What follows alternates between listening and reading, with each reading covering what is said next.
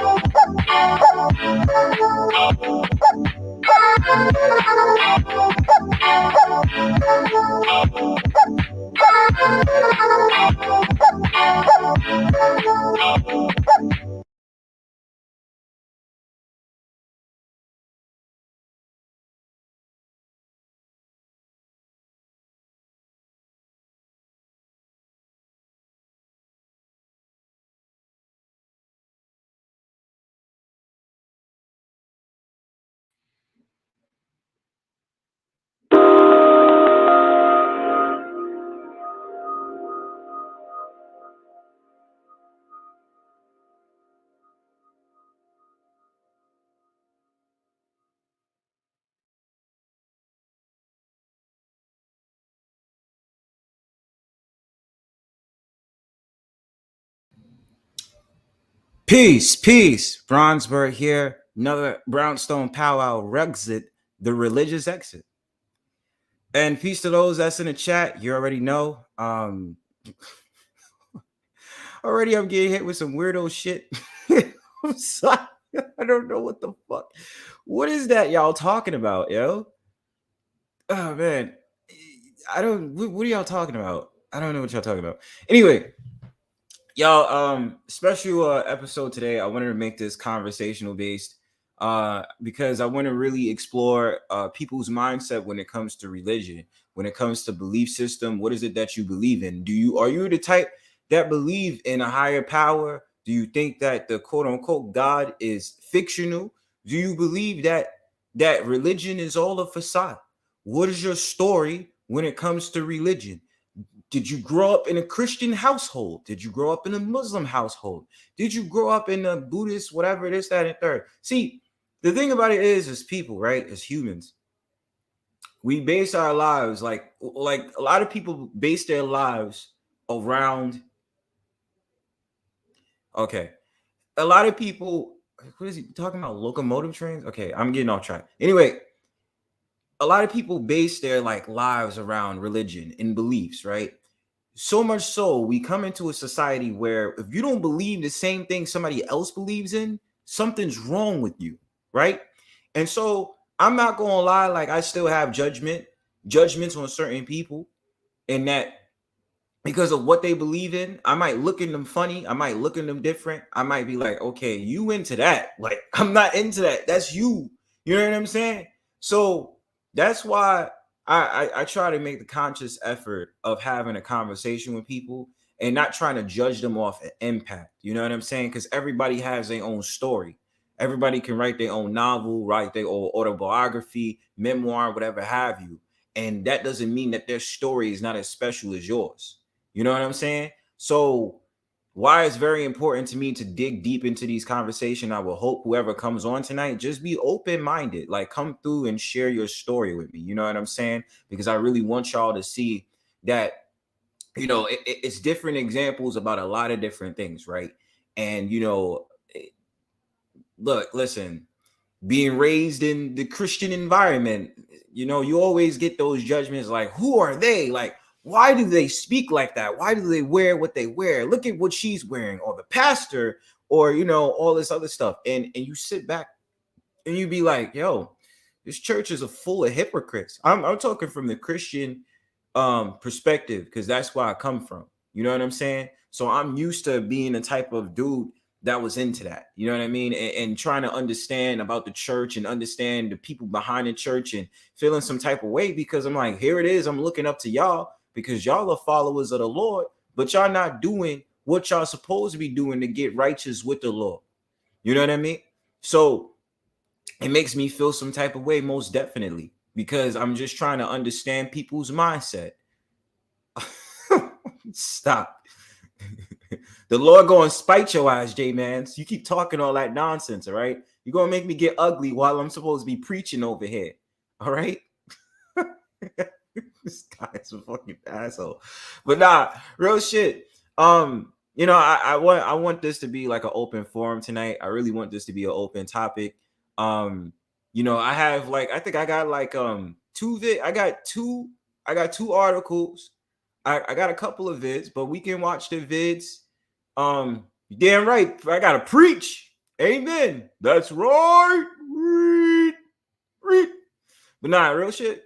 I got two articles. I got about like four. I got four videos, but I can open up the panel if y'all want to watch it with me. You know what I'm saying? It's about to get gritty up in here. You know what I'm saying? It's about to be lit. I tried to make sure the videos ain't long, y'all, because some of these videos is like 20 minutes, 30 minutes, and they be having confessionals. And I'd be like, yo, bro, can you get to the point? Like, can you get to the point? Because I ain't trying to spend a whole ton of time doing this shit. You know what I mean?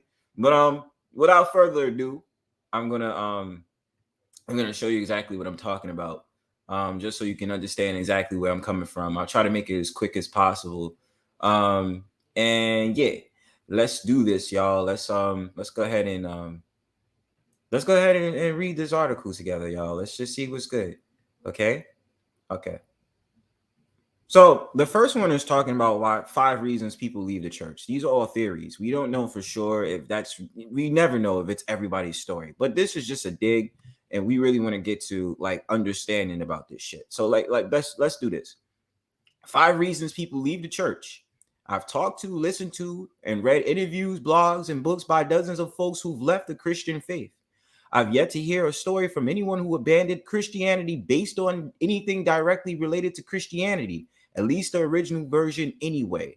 The decline of Christianity in America, the popularity of the new atheists, and the meteoric rise of the nuns underscore something that's been true for generations but didn't matter much until now. Many expressions of Christianity is fatally flawed. Many people see Christianity as an anti-intellectual, overly simplistic, and easily discredited. For decades, college professors with biases against religion have found Christian freshmen easy targets.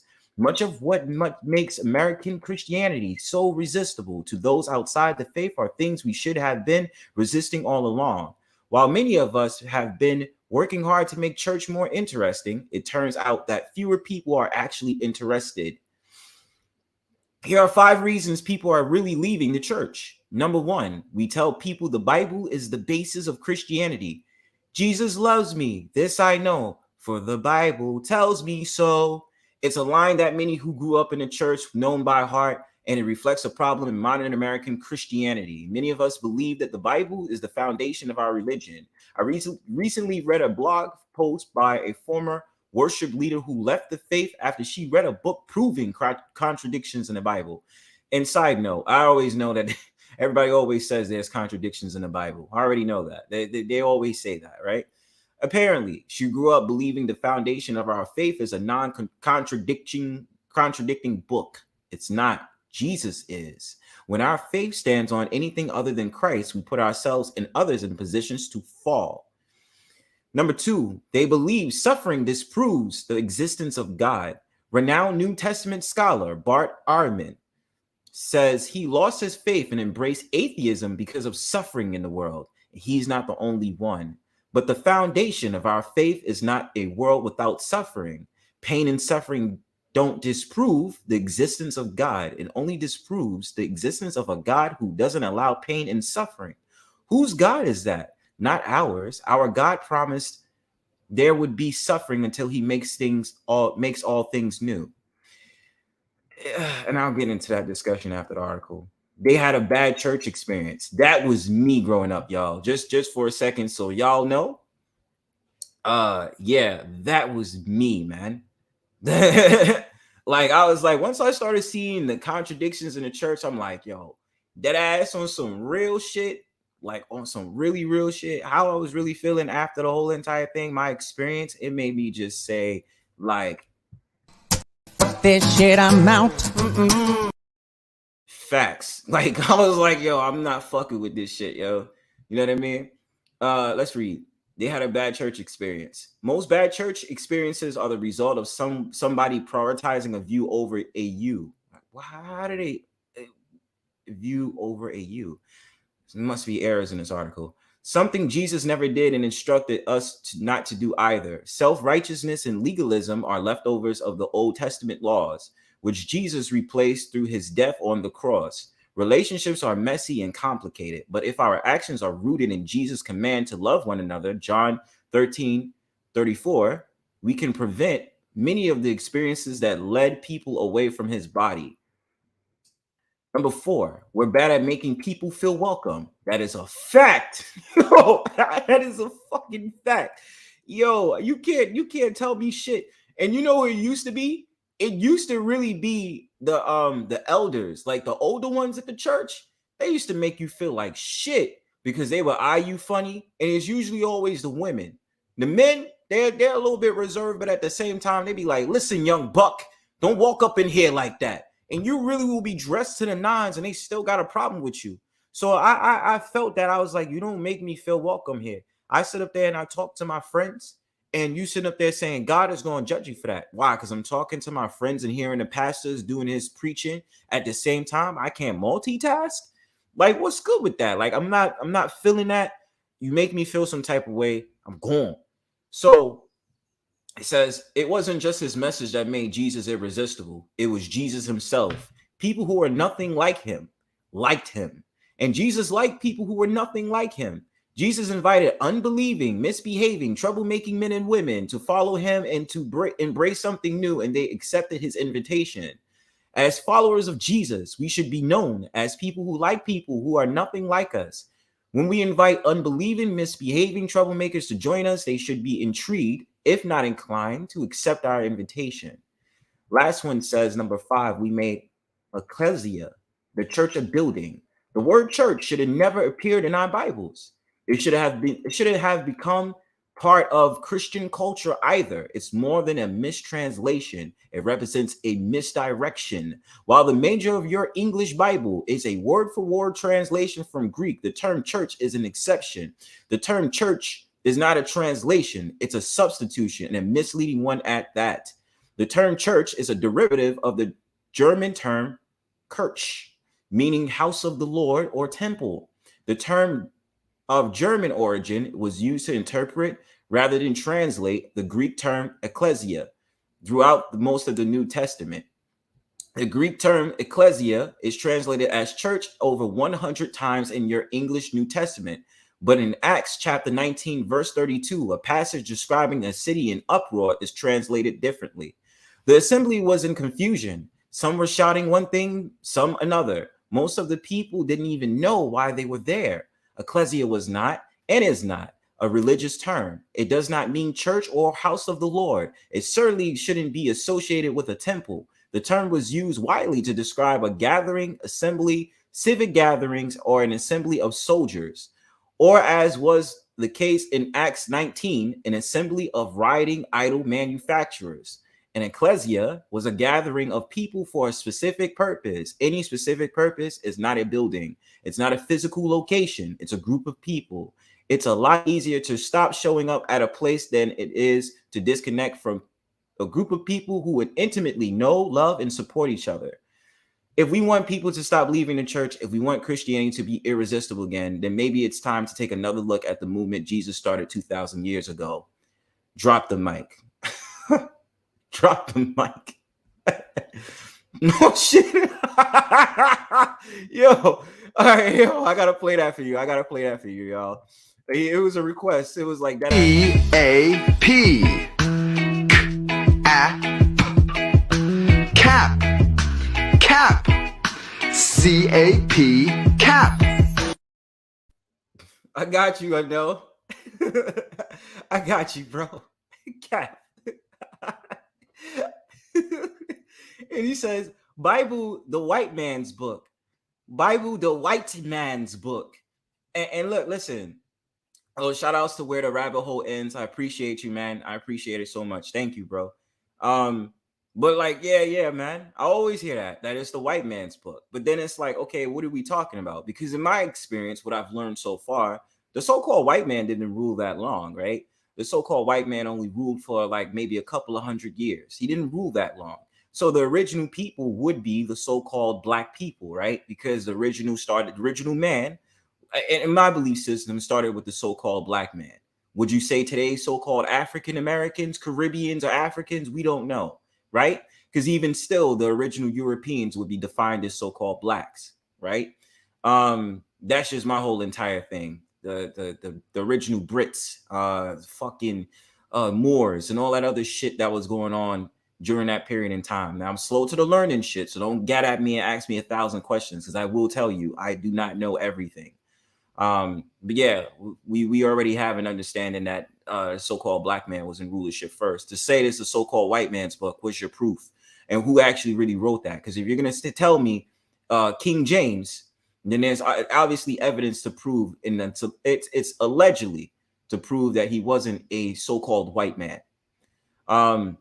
And of course, there's different variations of the Bible. I'm familiar with them. I tried to learn the American version, which was the 1611 Bible, which would be translated as the Algonquin Bible. And any of those that know Algonquin would be it's not necessarily a tribe, right? It's not necessarily a tribe.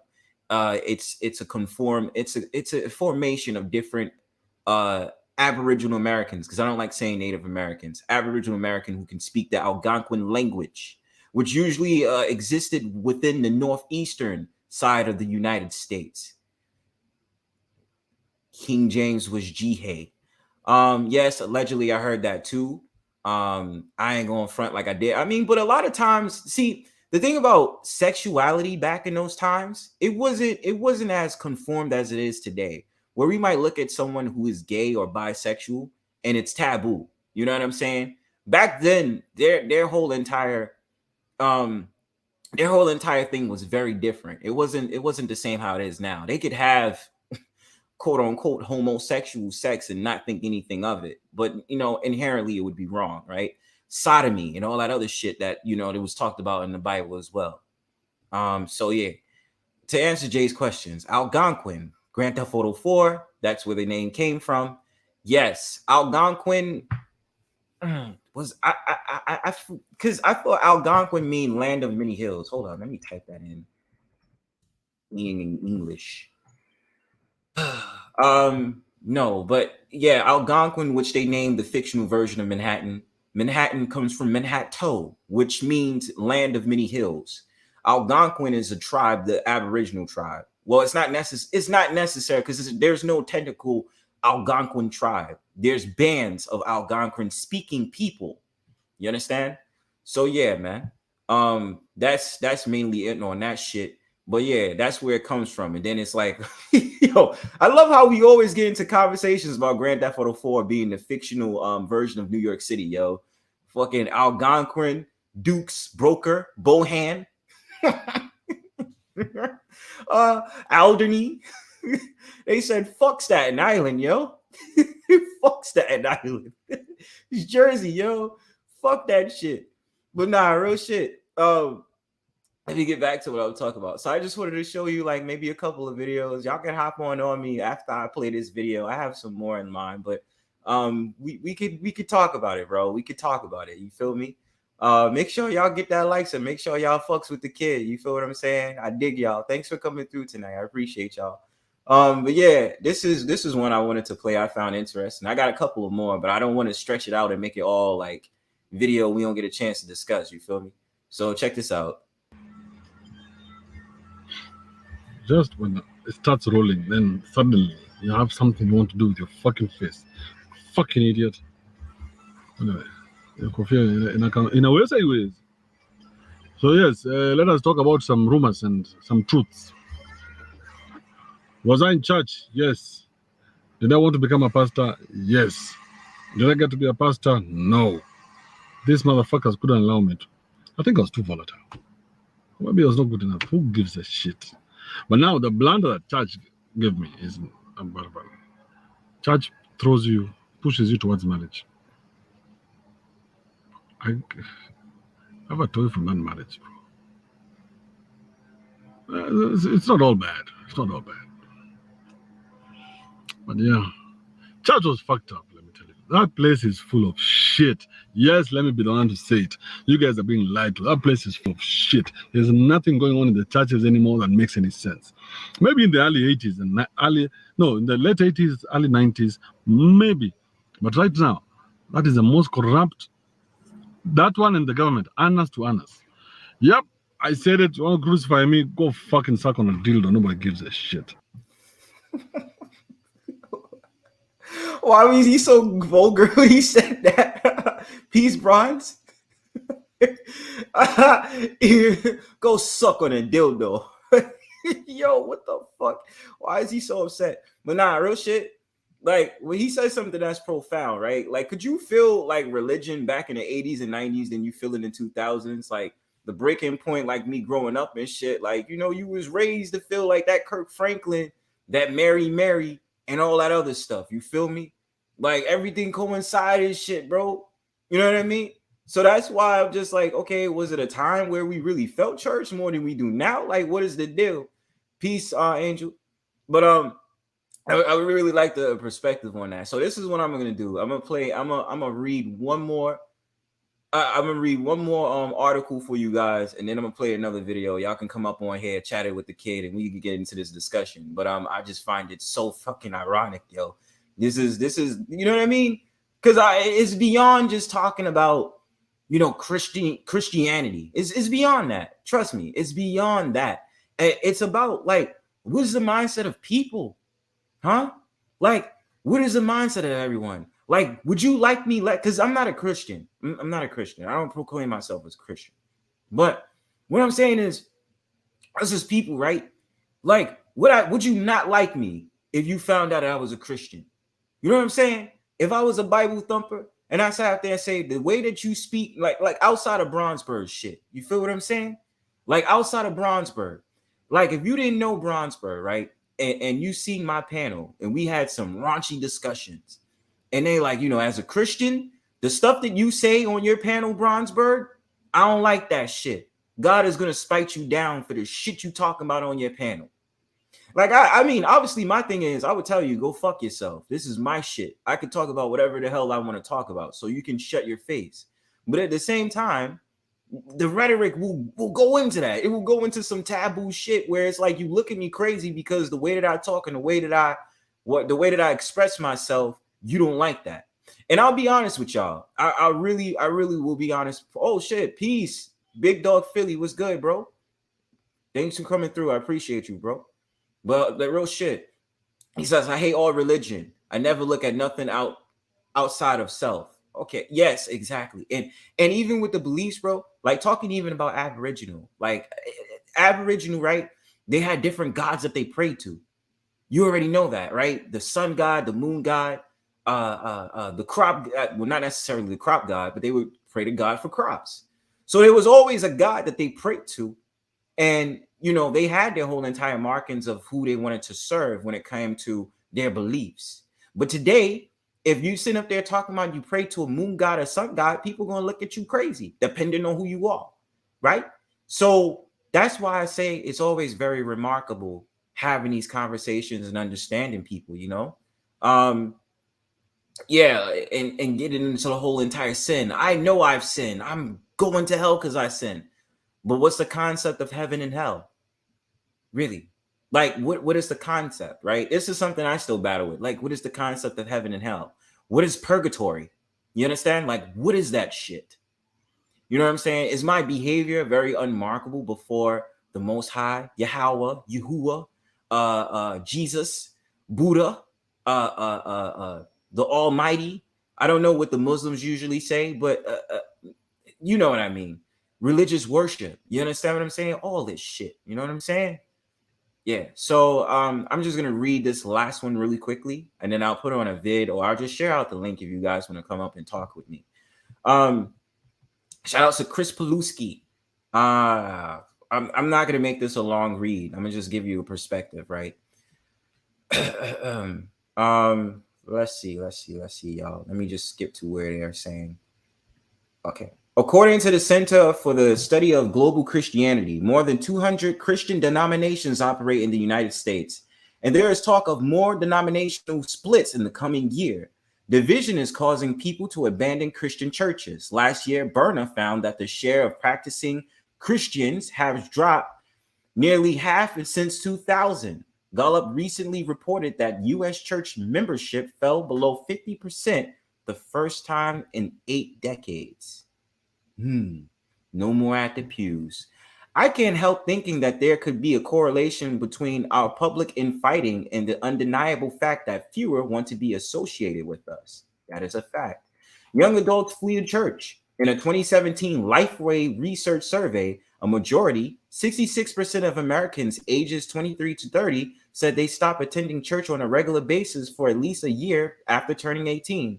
Among their top reasons was the church members seemed divisive, judgmental, and hypocritical. That was me. I'm telling y'all, that was me. That's a fact. I was exactly like that. I could not stand people in the fucking church. The church that I was raised up in, gossiping, all this shit talking, looking at being judgmental and all this other stuff. Like, I wasn't feeling that. Like, I was like, nah, bro. Like, that's some stuff I really don't like. So, yeah. Pastor Andy Stanley of the Atlanta area recently cited the top 5 reasons that people leave the church. I think that's the one that I just read. On the list was they had a bad church experience where church members prioritize and defended viewpoints over people. As this pivotal moment in American history, I present every Christian with the question I asked that day in California. How can Christians move forward in unity despite our doctrinal differences across denominations, excuse me? Is that even possible?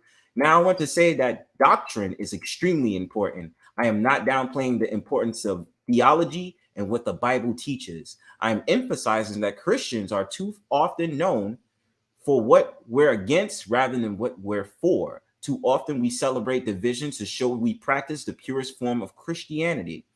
In Luke chapter 9, verse 46, Jesus' disciples were arguing about the same thing. How did Jesus respond? Scriptures tell us Jesus, knowing their thoughts, took a little child and had him stand beside him. Then he said to them, whoever welcomes this little child in my name welcomes me, and whoever welcomes me welcomes the one who sent me.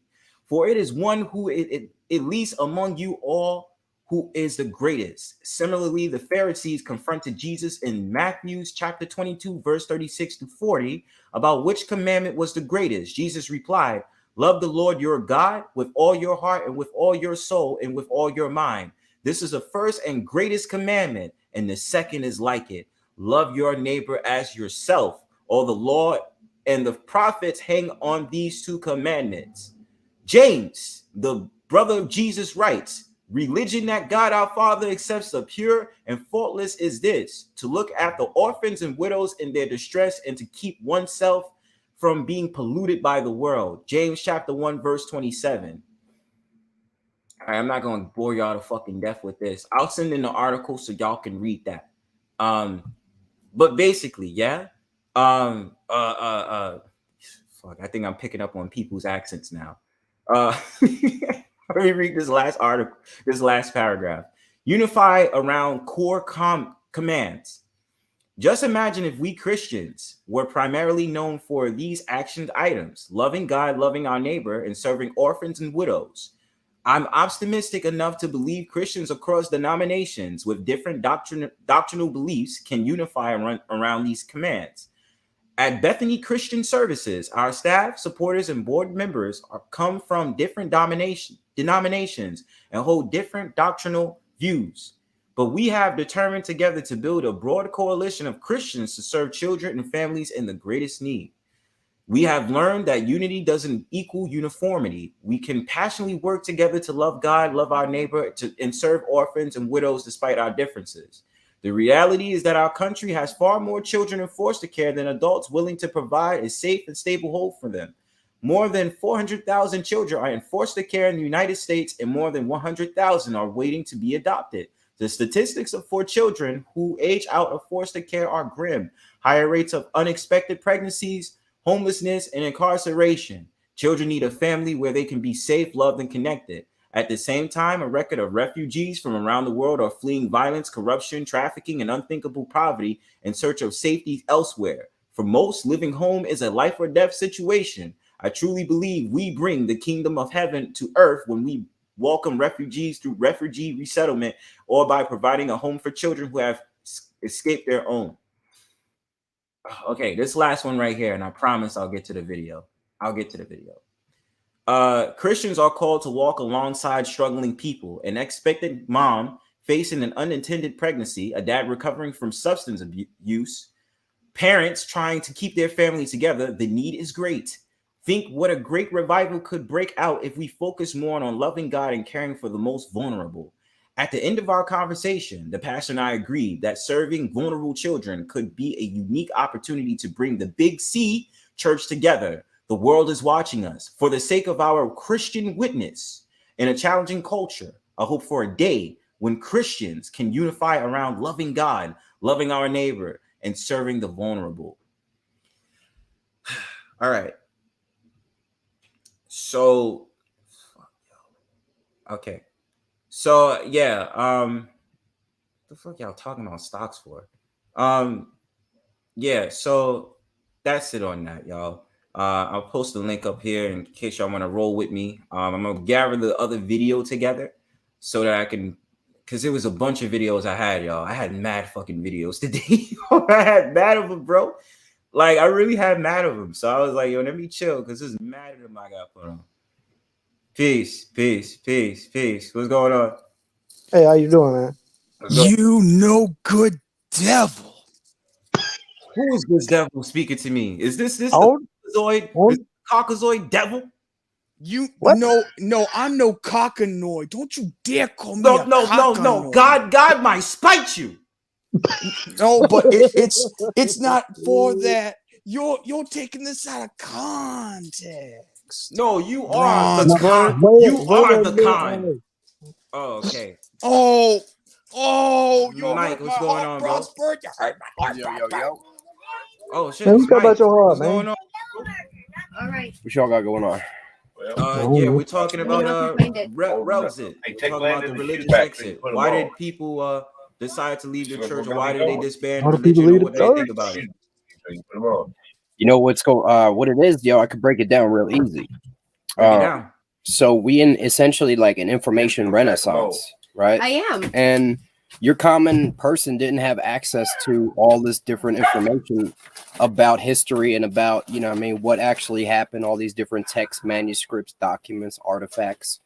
And so we're coming into a point in time where we can put all this stuff together, and people have been working collectively and have discovered that, you know what I'm saying, like the New Testament itself is a fraud. You know what I mean? It's provable. So when you realize that, you know, you're going to have a lot of reasons why people is leaving the church, because the church is, you know what I mean, about control. It's about just controlling and profiting, you know what I mean, subduing the people. You know what I'm saying? Yeah, I dig that, bro. And another thing that I was seeing today, because that's good that you brought that up. Another thing that I was seeing already today was also about well, get ready. This is a part of okay, hold on. Y'all don't realize that, you know, I named this stream Dimensional Atmosphere Part 5, right? Dimensional Atmosphere, it's going to expose you to thinking really deeply inside yourselves and thinking what you can take from this panel. This is not about me downing y'all or anything, but I just want y'all to understand, when we dig deep into these topics, it's real. You know what I'm saying? You got to strap up and be ready for this shit. You know what I'm saying? We're about to go into a black hole over here. I just wanted to make that comment. But getting back to what I'm saying, Emphasis down on the rabbit black. hole. Deep Down down. the door, down the door. Strap down the up, black strap hole, it. bro. Pull Yeah. your belt tight. But nah, real stuff though, Mike, and everybody on the panel. Also what I was looking at as well, I was looking at the Christian churches, because even with the Christian churches, they're so confined on like, yo, this is what it is. This is how you should be. And this, I was like, I couldn't go to a Christian church. Nah, I couldn't do it. Yo, do you know why they're like that? That's why. All right. Why? So even though we have like 45,000 different different variants of Christianity, fractioning at the rate of 2 per like minute, you know what I mean?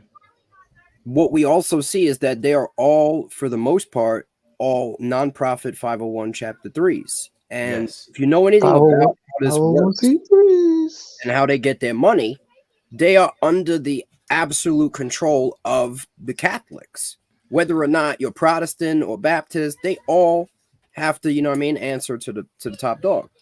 And that's the issue. Like, you know, you got the Pope come out and say, you know, it's okay, get the experimental, you know what I mean, jibby jab, bro. Yeah, get the and then you got all these Christians who read the New syringe. Testament. You know what I'm saying? They read the Old Testament about how the fallen came and manipulated everybody's fucking DNA. But then they go out and tell their whole congregation, yeah, no, it's fine. Just get, you know what I mean, aborted baby fetus cells in your body. It's all good. But then you know what's crazy, Mike? They switch it around and sit up there and say, God would want you to save yourself. Yeah. And it's like, but that's not purification going into your body. It's That's like demonic stuff. Here was the biggest problem. How the fuck are you gonna say I'm saving people if it's never been proven to actually work? Exactly. And it doesn't. And you concocted that within a year. That's not, you know what I'm saying? Like, Out of a where lab do in people, Wuhan, China. yeah, where do people actually sit down and think for a second? How could you automatically come up with something we didn't, quote unquote, we didn't know was gonna come along? Yo, they got us real good though, bro. I don't think anybody could have figured out that this shit was snake venom peptides. All right. Yeah. Nobody could have figured that shit out. It was so sneaky. Not even me. Goes back to Genesis, bro. It's that good old fucking serpent just fucking with you.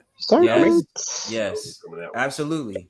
And being tricked into sitting up there saying, no, it's okay. You know what I They're mean? being Because deceived. even with those that like I've always, me personally, like I've always believed in the herbal route. Like, you know what I mean? Even if I don't have the greatest access to it, like I've always believed in that because I'm like, why would God would know the cure to all diseases? Yahuwah, you know what I mean? They would know the cure to all diseases. So at the end of the day, you just have to work. You have to figure out. Of course, you got to understand your body. That's number one, of course. But you're gonna tell me that the FDA, that they know what's best for CDC. you. Burning. You know what I mean? They know the best for you, and so you should just listen to what they say. But Yo, then they mark it by no. sitting up there saying, "Oh, well, you're gonna be extracted from these amenities because you refuse to take a jab. go ahead and take the syringe." there's Nah, only a bro. few medicines. nail. Like, yo, there's only a few medicines made by man that are actually effective, and you should probably like have. You know what I mean? If shit were to hit the fan, or if you're going out on a mission, operating in the field, right? Yeah. You would want to have like antibiotics, you know what I'm saying, antidiuretics, you know what I'm saying, shit to purify water. But like other than that, like there's It's really not no much. medicine. Yeah. There's no such thing. Everything else is just a lie. Like antibiotics are real. You know what I mean? Yeah. Believe me, like you get infected really bad, you take them, it goes away because it causes your body to think that there's a more of an infection and produce more, you know what I mean, white blood cells and shit. This is proven. But like other medicine is just nonsense. It's poison. Right. I agree. Sanding glue. That's sanding and glue, I man. don't even advocate for you know what I mean, antibiotics unless you get something really crazy and your body can't fight it off. Mm-hmm. We need to build natural immunity anyway. That's the reality. Right. When you medicate everything, you don't have no natural immunity.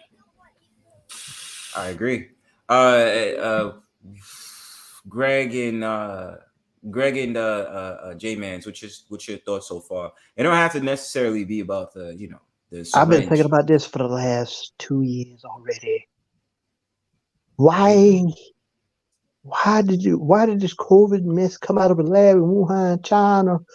And they We call saying it they already wait. knew about it. Before you continue, bro. Yeah, don't say Call it that. Karina. I call it What? Karina. We don't say Oh, the actual what- word. Call it oh, Karina. Okay, the coronavirus. I don't know where this came from. Bro, Karina. Just call it Karina, like it's an actual woman's name. Karina. Yeah, that's I'm it. saying Karina. I ain't saying the other word.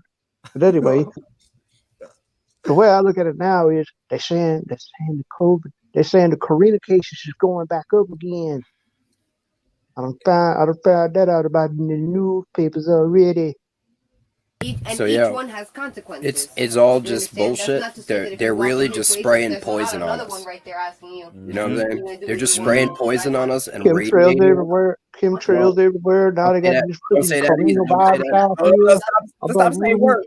Stop, bro. Don't even say the V word. Just say Yeah, yeah. Karina. Like, don't say the V word. Don't say the J word. That's what I keep trying to tell you. Just say Karina. Don't say the V word.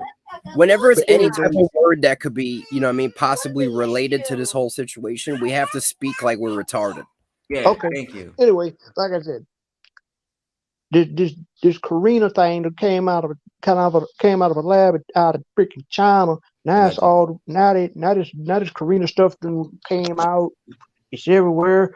Cases of it are coming out everywhere. The U.S. Now it's getting worse already. Can I address that, Greg? Sure, go ahead. So, yo, it's really simple. If you look at the spread, right, and the areas that it's being affected, these are areas that have been, you know, installed and set up with Cinco Hey. All right. So Cinco Hey, bro, you know what I'm saying, them towers and your phone is essentially radiating you. Now, if you look up the symptoms of radiation poisoning, you're gonna notice it's the same symptoms. And so people are experiencing radiation poisoning, and then they're going to the hospital. And then, you know what I'm saying? You know what happens after that. Yep. Yeah. Your brain getting fried. And the thing about it is, bro, that's actually a video I'm supposed to be that's supposed to be a video I'm doing this week. Hint, hint. Isn't that similar to like nuclear warfare or something? I think. I don't know. No, it's non-ionizing radiation. It's different. Oh. But it's still microwaves, like it's coming out of your microwave, dog. And that's why I don't be in front of them freaking microwaves, man. Man, I don't even deal with if you got a phone, if you got a laptop, if you got a monitor, these are all putting out mad microwaves. Yep. Your PC power supply, your Wi-Fi, your phone is the worst, to be honest. You're carrying around the technology that killing you. And to tell you something, bro, this is something that they don't really say, but it's true. The radiation can sit up there and mess around with your manhood, bro. Oh no, And that's why I try my best to keep it in my back pocket. Like it really mess with your manhood, bro. Honestly, get a flip phone and just get rid of the phone, bro. Like just I got EMF right now. What do you mean you got EMF? Like I got a phone case that has the EMF protection. You got an EMF shield on that joint? Yeah, I have an EMF. I might need me one of them. Yeah, you need to get that. I made sure to have that. So the only thing that happens is like the only thing I'm guilty of is like listening to music and then looking on Instagram and YouTube. That's the only thing I'm guilty of. Yo, let me ask you, does your phone receive signal while it's in the case? Yes. Then it ain't working. What do you mean? Like as in receive Wi-Fi and all that? Yeah. No, they don't. So if your phone was adequately shielded from putting out frequencies while it's in the case, it also can't receive any signals from outside the case. Wow. Yeah. So that means I only know about this because I make EMF protection. Other boxes won't work, and all the other ones won't work either. Now they're hungry again. Right. No. Okay. So even the EMF protection I make, right? It's not gonna protect you from everything because nothing can do that unless you have a Faraday cage that's grounded. Right, so your phone, you can't really protect it from everything unless you put it in a, you know what I mean, a shielded box, like a thick ass metal box. You know what I mean? Okay. And you'll actually see the service will cut off because it can't have communication. If it's got communication, then you got frequencies coming in and out. You know what I mean? Yeah, and I think there's something that you can get. There's like there's something that someone sold, which I want to get this year. I didn't do it last year because I was being fucking cheap. There's this like tower. This is something they built that protects. That's like a dead ass like EMF like block. Like it protects you from. I know what you're talking about. It's called it looks like a pyramid. Yeah, it's called orgone. Yes. Yeah, I know what it is. It's bullshit, bro. I'm gonna tell you straight up. It's nonsense. Okay, so it don't even work. Yo, it's literally copper and some fucking like shiny beads and shit, like stuck in a piece of resin. This has nothing to do with any frequencies. You know what I'm saying? I've looked into it. Even pay money say, there's a pattern in the copper. It's all bullshit because I've seen guys straight test them shits with meters. We can't detect any interference with EMF with these things. It's all just like snake oil. You know what I mean? What? Dude. Yeah, a guy bought them, right? And he put out EMF, and he was like, yo, there's no difference in the EMF with this thing near the device. You feel me? So if they work, and he had all different kinds of orgones. He had pucks, pyramids, fucking towers. He was really... with that? No. Check on Google. There's mad experiments where people prove that orgone is bullshit. That's funny. You know what I mean? Trust me, if it worked, I'd have them all over my crib. Damn, but to think I was hyped the fuck up. I was like, yeah, I'm about to buy that shit. I was like, fuck. Something told me, fuck no. Like you got to look deeper into this whole entire because I definitely know that I feel some type of way because it alters your fucking mood and behavior. There's no way. You know what I mean? There's no way you're gonna tell me like, oh nah, it's all good if I just. That's what they want you to think. They don't want you to think for it. Yeah, they want you. The government wants you to be. I mean. The elite want you to be dumbed down and like slaves or whatever. Okay, but let's relate that to the religious aspect. I'm gonna challenge y'all on that. Let's relate it to that as well. So, do you feel like with each of the churches, not even just saying Christianity, religion around the world definitely controls everybody on a different basis and is doing divide and conquer for sure? Yes. Okay. All right, so what I see currently going on in like the scope of reality is that you got the Catholics, essentially the Vatican, right? Trying to piece, you got the Pope trying to piece together all of the world religions into one, you know what I'm saying, universal religion. Or one world religion, right? Yeah, that's what he's trying to put together. You know what I'm saying? And he's trying to do that with like if you really look into the deepness, you're going to see that the Jesuits are probably responsible for the New Testament. You'll see that the Jesuits are also responsible for the Freemasons. You'll also see that the Jesuits created Islam. You know what I'm saying? And so this was all a plan that they already had. This is what they refer to as the Great Work. It's to essentially create all this chaos in the world, right? And then offer a solution that they've already pre-created, right? And it's their solution. You know what I'm saying? So they get you to accept their religion as the truth, but as the solution to the problems they created. It's a Hegelian dialect. What about the Hegelian freaking dialectic. Georgia Guidestones? What about them things? Yo, those was put in place by, you know what I'm saying, the upper echelon secret society members that worship, you know what I mean, Osiris. Because they point to, you know, Osiris. There's a And little it said from so many billion down to like 500,000 people. I think it's 500 million, isn't it? 500, yeah, like 500 million, something 500 like that. million, yeah, 500 million. Yeah, they still want to wipe out the other, like, you know what I mean, 7.5 billion. Yeah, it's a problem. Yeah, it's definitely Rex 1984. What else? What else is it? And then our leaders are like reptilians or something. Well, yo, Bronzebird, right? If you read the Guidestones, you'll notice that they constantly refer to this shit. They say in perpetual, you know what I'm saying, in perpetual balance with nature, right? Yep. So we see that what they worship on these Guidestones, they worship in nature, right? This is, you know what I mean, this is textbook paganism. You know what I mean? They worship in Gaia. That's why they got Earth Day and all this bullshit. It's all fake. Yeah. And when you see a lot of like the people who's involved in witchcraft, they have those ecosexuals, those ones that's definitely into like and then they have the rituals that they do at certain times of the year.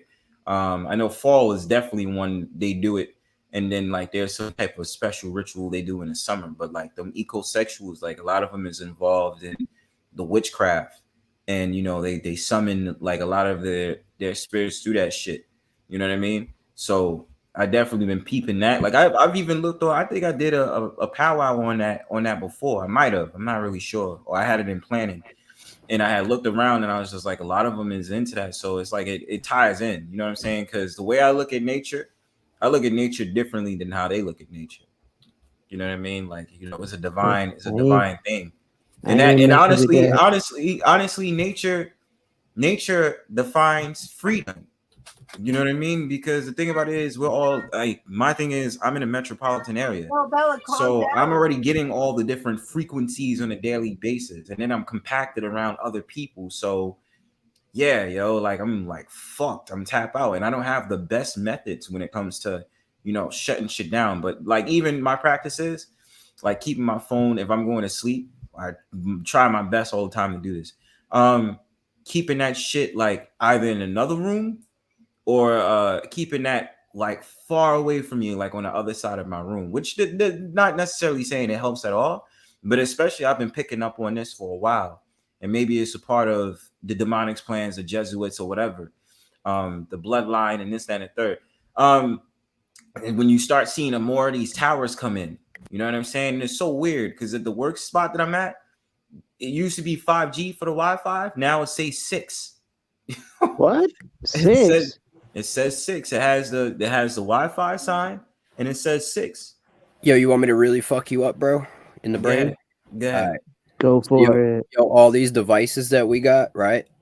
Mm-hmm. When you shut them off, they black reflective surfaces. If you look into the history of black mirrors, its origins is in occultism, and they used them for scrying and summoning demons, right? Now, each demon had some kind of sigil associated with it, right? And every one of them demon symbols look like different, like circuitry on a circuit board. So now we got circuit boards, right? Strapped to the like demons. No, we got these circuit boards that have universal, right, schematics on them that can be manipulated through the software, right, to essentially power sigils that we would be unaware of behind a black mirror that could be used to summon demons while we're just chilling here on the internet watching some YouTube. And then people want to wonder why so much wickedness goes on the internet and happens on the internet, because you'll notice, people don't act the way they act on the internet in real life. Right. And it's because they're all sitting there with demons just straight up like in their face, and they have no idea, being summoned right in their face. You know what I'm saying? Right. Got it. It's something that's also cognizant. That's why I'm just like looking at, especially you start to look at what's his name, when he's starting to do that whole entire thing with the metaverse thing. Like, I'm so wary of that. And I was like, I try to tell people. You're talking about Mike Zuckerberg, I think. Yes. I look at the metaverse and just like the comparison of like virtual reality versus the physical world. And I'm like, okay, that's cool, but I still need my time to go outside and, reflect with nature. I can't stay cooped up in the house and everything is the fucking internet. Like, you know what I mean? It's too many bad habits with it. But now you bring this to my attention. I know definitely there's something that's going on where there's still always spirits lurking around, and a lot of people, especially knowing certain things that I've seen, not actually seen, but like, learning the conversations about the succubus and the incubus spirit. And then I'm talking about on that sexual aspect, knowing that they have all this like black magic and all this shit, so things like that. But it's a lot, bro. And I just know for sure, like, maybe it's my consciousness too, that I started even looking at people differently. Like, I would try to, the eyes is like what is it? They say that saying, eyes is a window to the soul. Yes. Yeah. And it's like you start looking at people differently because it just seems like something is on them. Something just doesn't sit right. And, every day, I mean, again, living in a metropolitan area, you get to see people of all different walks of life. So, yeah, like you start looking at that shit and you start looking like, yo, you got something on them or something's wrong with them. You know what I'm saying? Like, something's not right. Well, you'll think about it, right? You'd be like, imagine you just like sitting on your porch, right? Mm-hmm. And then your boy comes over, right? And he's like, yo, these motherfuckers around the block just beat me up, right? So now you're gonna hop off the porch, right? And there's gonna be a certain kind of like coldness gonna come over you. You're gonna literally change into a different type of person, right? And you're gonna go over there and handle business. Now, at the time that's going on, bro, you don't realize there's definitely a spirit on you. You know what I mean? Then whether or not it's a righteous spirit or an evil spirit, there's definitely something coming over you in that moment where you have literally just changed into a different person at the blink of an eye. This isn't something that you did. You know what I'm saying? So do you think, because it's we look at like looking at you, my belief system is always the left path and the right path. So are we still saying that when it comes to spirits, that we always want to be able to have, does God judge you if I want to say evil, a bad spirit is on you? So the left-hand path and the right-hand path, that really stems from masonry. You know what I'm saying? That's a Masonic design.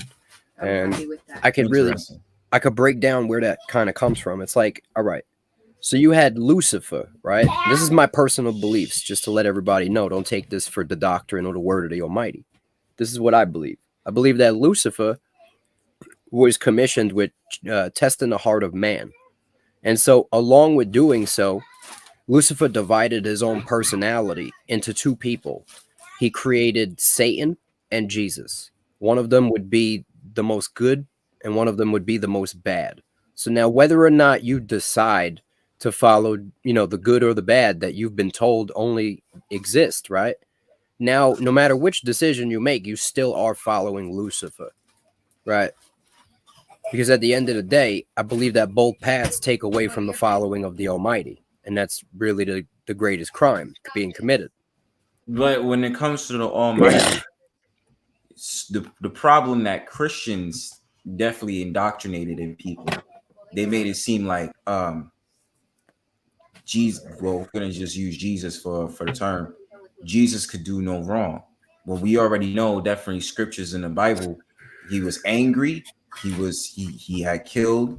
He had did this. He had did that. So it's like certain people may pick that up and be like, well, you're trying to tell me that the Almighty is good. The Almighty is this. The Almighty is that.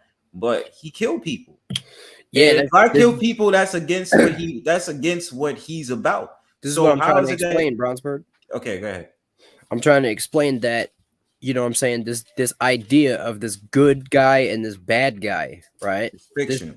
This idea, no matter which path you choose, you're still following Lucifer, which is not the Almighty, and good and bad don't really matter. Okay. You feel me? At So that point, what are we exploring? I'm sorry. All right. Go ahead, finish, and then I'll ask you so a question. like at that point, now what I'm trying to get to, the main idea, the meat and potatoes, is that the Almighty, if he commands you to do something, right, it is the only right thing there is to do is to follow his commandment. Now, the outcome of the commandment, if you are to say, well, all right, he just told me to go kill these people, we can't determine whether or not killing these people is good or evil because we don't have the proper knowledge to make that judgment. Only he does. So if he tells you to do something, right, there is no one to convict you of this.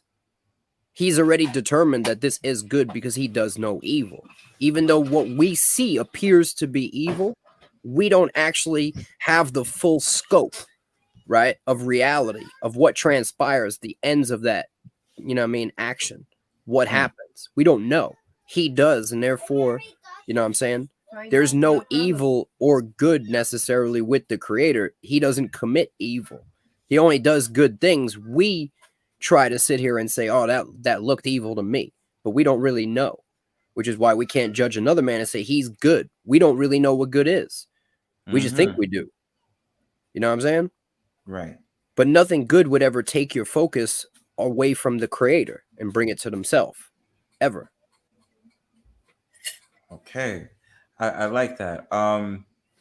So this is why I think it's very important to touch upon this aspect, because I'll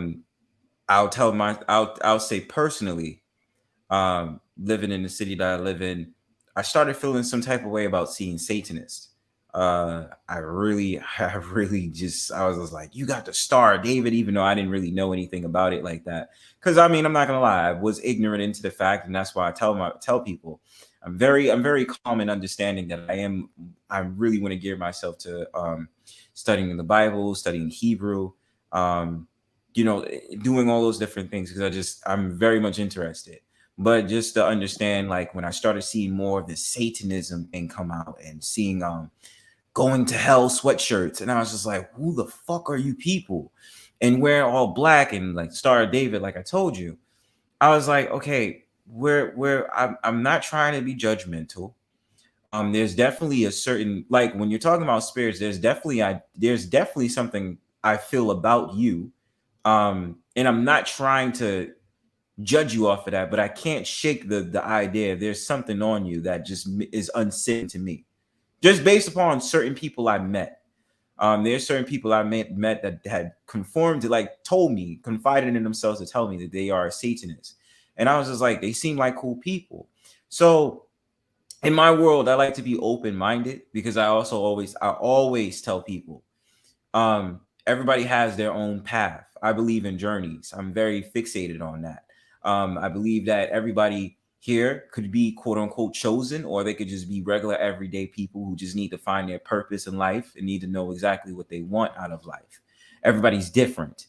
But I definitely want to make sure that when it came to Satanists, I definitely knew that there was a bias on it, and the thing about it is that, how do I say it? Like, growing up, I started becoming more open-minded once I left church. I'm still in contact with people who, they still go to church, or they still do this, that, and the third. But I definitely did become more open-minded, because the first church, I was frustrated. I was just like, I don't understand how we're talking about all these different things. And I just heard that y'all out here gossiping and sitting up there talking about how the deacon or somebody is fucking around with the pastor, like all this different shit. You know what I mean? And then I was like, well, God wouldn't like that. So you be so like subconscious about the things you do and shit, because you don't want to sit up there and do something that's against, God. So it's like that whole entire scene with like the Satanists, it's like, okay, that's your path. That's why I try to say to people, especially conversations I have with people around me that's close to me, that's what you like. I don't have to like what you like. You know what I mean? It's no diss on you. That's what you are. I'm not going to cast you as evil because that's what you decide to do. That's just not me. You know what I mean? So I definitely would say, like, I would definitely say on my ends, my journey is like, okay, when I seen Satanists, I'm like, hell no, stay away from me. And I just remember that verbatim. But yeah. So like, you know what I'm saying? I've contemplated on whacking some evil people before, bro. But at the end of the day, when I converse with the Almighty, like, yo, can I do this? Can I whack these wicked people? Yo, his basically his response, right? I'm not gonna say that like he sat there and spoke to me in thunder and lightning, you know what I'm saying? But he put it into me, right? Basically, it was a question. It was like, yo, can you kill all of them? You know what I'm saying? Mm-hmm. And in that, I understood what he was trying to say. He's like, yo, you could kill a couple of wicked people, but that don't really change nothing. Nope. So, you know what I mean? Unless you could kill all of them and put the ideology to bed, he was, you know what I mean, essentially showing me, like, why bother? mm-hmm. You know what I mean? He explained, yo, like, he gonna take care of all of it. He's just letting them all, you know what I mean? He's letting them all identify themselves with who they really stand with. And then he's gonna just sort them out. Okay, so let me ask you this. So do you believe by the theory that 2/3 will be destroyed before and I'm not talking New World Order. I'm just talking about as in the New World, you know, quote unquote, is supposed to be the idea of righteousness and life or the world or the earth renewing itself, and God's return, Yahuwah's return. Do you believe in that theory? It is. Do you believe in that 2/3 will be destroyed? You know what's funny about the 2/3, right? So it says 2/3 is going to be destroyed, right? But where do we know about thirds anywhere else in the script, right? The only other spot we know is that a third of the angels fell. So I think it's pretty funny to see that from the Old Testament, it tells you that 1/3 of the angels that fell are in the earth. And then in the New Testament, it tells you that they're going to destroy 2/3. You gotta be careful when it says angel, right? Because you got to realize there's fallen angels. Yes, there You know is what I'm saying? And we always think that angels is just like the great old ones and this, that, and third, and they could do no wrong. But like fallen angels, like we don't take that into account either.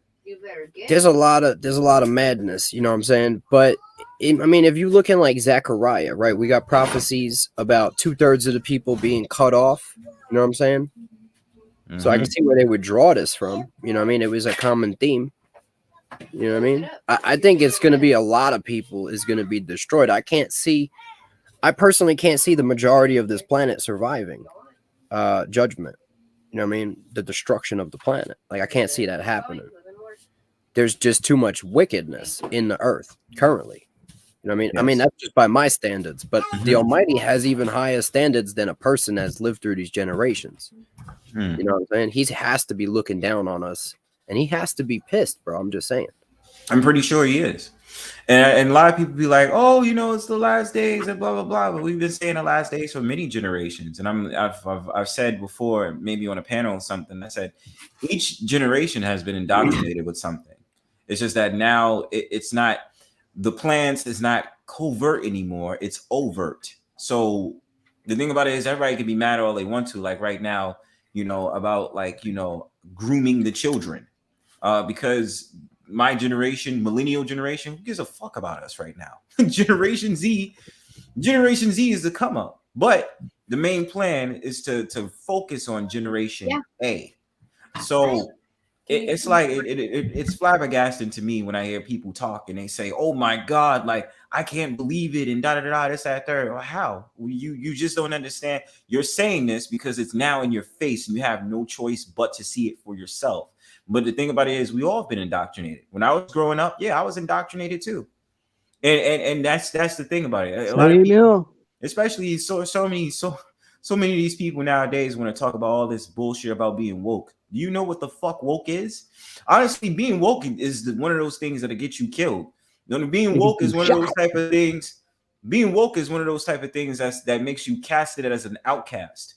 Because for you to dig deep on a threshold and people don't understand what you're saying, that's the shit that you don't want to really deal with. You know what I'm saying? Because a lot of people look at you different when you're woke. You know what I'm saying? And so many people think they woke. just because they do shit about, like, they think they're going against the government. No, you're not going against the government. You're controlled opposition. That's all you are. You're not anyone that's supposed to be doing something and go against the government, because the government can sit up there and throw your ass in a fucking cell and make sure that your ass stay there. So you're not doing anything to cause anything to make the government be scared of you, especially because they have the keys to you by goddamn bond number. But I want to address this really quick. He says, Jay, it really is, the weather is beautiful all year round, and the money is good, but the cost of living is high as fuck, and the homelessness is worse by the year, by far. Yes, it is. Let me just touch on that really quickly. I definitely did talk about New York the last panel. Yeah, it's fucking ridiculous. Eric Adams is lately, what he's been doing is sitting up there going back to back with the NYPD, because there was a shooting that happened on the train station in Queens. So they're like, yo, what you gonna do with all this crime that's going around in the city and used to be involved in the police department? So yeah, it doesn't make any sense. You're paying $2,000 for a loft or an apartment. You come outside and you see rats sitting up there scuffling around in the trash. You go in a train station and fucking homeless people lying down on the trains and all that other stuff, and trains are still getting delayed. Get the fuck out of here. But still, I like the fact of the matter where I come from. Just the upbringing, just being excited to know, like, little things like knowing I have an accent, the food, the mannerisms, just how we are. Yeah, that's it at the end of the day. I think there's a question too that he wanted to ask. But go ahead, bro. I agree with you up until a point. Like, I like where I grew up because it made me what I am. But at the same time, you know what I'm saying? I'm not gonna raise my kids in New York, bro. I'm not. What? If I was to have kids, I'm leave. Look, because I already said, I'm like, yo, I love New York, but I'm not staying here for the rest of my life. That's the thing, bro. You gotta become a monster in New York, right? Like, you know what I'm saying? You sit there and it's like a Goku training capsule, bro. And then you get out of New York and you go and, like, you know what I mean, take over a small town. Exactly. You say so many people is so stuck in the mindset. Oh yeah, a lot of people talk it. They be like, oh, I can't stand New York, and they stay there. I'm like, bro, like, even if I was still working under the government, which all that shit, I'd be like, bro, I'm not staying here.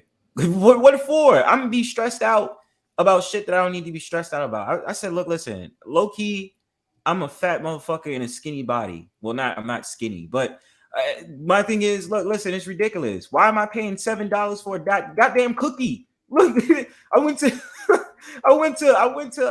one of these juice spots the other day. You should have seen the look on my face, bro. Donuts is $4. A muffin is about $5-6. And then you sit up there and you get a damn smoothie, get a damn drink. The shit come out to $20. Look, listen, man. My lunch, breakfast, and all that other stuff will cost me over $100. Get the fuck out of here. I'm not dealing with that. And I'm just saying, it's stuff just doesn't make any sense. If you're gonna live somewhere, make it worthwhile. You know what I mean? You want to be able to get outside, breath of fresh air, not smelling weed, K2, seeing people looking bugged out on trains and all that other stuff, and seeing people do crack on a Brooklyn Brown 2 train when you sit up there going to work at night. You don't want to see that. You want to be able to relax and enjoy the fruits of your labor. Yo, I got a good rule of thumb also, right? Yeah, go ahead. If where you live doesn't allow you to carry concealed weapons without a permit, then you shouldn't live there. Mm-hmm. You know what I'm saying? Because the only people that is going to carry concealed weapons is criminals and cops. So you don't want to be there unless you're a criminal or a cop. And I mean, most people become criminals because, you know what I'm saying, they just kind of have to. Okay, I got you. I definitely agree with you. This is the comment. This is the question I was looking for. So Cartel asks, do y'all believe in nuclear war or World War III will happen soon? Mike, do you want to touch on that? All right. So the best way I could describe this is to say, all right, imagine you got like 2 buildings that are beefing with each other, right?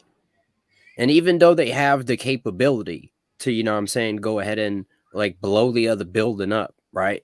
Like, do you really think they're going to start blowing buildings up? That's what we got to ask ourselves. Mm-hmm. Now, you know what I mean? These 2 countries, yeah, we got Russia sitting here saying, yo, we're going to nuke you, right? And then we got our president, you know what I'm saying, pooping his pants, eating ice cream and falling asleep on TV. And you know what I'm saying? So, of course, it seems like there's going to be World War III. But, like, our government literally is sitting here hoping they nuke us because they just want to nuke the rest of the world and start their great reset and depopulate the planet down to 500 million in like 10 minutes.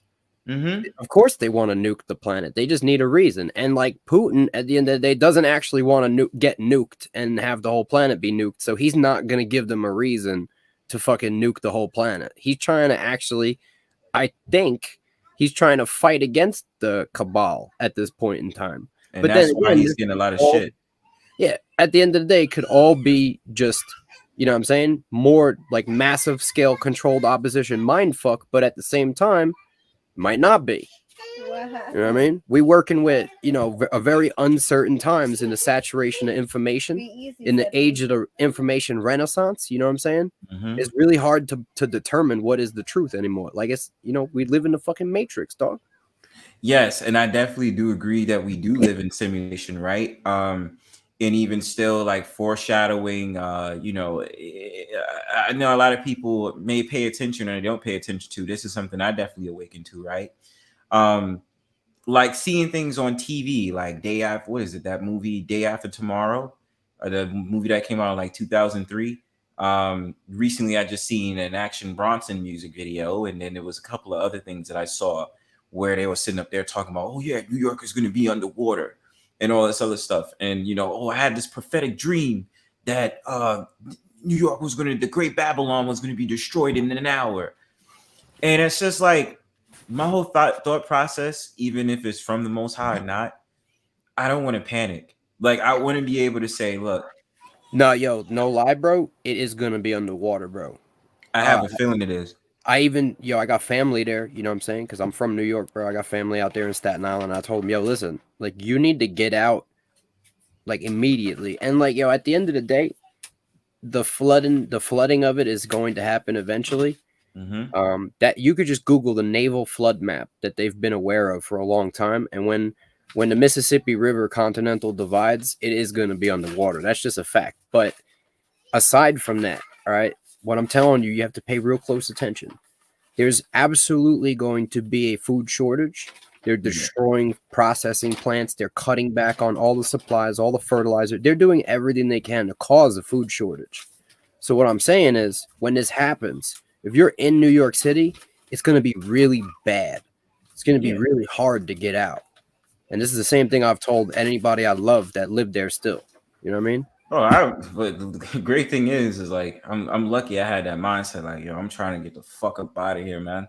Like, I was just happy because I was like, bro, I just can't, because it's something you feel, and it's like, you know, a lot of stuff. It's like, you know, my friend was having a conversation with me. It's like, oh, it feels like Gotham City over here, or like all this other stuff that's going on. And I've seen a YouTube video with an older gentleman who was like, get out now. And I was just like, okay, I got you. I heard you. Because even when I thought about this too.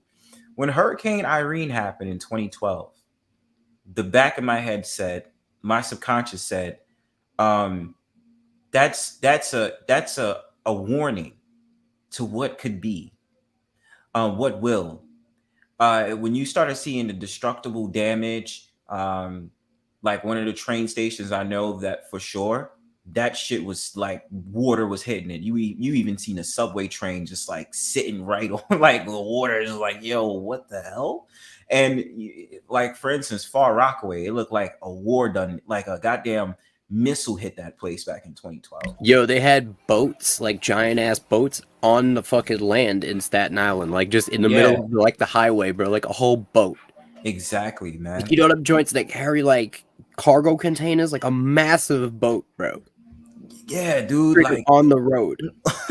And you're just sitting there like, wow, dude, like you never would imagine, like, what the fuck is this shit? And it's like the water rising up, right? The west, no, not the West Side Highway, the Fordham FDR Drive, seeing that, and then like seeing like down below on 20th Street to like First Avenue, fucking water just raging out there, and it's just like, it's funny, like it's just like, to be honest, just Hurricane Irene opened my eyes, because I started noticing a little bit like years later, and I was just like, yep, I definitely see something going on, and there's nothing that could tell me anything different.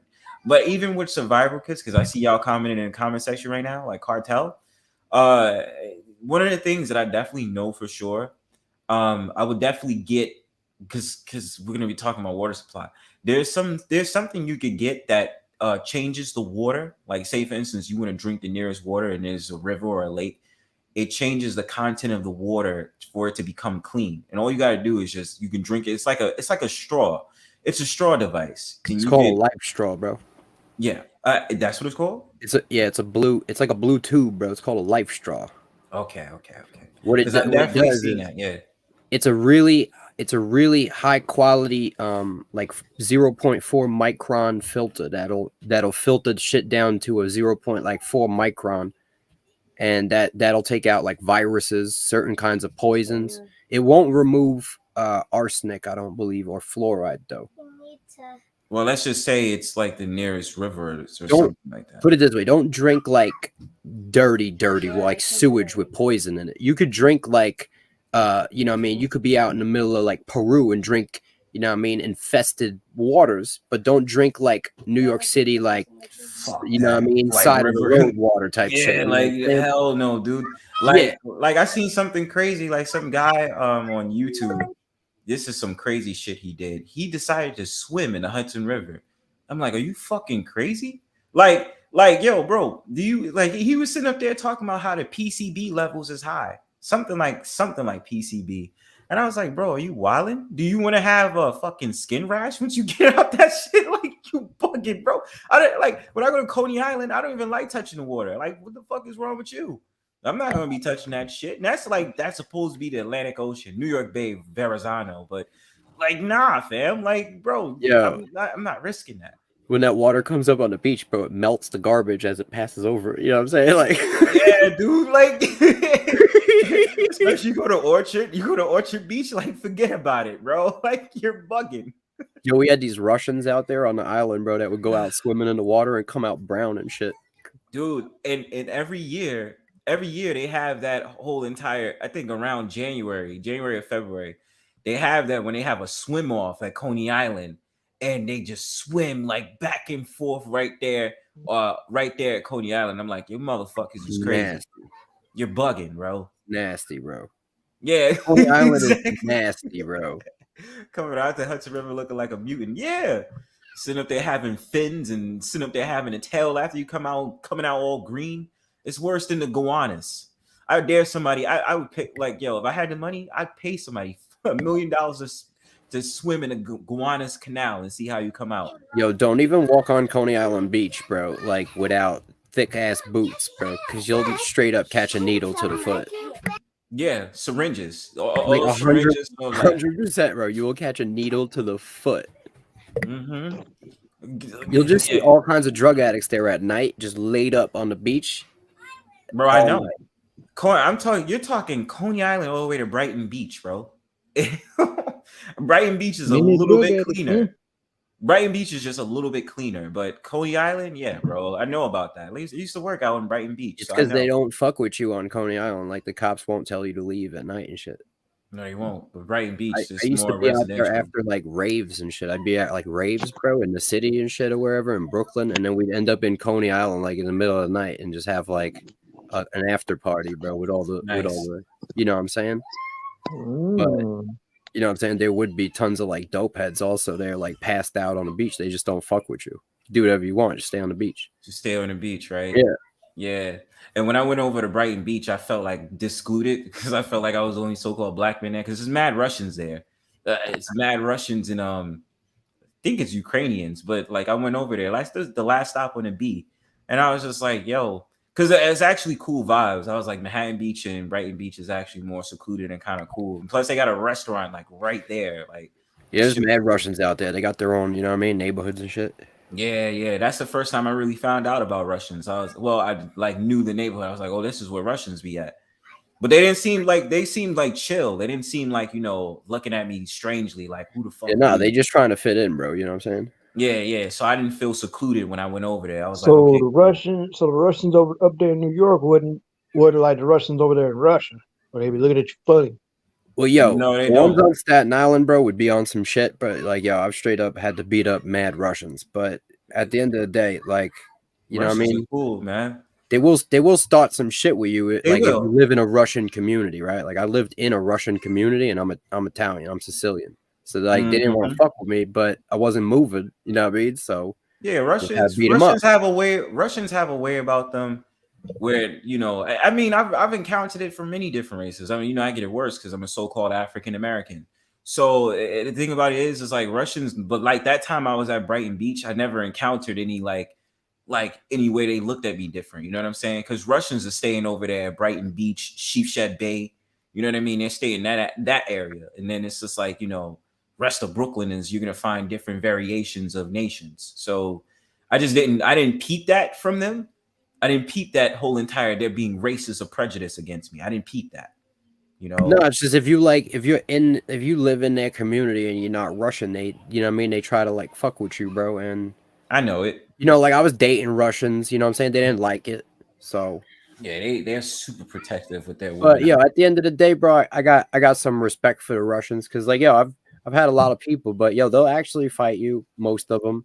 And I mean, even if they try to jump you, which they'll probably try to do, you know what I'm saying? After you beat a few of them up, they kind of respect you, and then you just be cool. Yeah. Shout out to the Russians. Yeah, I'm trying to remember my like biggest encounter with like fucking like prejudice. They're funny and shit. You know what I mean? Yeah, they are. Not because I know someone who's Russian. He's mad cool, and I just you know what I mean. Like that's. But I was telling somebody, I was like, there's a difference between Europeans and just straight up white people, white Americans. It just is. There's a difference. Their whole mannerisms of Europeans is different depending on who it is. A lot of Russians are actually like hillbillies. Like you don't notice, but like they're like like Russia has a lot of like rural areas where people live like rednecks. You know what I'm saying? So a lot of Russians are like inside, they're like rednecks. You know what I'm saying? Now a lot of the ones over here, they tend to be rich Russians because you need a lot of money to like escape Russia back in the day. So the ones that are over here now, you know what I mean, they escaped, they had money. Usually. Right. That's why you see Russians usually got bread, bro. Hell yeah, bro. What? You know what I'm saying? You go out there. Listen, man. What's that avenue? It's right under the train. What's up, ITV? What's going on? But it's right under the train, yo. Like I started seeing sports cars and like, like their buildings is like like the buildings. Like I remember like just being in one of the buildings. It's like it's straight out of like fucking Miami Vice, bro. Like right there at the beach. I was like, geez, this is crazy. What's up, ITV? What's going on, man? What's on your mind? What's your viewpoint towards topic? Yeah, I'm just coming in here, man. I know, I was just talking about the Russians and shit like that, and I know what it pertains to. And you just got some interesting topics too at the same time. But I don't know too much about them Russian, but I know about those Ukrainians because there's a lot of them here in Chicago. And what's their way like when you about the Ukrainians? Like what are they like? Well, they just regular regular everyday people, man.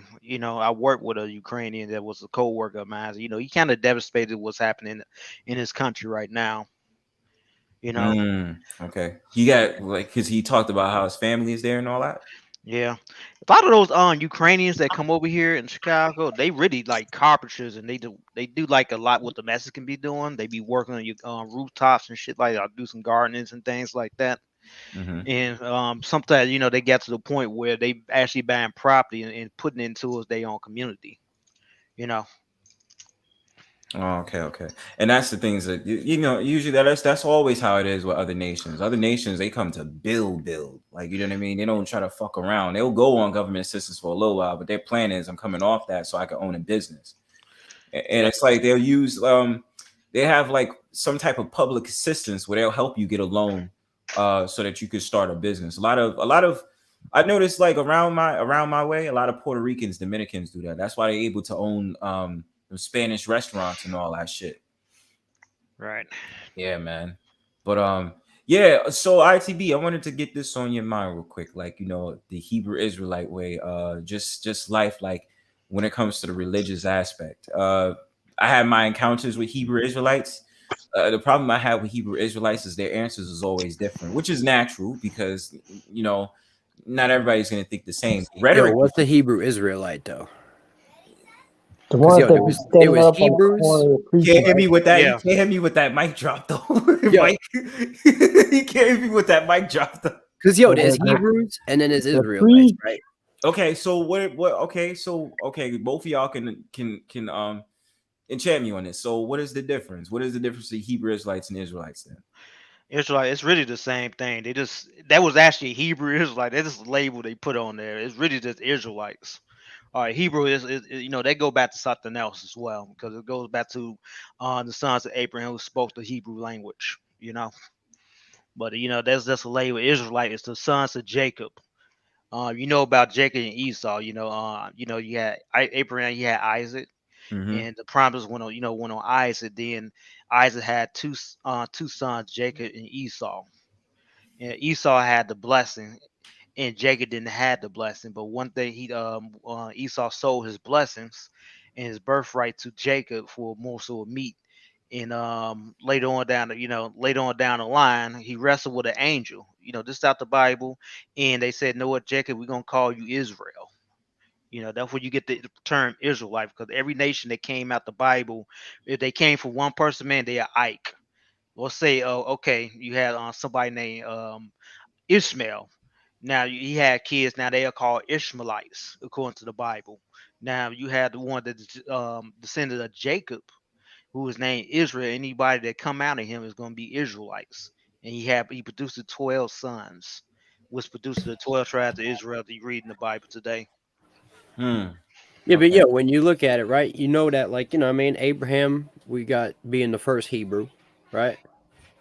Then you got the Israelites coming out of, you know what I mean, Israel. So, you know what I mean, we don't really have Hebrew Israelites. We just have Israelites. Background, Greg. You know what I'm Yeah. saying? Yeah, you're right. That's just a label that been put on us. It's just like it's irresponsible. It's unavoidable. Then you got black Hebrews like, oh my god, y'all twisted this shit up. Yeah, Because it's it's like like not every everybody. chance. Yeah, every chance they get, they just like, damn devil. I'm like, God damn. Like, it's never just on some shit. Like, let's have a don't they conversation, call bro. white people? Don't they call white people Edomites too? Yeah, they call it, And the devil. yeah, the devil. God damn, that was But no even fucking around. still, like I remember, like somebody said that I had a demonic spirit on me, and I just really was just coming through to have a conversation with dudes.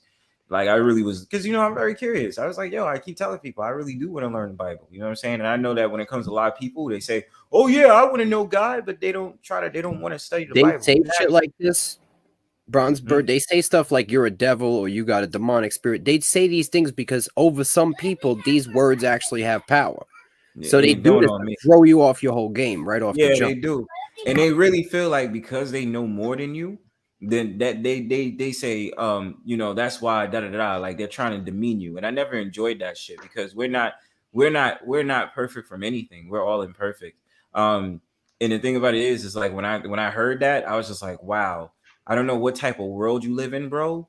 But like just the fact of the matter that you would say that to me, and I'm really trying to understand exactly what the fuck everything is. That's some mean spirited shit. Like, you know what I mean? But whatever. That's right, Reed. That's Yo, it, they good. told me that I'm the white devil, right? Before even asking my, you know what I'm saying, my Your lineage. nationality. You feel me? Yeah. And they was just looking at me and judging me. But then when they really started to like study everything that was about me, then they were like apologized. You know what I'm saying? Exactly. Because they just assume because you're white or you're Italian, oh, you're automatically Esau. But I'm like, bro, that's They not thought you act as if looked at my you act skin as if color the and said, line, "I'm not an Israelite." Like, how the fuck right? you gonna do that? Yeah, because they don't even Don't work like realize that, the bro. line. They don't even understand the line. The lineage has been mixed, so not everybody is pure from where they're coming from. This is like me. So like I'm a so-called African American. I know people in my family is biracial. I know there's so-called white people in my family. I know that already. Same with me. So I can't just be on some shit like I don't like these white people. I don't have no white people. No, I do. I know that I do. Without a shadow of a doubt. I know plenty of biracial people in my family. So the thing about it is like I enjoy it when they do shit like that because Don't get me wrong. Go ahead. Don't get me wrong. There is a bloodline in this earth of wicked blood, straight up. Yes. Serpent. But that doesn't mean that every white person is a fucking serpent. Exactly. Yeah, I like how you said. I like how you said, Mr. Racist, which is very true. You got some people that's they call them Edomite, but you even got black Edomites. You got so-called Yeah, white dude. Israelites. It's like you don't You fully got know black unless you Edomites. have a conversation with the You have person. Edomites, that's so-called black people. Like that's the shit that Exactly. bugs me, bro. Like you can't just base it off the fact, like you're just basing off the fact that in the olden days, just everybody was so-called black. Like, no, you have to understand how it works. Lineage over time gets diluted. People fuck around with each other. They go to different places. They travel, this, that, and third. It's like the Vikings came here, the Europeans came, the Quakers, and this, that, and the third. We always mix blend. So there's never, like, just like I always say, so-called African Americans doesn't mean we all come from Africa, and it doesn't mean that we're all absolutely aboriginal. Yeah, but those, You know what I'm saying? Yeah, those pro-black type of guys, they just go over their head. If Yeah, I it told does. them, if I told them if they go to China, right, it's just nothing but Asian people. Like, no, I want to settle Chinese down, folks have a over there. kid, and you sleep with an Asian woman, and it come out might look, it might come out a little bit mixed, or it might look a little bit like you and a little bit of her. And let's say go back to your grandkids might start looking like they Asians.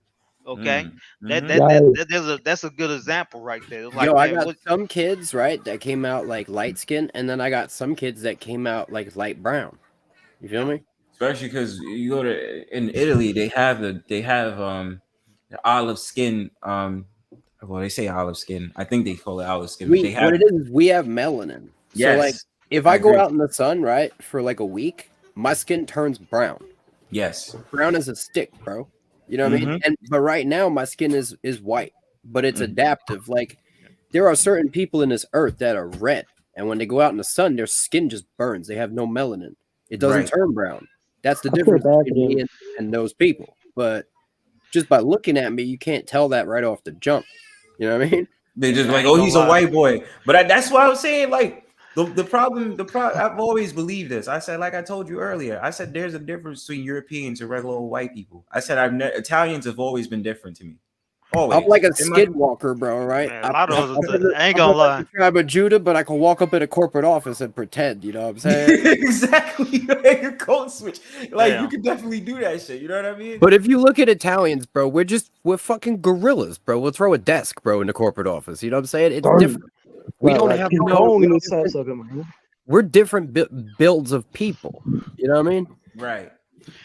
But if we don't go out, aren't the Italians the ones? Hey, wait, ain't the Italians the ones that build the red Ferraris? The what? I mean, I don't represent all Italians. I'm gonna be real with you. I represent only Sicilians because we're different. We're not the same. Okay. Like Italy is the whole piece of land, right, in Europe, and then Sicily is a piece of it's an island that's in between like Africa and Europe, right? So what happened was when everyone was going and fighting and traveling and traded and going to Rome and Italy, right? They was always conquering Sicily and going to war with Sicily because they could take over Sicily and then use it as like a base. You know what I'm saying? To fight Rome. So our bloodline is literally a mixture of like Arabs, Moors. There was an original bloodline of whoever was on there originally. You might got some Greeks in there. You might got some even Vikings, bro. I mean, it's really crazy. Yep. You know what I'm saying? Yeah. You look at our haplogroups, bro. It's ridiculous. It's the United Nations, bro, in my DNA. Yeah. You know what I mean? Exactly. And that's why I always say I'm just glad on understanding that people have to get out of that realm, like, oh, everything is just black and white. Like literally, like, no, bro, like you don't know shit. Because I'm like, just because you see a so-called white person, like if you see an Irish dude, you don't know if his bloodline is from the original people. You don't know that shit. You just see him and just assume like, oh, he's just a regular old white boy. Like you don't know shit. Let me read this. How New York white is a little different. A New Yorker is a New Yorker, usually just straight up. I roll with that type. Yeah, man. The only thing we're biased on in New York is if we have these new motherfuckers that come around. Usually we really biased. I never had a problem. Like I've lived in the hood, you know what I mean, most of my life in New York. You know what I'm saying? No. I know. But what I'm saying is though, Mike, I think New Yorkers now is just fed up with the newbies that come in. You know what I mean? Because New York the culture is fed up shift. with bullshit artists and shit. You know what I mean? What?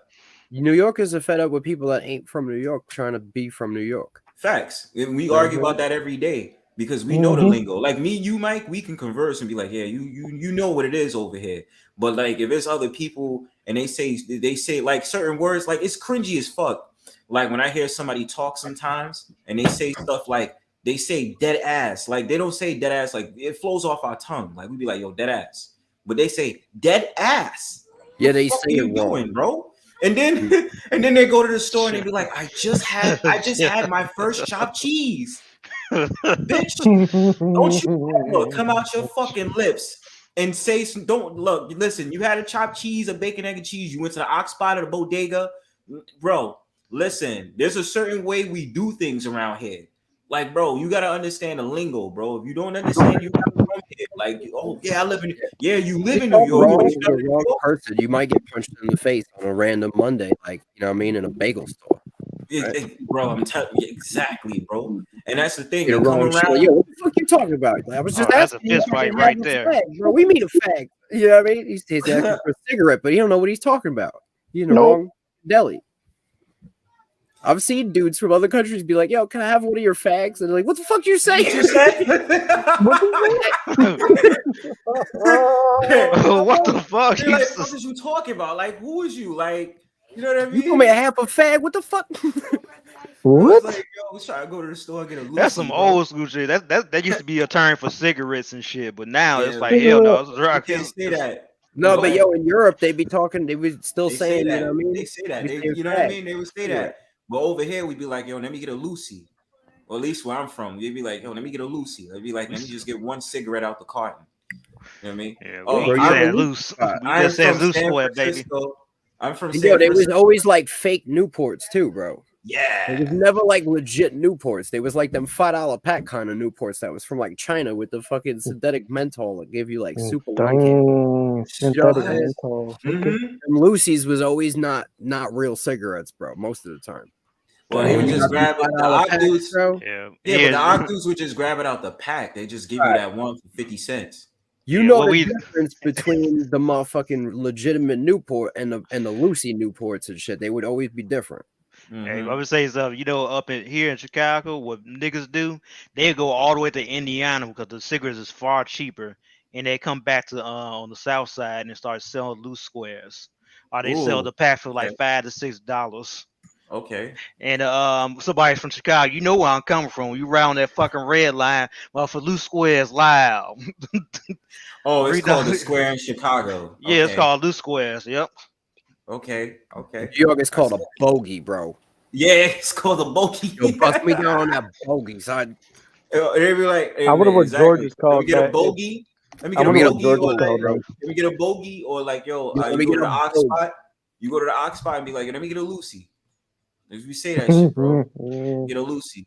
Yo, Oh, I'm from San $2 Francisco. $2 I was raised part of my life in Jamaica, Queens. I get along with people from New York, but no matter what of course, bro. That's what I'm saying. Everybody in New York, we cool. We just right now we just don't fuck with the New Yorkers, man. Y'all don't The deal New with the new. Yorkers. Yeah, like Y'all New ain't dealing with York, the new right kids. away. That's New funny kids as on- hell. Y'all ain't dealing with the new kids on the block yet. They ain't got we no don't miles fuck on with them them yet. because shit is strange, right? There's a co-ethic. Who the fuck? Listen, bro. Bronzebird. Yeah, what's up? All the real New Yorkers are in jail or ran away from the cops. And the ones that still surviving is the ones that struggle. Yo, The we ones knew that the only way the cops wasn't gonna like lock us up for no reason is if we just left the state. Fuck it, bro. like, bro, Hey, you know how you be having like, some New Yorkers you that know, be coming here too. yeah, It's bro. like, man, why the fuck you come to Chicago? You know how fucked up it is. Like, man, I'm Man, running from Chicago that. turned in. Ain't Chicago Chirac, ain't it? Chirac, Used to be, yeah. But you want to know about some real violence? Go to St. Louis. That's where it's out Detroit or some Okay. Garrett. That's what some murder like St. Louis, the murder capital of the United States. Yo, I when ain't that's I going 4 moved to hours to this away. state- Yo, I moved to Missouri into the Ozarks, but yo, I couldn't find no ganja out here when I first got here. So yo, I just went to St. Louis, bro, and just started walking around with a hammer in my nuts, bro. Like, yo, you got weed? You know what it is, bro? They just, I mean, I didn't have St. Louis swagger, but they respected my New York swagger, just walking around that hood. You know what I'm saying? Yeah, So yeah, they, you bro. know what I mean? They sold me some weed, bro. It was all good. Yeah, for real. But I was gonna say this, Mike. You know it's a different vibe when you start seeing people walk outside. It's 30 degrees outside. Dudes is wearing shorts with Vans. Bro, Bro, Damn. Not from where I'm my boy in New York told me straight up. He said people are starting to act like real funny, like on some weird shit. He said That's a fact. He said Yeah. after Super that, weird. you know, that jibby jab shit, bro. Because I used to chill in Bushwick and Bed-Stuy a lot. And then, you know, what I started to pick up on is like these like hipsters that have all this culture, this craft beer, and you know, they into that whole entire alternative music, but they still listen to 90s R&B, like 90s rap to be down and shit. Like, yo, I'm telling you, the shift in cultures, like, you know, they go out, they be like, life is rough, because they go to the store, they get a 40, or they, you know, they start running around on the M train, they think they about something, bro. Trust me, No, they bro. ain't. Trust me, bro. Like, it's wild shaky, bro. Like, it just, the lingo is not the same. Like, I could never stand them hipsters, bro. Bro, what? Bro, you know how cringy it is? Motherfuckers be sitting up there looking like they just shopped out of the skateboard store. Bro, you see a dude sitting there, bro, with a crusty ass beard and shit, with like the most brand new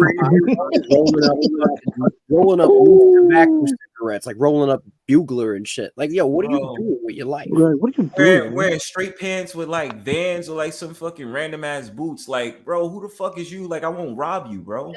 But no, why do you got the most expensive iPhone and the cheapest fucking cigarettes? Like, you're doing something wrong with your budget. But bro, I'm the expensive iPhone with the shittiest outfit, bro. You know what I'm saying? With a crusty ass beard and shit. Yeah, the crusty ass beard with like, what are they have that haircut? Like rent an apartment in Manhattan to live here with your crusty ass beard and shit. To bro, and then also, cigarettes. But also, bro, when they, because now they starting to come on the trains with the bikes, man. I meant to say that they start coming on the trains with them like mountain bikes and shit, man. It's real. Hey, ride them I'm gonna be honest, bro. When I was really young in New York, we used to just like rob them on the trains. I actually got arrested for that, but you know what I'm saying? Like that was a thing because we just didn't respect them. Yeah, but now it's like fights that I almost get on to get into on a train be like fellow New Yorkers because they be starting shit. With the hipsters, they be scared as fuck because even if you look some type of way, they don't want to fuck with you. You know what I'm saying? Because they on some stuff like, you know, I'm trying to stay cautious. I'm new here and this, that, and the third. But like, I usually feel like I'm about to get into a fight with fellow New Yorkers because they talk shit.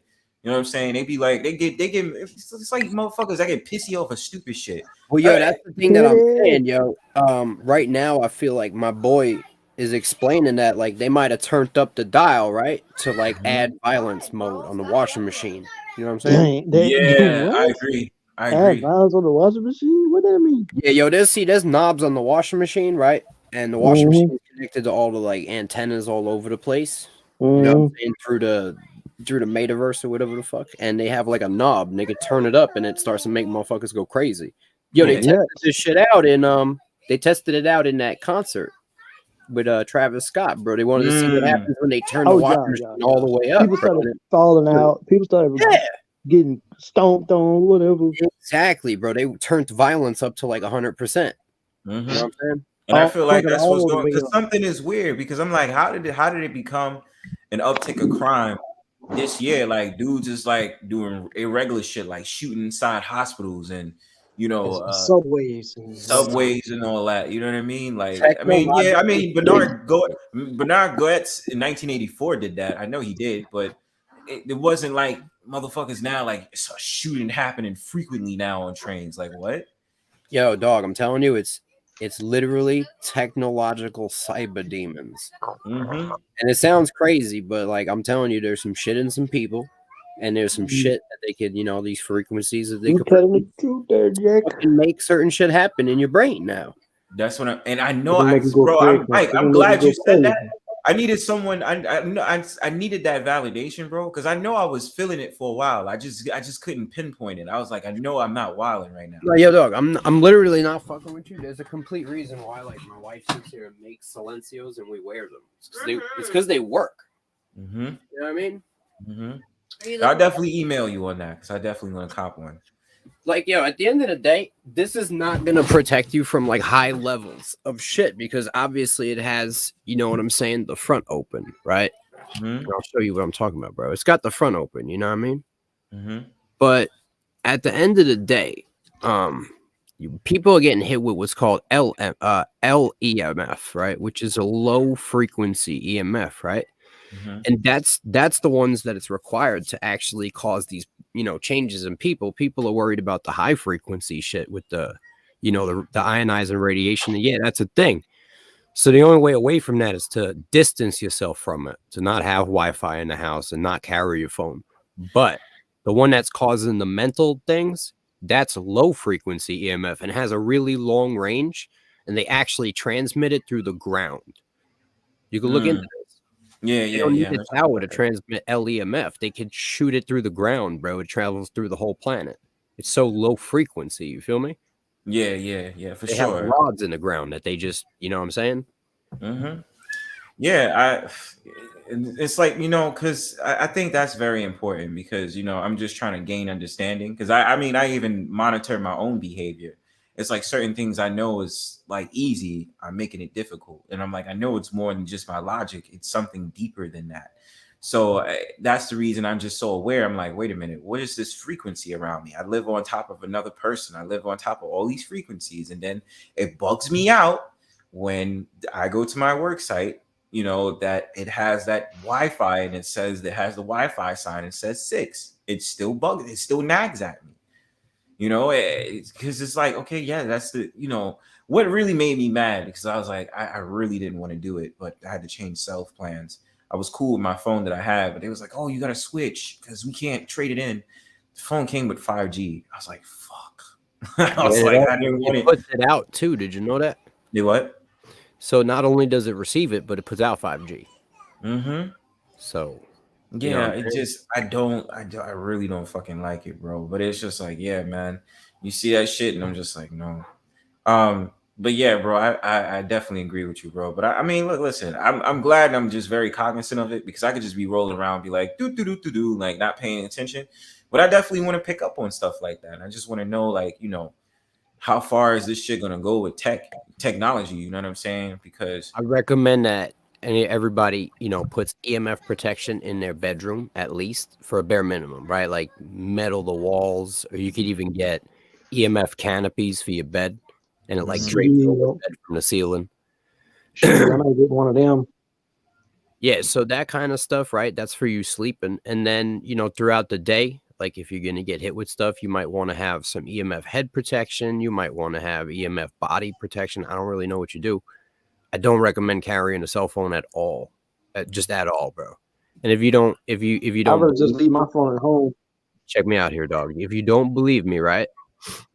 You can look into. Oh, I definitely believe you. You can look into online. There's a test that a guy did with a cell phone. It was just a regular Android. He put it in the middle of a bunch of ants that was running around the phone, and the ants was climbing over the phone. Then he calls the phone, and the ants started circling the phone, right, like they do that black cube in Mecca, right? Hold on, yo, it gets crazier. Then he took steel wool, right, like the shit you clean dishes with. Yeah. I know what you're talking about. And he made like a ring out of it, like a big ass donut, and he stuck the cell phone in the middle of it, and he called that shit, yo, and the steel wool started catching on fire, dog. Radiation.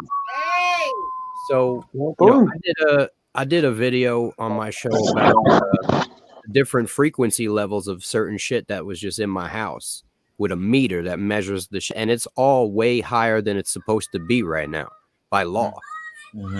Like we're way outside the health, the health minimum or maximum. We're way outside of it. And there's no one monitoring this shit. They don't care. They want you to get just, fully radiated. Yeah, that nags at me, man. Because like I said before, it's the behavior. And I know I'm not tripping. Like I know that I'm just like, it can't be me. Because to maximize my full potential, I know it's beyond just the way that I'm moving. It has to be like the fucking radiate. And I'm still like, I'm very like, I don't even like, for instance, like I don't even like oh, you on here twice. I don't even like carrying like I like speaking with my headphones on, bro. Like even though that still might not help, but I don't like speaking to the phone directly. Oh, don't ever, bro. Always at least speakerphone. That joke was tilted away from my ear. Don't ever put that shit on your ear, dog. Yo, okay. I could show you straight up. I could show you a literal diagram of the penetration of the radiation into your brain, right? Dang. And on a human adult skull, it's not as bad, but you are still penetrating into the gray matter of the brain with radiation. But on a child, right? If you ever let your child use your cell phone, don't ever let them use it on their ear, bro, because their skulls are thin. And so the penetration into a child's skull is about halfway through to the center of the brain. You know what I'm saying? Yeah, I see what you're saying. I don't really let my kids use tablets. I don't let them be around nothing.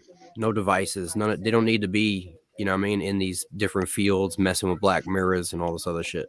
Yeah, Nah, man. they don't need to be messing with that. They too young for that. Yo, a tablet goes off, right? Runs out of battery. It turns into a damn occult black mirror.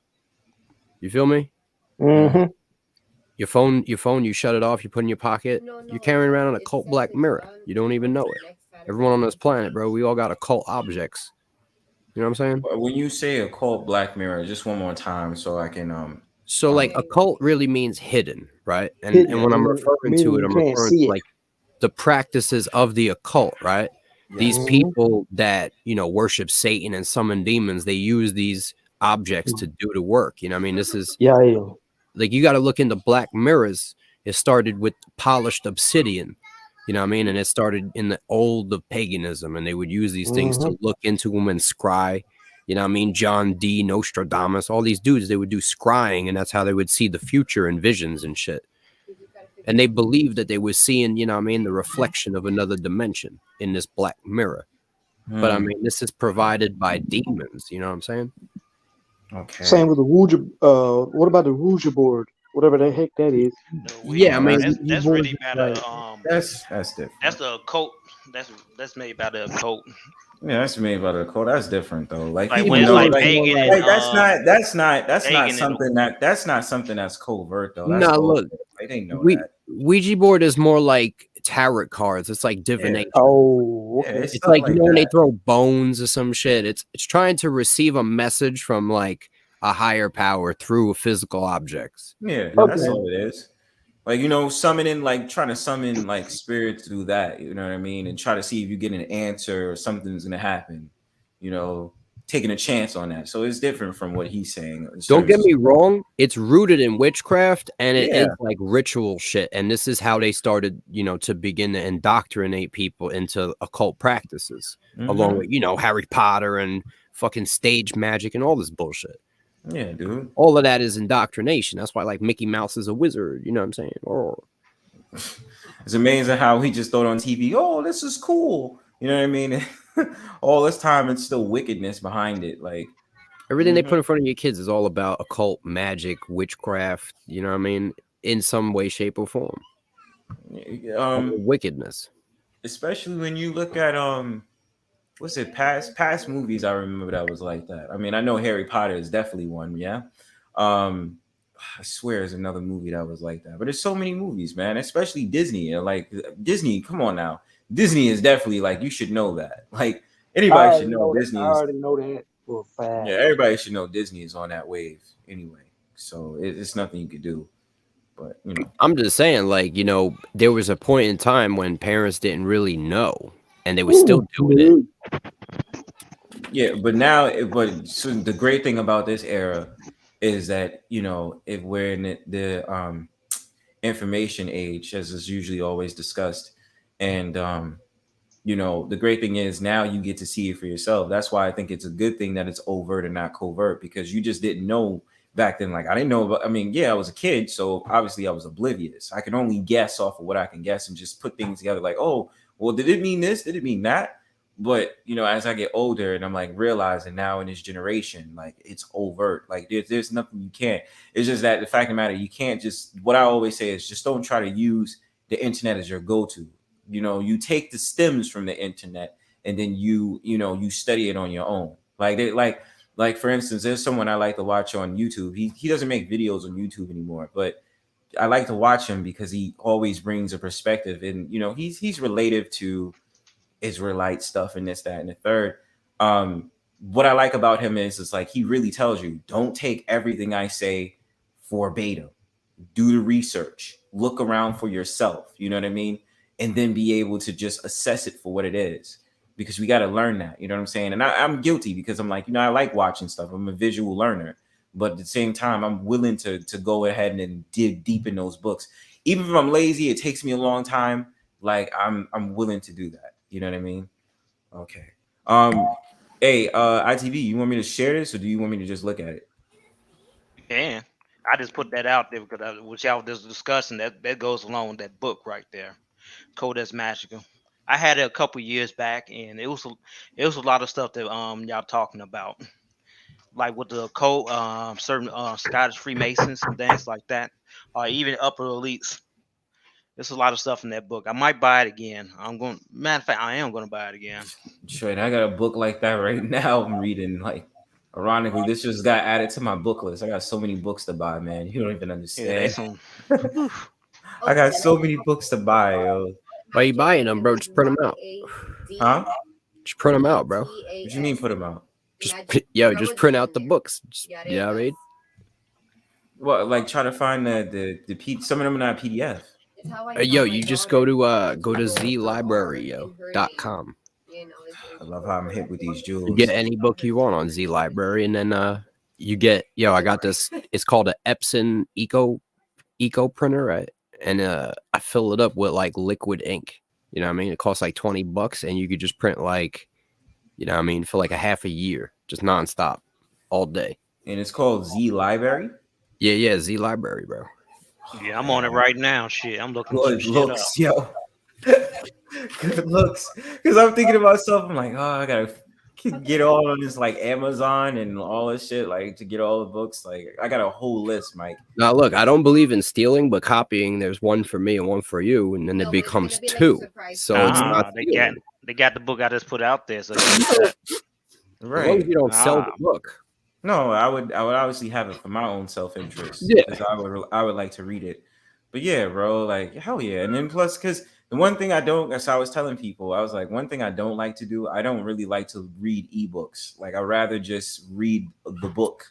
You know what I mean? Because again, it goes back to that trust in the screen all day. And I'm like, no, that's cool to be, I mean, yeah, we're all using technology, obviously, but at the same time, I don't want to be on a laptop all day. I just have no patience, right? So like when I want to read a book, I want to read it. You know what I'm saying? So I'll print them out and then I'll just bind them. You know what I'm saying? And just throw some tape on the cover, bro. And there you go. You got the whole non-commodity library. You know what I mean? I didn't know there was. Yeah. Bada bing, bada boom. I agree, bro. Yo, get you an eco printer, bro, by Epson. You said eco. Put that in the chat. Yeah, Put that in yeah. All right, look, it's like $300, right? And you buy the ink in bottles, and then you pour them into the printer, and it'll print like for like half a year without having to fill it up again. And I mean, I print like probably like 5-10 books a month. You know what I'm saying? That's a lot of printing. That's a lot of printing. Yo, I've went through like 5,000 pages of white paper, and I still haven't refilled my printer since I bought it. Nice. It's called the Epson Eco printer. Yeah, yo, it's the Epson Eco printer, bro. All right, let me just search it out so I can get a good idea. Like Eco Tank technology. It might be cheaper now. I paid like $300 for my. It says 300. One of them say like 140 or something like that. No, they're pretty expensive, but you know what I'm saying. You can get one with the bottles for $340, bro, from Office Depot. Yeah, one of them definitely do say. I'm gonna link you to joint. Yeah, link the printer right here, dog. This is the printer you want. It's that one with the bottles, bro, right there. This one? Yeah, but you could probably get a different one.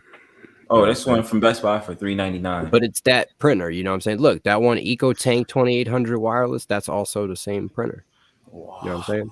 Yeah, it's fucking rap. It's from just stopped the Target for something. Can you see on the front of the printer, it's got like those little levels, right? Yeah. It's got lines. That's tanks that you just fill up with them bottles from the top, and you don't have to ever buy cartridges. It just prints.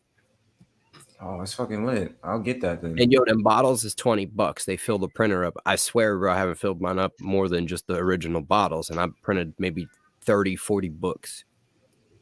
Oh, it's a wrap. Yo, I mean? It looks like it's about to be lit.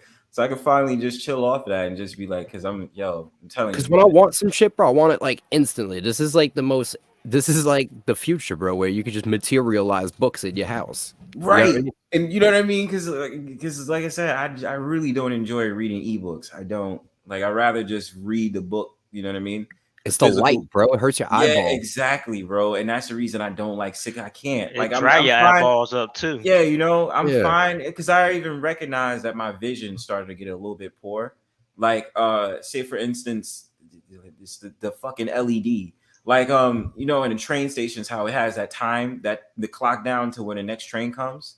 Like, I have to literally walk a little bit closer to see exactly what it says. Maybe because their light is overbearing, but I definitely noticed it a little bit. I was like, no, my vision is just a little bit weaker than it is before. I don't need glasses like that, but it's just like I noticed certain things. Like when I was in school, when they used to write with the chalk at my college, like I recognized, I was like, yo, something's wrong with my eyes, man. And I Yeah, you was like, probably need glasses, bro. no, yeah, I went to the eye doctor. My vision isn't that bad. It's just that, you know, it was just a little weaker than how it usually is. You know what I'm saying? Like it's just a little bit weaker. So that's what I'm saying. Like, you know, I got glasses. I have my prescription glasses. Bro, I my know shit is 2200. That's how bad my shit is, bro. man, bro. I'm legally blind without glasses, dog. Like how I'm talking to you right now, like I'm literally looking at you without glasses most of the time, and I'm talking about 98% of the time. I don't need glasses, but it's just sometimes like it's like I said, when I'm in a train, it even depends what train station it is. I really think it's just the LED. It depends what the LED is. And like if I'm in a train station waiting for the train and it says it's like, yeah, like that shit. That's when I know I'm like, nah, I need my glasses so I can see it. You know what I mean? So, I feel you, bro. I mean, if you can, you should get that LASIK shit, bro, and just like, you know what I mean? Because glasses suck. Well, you say LASIK, LASIK, right? Yeah, they do the laser surgery on your eyes, bro, and they stop them from, you know what I'm saying? No, I get that. I just think in my case, it's self-inflicted because I don't need to. I don't like I said, you don't have to be on. You know, certain people can be online all fucking day. I say, hell no, I need my shit to rest. So I'm saying like, nah, I get it, but just in my case, I would just be like, no, it's self-inflicted because I know exactly what it is. It doesn't need, you know, because we're just wired to technology, you know. So that's why I know I'm like, no, I don't really need that. It's just discipline, and of course, if you learn about it, you definitely can fix it. You know, I tell you all the time, I'm an inspiring herbalist, so I definitely will look for ways to just be like improve it through whatever you can, medicine or whatever. Like, so yeah, you're straight. But yeah, I'm definitely gonna get that. Good looks for those two infos. I'm gonna make Yo, sure. that's the printer right there, and that's the library. Now you got every book at your fingertips. You know what I'm saying? Almost every book. You know, I wonder if you know this book. What is it? It's 103 Facts About the Aboriginals. About the Aboriginals? Yeah, I was reading that, but they only gave me like 25 pages, and it's supposed to be like 1,000 pages in that book. Ooh, I got another book you can look up. History. Yes, I seen it from Instagram, and I was just like, yo, like, where's the rest of the page? It's only 25. Like, so I'm trying to see about that. It's mini books, bro. I know right now I'm reading a book. I'm reading certain books, right? Like I'm supposed to be reading like 3 books right now. So that's gonna be a doozy. That's and I gotta come back to it. I just be so busy. I just be like, I need to sit down and read it. Lately, bro, like the most recent books I read was like I think Stand on Zanzibar. I was messing with the Nakamati library for a little bit. I read whatchamacallit? I read a book called The Assassins. It was about the beginning of like Islam and the Islamic assassins, bro. And they had like, yo, that book is bugged out. You should check that one out. Okay, cool. It was an Islam dude, bro, and he literally created a fake paradise, right? So like he artificially created paradise in reality, right? With like rivers with like milk coming out of them and shit. You know what I'm saying? And he would get young like dudes and drug them, like knock them out, and then like he would let them wake up in the artificial paradise, right? And he would tell them like, yo, he's with the Almighty and shit, and like they just gotta go kill these people, and he's gonna let them live in paradise forever. And then he would knock them out again and send them on like crazy ass missions, bro. And they would be the most determined, you know what I mean, assassins like ever created because they actually believed this shit because they seen it with their own eyes. You know what I'm saying? Mm-hmm. It was crazy, dog. Damn, I got it. Yo, good looks for that. And this shit really happened. You know what I mean? Like no one's gonna deny it. It's historical, also. Yeah. It's like the real story of like the Assassin's Creed shit. You know what I mean? Right. Yeah, that It's book I called sent The you. Assassins, I believe. Yeah, that book I tell you that's written in the 1700s. He was a Scottishman that lived among the natives, and he telling you all about these tribes and they culture and everything. Before it was took away. Wait. Hold on. Why do I feel maybe I'm bugging? I swear I got the PDF version. Maybe I'm bugging out. Hold on, because I'm checking my laptop right now because I swear I downloaded a book like that because I was looking around and it said James Adair. Fuck, man. Because it was talking about the new world. Okay, in the beginning of it, does this show maps of like the new world? Like the Carter, what's it? Yeah, Carter, something like that. Yeah. and it shows you like it gives you it talks about the new world and all that other stuff. No, I ain't talking about the New World. It mentions New World in like the first page, like the first few pages or something. Yeah, it's been a few years since I read it, but it's a really good read. All right, hold on. Let me see. It's on the Z library. Yo, America was like, you ever seen that movie Avatar, bro? Yeah, I seen that. All right, so America was essentially the planet, you know what I'm saying? And then the people was essentially the serpents, right? Mm-hmm. And they basically just like came over here, bro, and smoked up on everybody, bro, and took over this whole shit. Yeah. That's basically what happened. Yeah. Even because they try to phrase it and be like, oh no, we was doing peace treaties and this, that. No, the fuck y'all wasn't. And even the explorers y'all had before, quote unquote, Christopher Columbus, they was doing some wild shit to the people. Man, he knew about this land like 10 years before he came. Yeah, he already knew. He knew all about that. Peace, Eisen. But yeah, he knew all about that. So I guess it's so wacky when people sit up there and say, no, they came over here peacefully. That's a fucking lie. I see before you had the Spaniards, and this, that, and the third. I mean, even how Canada was formed. Kanata, this small little village in Canada, which was today Ontario. In the first conquest of America, more people were killed than Hitler, Mussolini, and Stalin combined.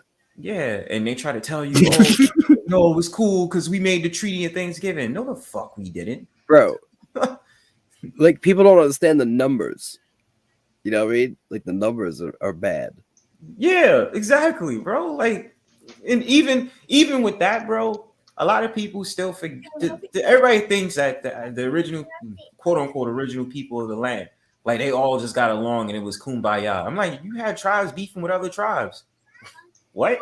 Trying to seek refuge with the French and the British throughout different times in those eras. You know what I'm saying? So not everybody was getting along with each other. You know what I'm saying? Like they was fighting. Like, Miami versus Chicagoans and what it was called. It's different name, but like trying to find refuge on different like areas and stuff like that, man. And then killing in the food supply. It was some fucking savage. The Cheyenne motherfuckers, the Cheyenne tribe ain't nothing to be fucked with. I think it was Cheyenne. It might have been somebody else, but Comanche. It was actually probably the Comanches. They was ruthless. The Apache. It was the Apache. My fault. I think it was the Apache. These tribes out here, bro, they weren't having that shit, bro. It wasn't, and I don't blame them. Like they're over here minding their own fucking business, and some motherfuckers want to come over here and start taking everything. Like, what are you, crazy? Yeah, bro. Like that's not how shit would be. Like you gonna come over here and cause right? Nah, we not doing that. They're like, no, we about to cut your heads off, bro. Just come on, man. That's a fact. Like, no, we're not doing that. So, if honestly, if the Indians had like guns and production and shit, they might have won. Yeah, they would have won. Yeah, they would have did it better if they did what Tecumseh did over here in the Midwest, where he wanted all the tribes to come together and fight him. Yeah, and they still didn't want to do it. They did it, and then you gotta remember they conformed too, because they had their confederations right under, like after the trees and all that, and then became civilized tribes. So once those are the sellouts. Everybody think like, oh no, they became cool. Like, nah, bro. A large majority sellouts. A large majority of these Indian tribes had fallen into idolatry at this point, because this is like, you got to understand the whole layout. The Indians originally were in fact, you know what I'm saying, Israelites. And a lot of their culture and traditions will literally explain that. Like if you look into the Cherokees, they preserve the most of it. The Exactly. Cherokee That's my Nation, the Cherokee Nation actually earned a piece of Israel in Israel, right? Israel gave them land there in exchange for one of the feast traditions that had been preserved in the Cherokee Nation, but Israel had lost it. And that's a fact. They gave them land in exchange for preserving the ritual because they are Israelites. You don't know that, yeah. You know what I mean? They I mean, know. even in stuff that I saw from the guy that I used to watch on YouTube, he even showed the viewers about how there was plaques in, like, I think Virginia, where they said it was talking about the lost Hebrews. Like it Yo, named it right Bronzebird. there. What's up? Ooh, I do You you know one what better. the Cherokee called the creator? What? Yahuwah.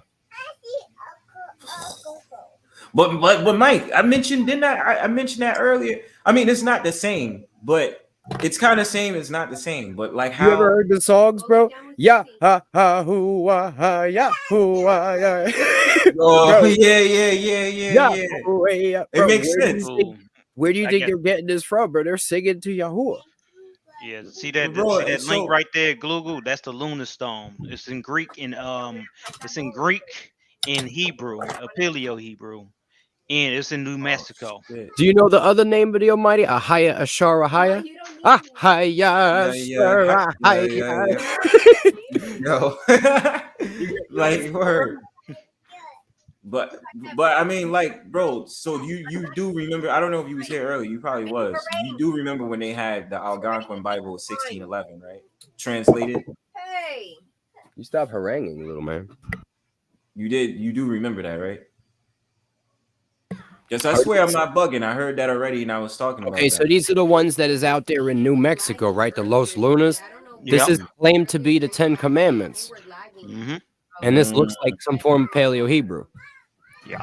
Holy shit, man. Yo, that's crazy. You can find that. You can find those writers in Israel right now, bro. Yo, you want a Find better that one? shit. Check out the Bat Creek Stone, found in an I feel Indian like I burial heard. mound. Yeah, I heard about that. Wait, okay, what is Bat Creek Indian burial mound, Bat Creek Stone. Yo, oh my god. Yo, this one right here. It's got the tetragrammaton on it. God damn, 2,000-year-old Tennessee inscription. Oh, I think this is where you break it down from the Hebrew. Yeah, see the top? That's Assyrian Hebrew. Yep. Okay. Red letters indicate the modern Ready for this Hebrew one? letters. Okay. Type in copper tube Native American Hebrew. Okay. Why that shit like almost look that shit was a peace pipe? What the Hold on, there's an article somewhere. They have one that you see this, they have the copper scroll. Yeah, so now they found, which was portions of the books of Moses, right, in a copper scroll that was given to settlers of America. The natives gave it to them when they were here and were like, yo, can you translate this? So they took it to Washington, right, to have it translated by scholars. And when they translated what was in the copper tube that had been in the possession of these ancient of these Native Americans since they're ancients, right? It was literally the books of Moses in Paleo Hebrew. You feel me? They couldn't read it, but they had it.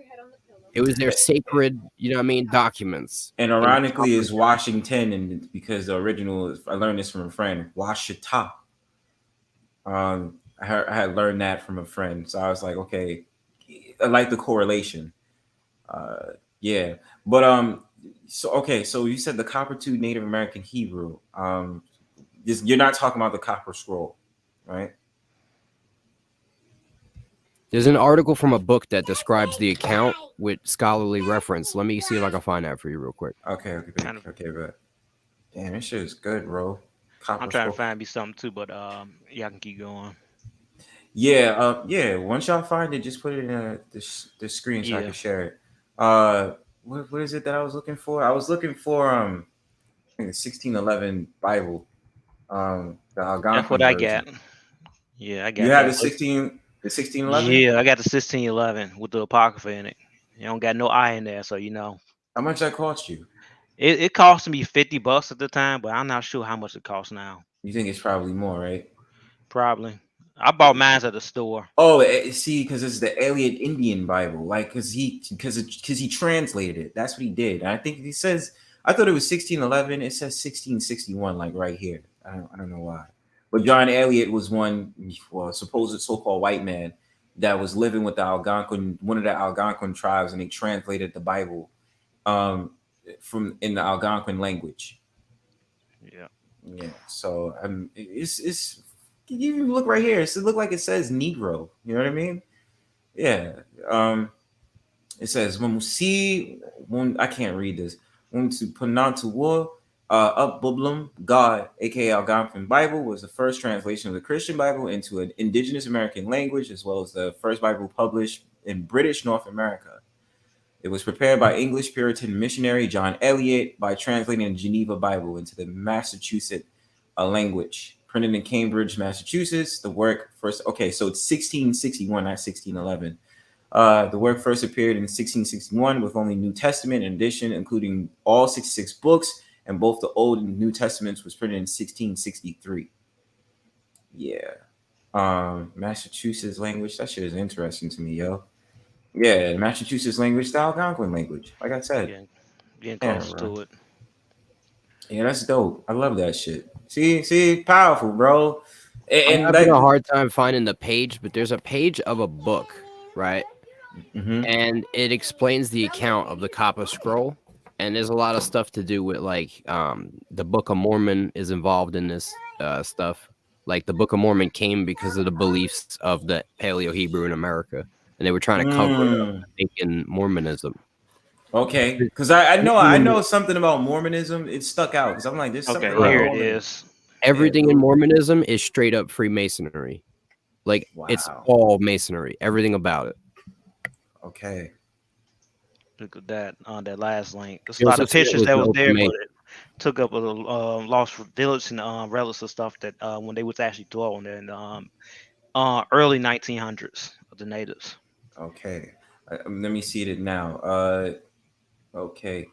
Okay. So it says Northwestern Libraries. Okay. Edwards S. Curtis's The North American Indian. Edward Sheriff Curtis published The North American Indian between 1907 and 1930 with the intent to record traditional Native American cultures. The work comprises 20 volumes of narrative text and photograph images. Each volume is accompanied by a portfolio of large I can't pronounce that word. Search tips. Okay, whatever. Okay. Yeah, bro. They got a lot of pictures. You can see the different tribes there, and you see the villages and stuff like that as well. And you can bro, I'm telling you, bro. they got fucking houses and shit. That's why I wasn't bugging. Yeah, bro. That's why I wasn't bugging off of what I was thinking when I used to tell people like, yo, brown skinned people with long. Even when I met this guy, it wasn't a powwow, but it was like one of like, okay, because we have Aboriginal Day now. That's supposed to overtake Columbus Day. And I remember speaking to this guy who definitely was Native American, but when you look at his face, he looks like a so-called black man.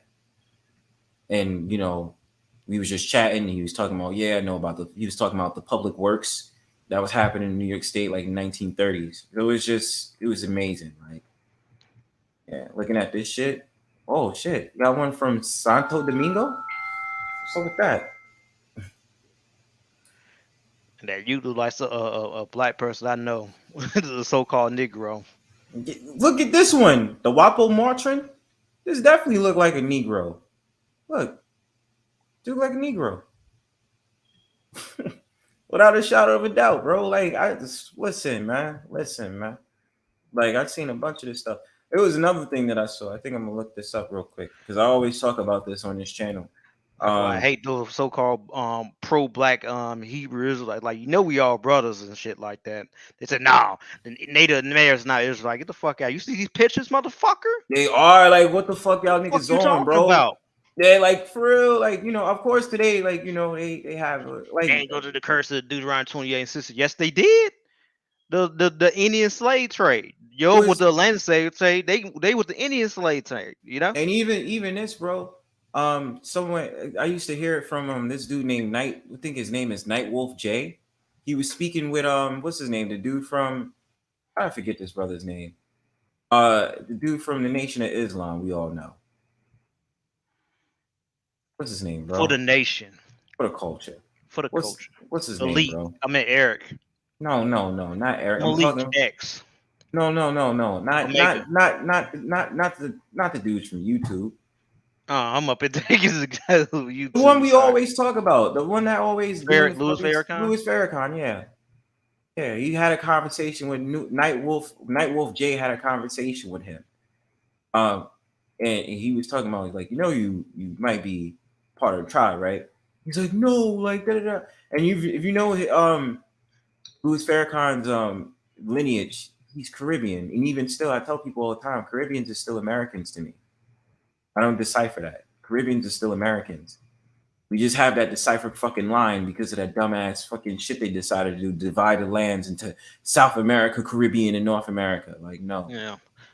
They forgot about fucking Margaret Garvey, who was Caribbean. He tried to bring like the blacks from also America and Colombia down there to the in the islands together.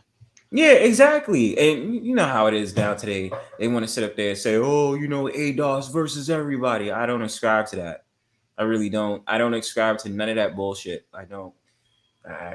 You can miss me with the bullshit on that. I will never subscribe to that. That is something I don't care about.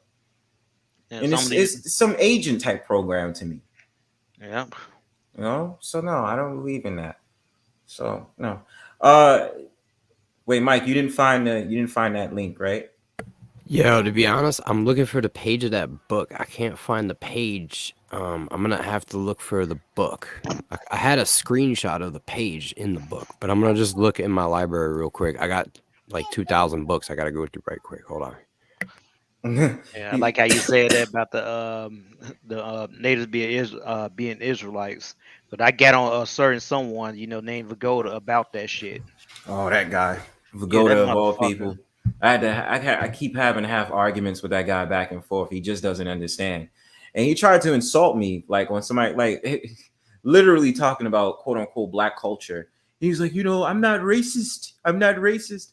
And I said, bro, if you don't have the understanding about what we go through and what is it that we talking about, bro, like just shut up already, bro. Like I'm here because I'm like, but bro, like it's sensitive conversations and you don't get that. You just coming in here and then you say racist shit. You say racist shit and then try to say it's not racist. You're a racist. You're racist. That motherfucker attacked me first for answering some guy from ask. Like he asked me some questions, I answered it, and he hated it. And that's what the whole fiasco started. It was on Arthur panel. It had nothing to do with Arthur. He wanted the Arthur second, okay? But he just got this thing against me. Oh, because of like what's the real like the Jews and all that other stuff? Because that's just something he always argues with me about, and it's just like, bro, like what? I'm like, dude, you just go your own way, bro. Because it's like we ain't gonna come together because we ain't agreed, bro. But what's really ironic? He always wants to come in to conversations I deal with black people. He always does. But then when we call him out on it, he's like, oh my God, like you guys on it. He gets angry, he gets upset. And it's like, bro, but you know how you act. So when you act a certain way, bro, you can't just expect us to just be on some shit like, nah, we not gonna say nothing. We are. Like, bro, we know your behavior. But of course they go with that whole entire we are the world and all that other stuff. It's like, yo, cut that bullshit out, man. Yeah, 1 minute you said that shit, and then I never heard you say it about the world. Then you talking about them damn areas around your country and shit, calling them animals and shit, dehumanizing them. Like you ain't bombing the shit out them. Like shit, if I know that you were bombing the shit out of my country, I fucking hate your guts too. Shit. Yeah, man. Yeah, you got all those damn weapons, billions of dollars, and you surrounded by a bunch of people that don't like you. You know what? I be like you too. I feel like I'm better. Fuck that. Right, yo, like that's what I'm saying. I don't rock with dude. But this is okay. I'm gonna address this. That's that lame ass Tariq nonsense. Yes, and you know what's really crazy to me, bro? because it'd be full on clubhouse like arguments back and forth with him and like Africans. Like, but the worst is Caribbeans. Like, it's not an emotional thing to me because I mean, I grew up with Caribbeans. I grew up with Jamaicans. So, like, to me, it makes me feel some type of way because I'm just like, when I see Jamaicans, I'm like, those are like my long lost cousins. You know, even though I'm a mainland, quote unquote, black, it's like one of those sort of things. I'm just like, nah, don't diss on Caribbeans though. Because even when it came to the Pan-African movement, they were there. They're always there. Talking about Haile Selassie and talking about, you know, Rastafarianism and all this other stuff. And I'm like, bro, they're rooted in the American culture as well. So don't pay me no never mind with that bullshit. Right. And I never understood that. I'm like, bro, your favorite artist was Jamaican. Busta Rhymes is Jamaican. Joey Badass is Jamaican. You know what I mean? Like, fucking Louis Farrakhan, of all people. Like, come on now. Like we always talk about, like when it came to the formation of hip hop, DJ Kool Herc. Many people in their 20s and 30s. Wasn't Sidney Poitier? Didn't he have some type of Caribbean background? I could have sworn Sidney Poitier has a Caribbean background. Maybe I'm wrong. Who else? Malcolm X. Supposedly, mother comes from Guyana. I'm talking about Guyana in South America. Come on, man. A lot of people out here. One of my favorite childhood crushes. Well, I just found out. One of my favorite childhood crushes. I forgot her name, but she's an actress. She's like Afro Latina. You would assume she's so-called black. Yeah, man. Chris G knows. Yeah, Sidney Poitier has some type of Caribbean background. And then, like, and the thing about it is, a lot of people forget we had settlements here in the 1800s where so-called black people, like the so-called black people, mainland so-called blacks, was living with Caribbeans, including Puerto Ricans and Dominicans. Like, that's why I just sit back and be like, you motherfuckers are so foolish. You sound stupid. You know what I mean? And then I don't want to even talk about Israel, like the Mona Israel. You know what I mean? Well, they don't know that. And of course, that would go back into them like being like willfully ignorant or don't want to talk about like our people at all. Back. You know what I mean? So yeah, bro. Yeah. I heard that he has Caribbean lineage. Let's talk Shirley Chisholm had definitely had Caribbean background. And the mother that played on Good Times comes from the Caribbean. I forgot what island she comes from. I think she's from Barbados. The mother from Good Times. Florida Evans. Florida Evans got like, and the weird thing is, I could tell just by how she looked. It's the weirdest thing. It's the weirdest thing to me. I could tell Florida Evans, the mother that played on Good Times, she's Caribbean of some sort. Because Caribbeans have a certain look to them. And I'm not saying it's a bad thing at all. It's beautiful. But they have a certain look to them that I could just tell they're Caribbean. Maybe because I've been raised in New York too long. So I could definitely tell the difference. Yeah, that's my odds on that. But yeah, that fucking Tariq shit, it pisses me off, bro. It's no reason for it. Then it gets to this whole entire thing about slavery and this, that, and the third. We're owed this, we're owed that, blah, blah, blah, and this, that, and the third. I said, okay, you have a country that's in debt. We're talking $1 million in debt. What is the probability that they're going to hand off a check to some random Negro like you because they're sorry for quote unquote slavery? What's the truth? Did your family own land? Did your family own slaves? We don't know. I got it. Okay, you did. Okay, you got it. Yeah, share it. Hang tight. Okay, I'm gonna share it now. Go ahead.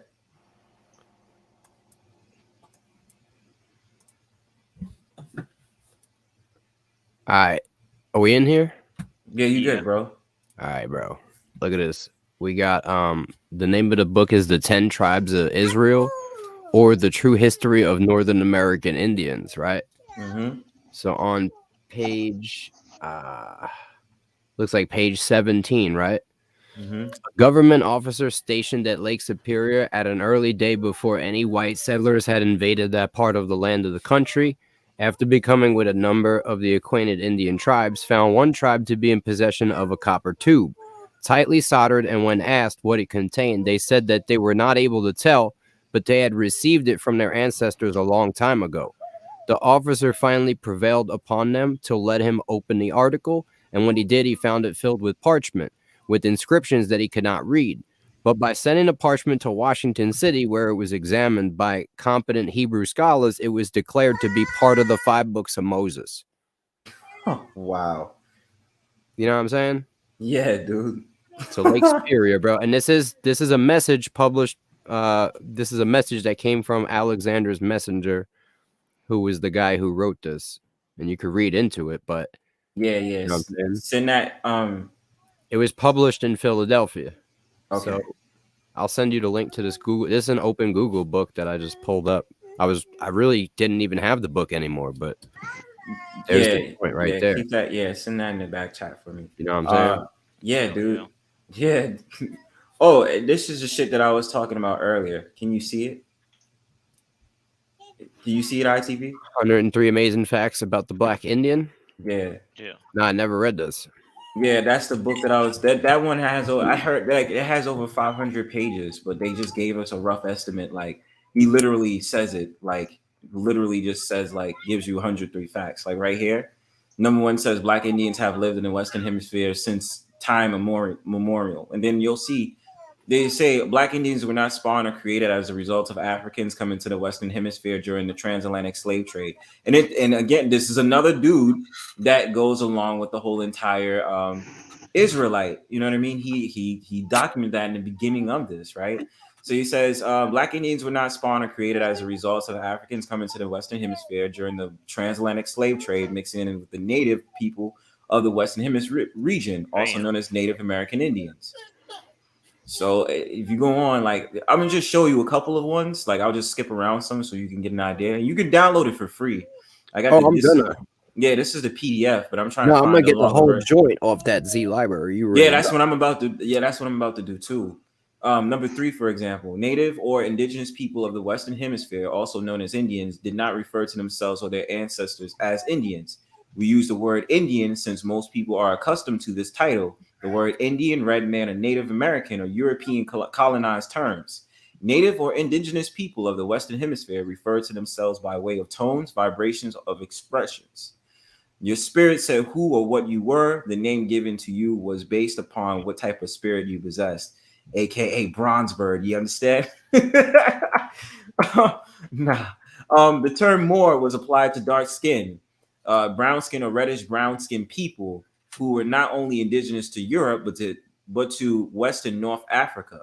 Even Black Indians of the Western Hemisphere were also dubbed with this title. This is the one that I really like. This is where we explore the whole entire thing about the so-called Blacks around the world. Indigenous Black Celtics, Indigenous Black Britons, Indigenous Black Portuguese, and Indigenous Black Spaniard, all also known as Moors, had a long time knowledge of indigenous people in the Western Hemisphere. These Moors were well informed of the different customs, traditions, and languages of the natives of the Western Hemisphere. These dark-skinned Europeans, Moors, were used as buffers by pale-skinned Europeans to help colonize the New World. These indigenous Black Europeans, aka Moors, not only solicited the New World to pale-skinned Europeans, but also waged war on indigenous people of the Western Hemisphere, aka Indians. See that? So this whole book's only 18 pages long, bro. You might have the whole joint. No, trust me, bro. Like when I had seen it on the other one, they told me it's more. It's like 5. They said something like it's 5,000 pages, bro. No, like it's 500. I've got the scanned copy, right? On Z Library, it says it. So yeah, it's 103 amazing facts about the Black Indian, right? Of the Western Hemisphere.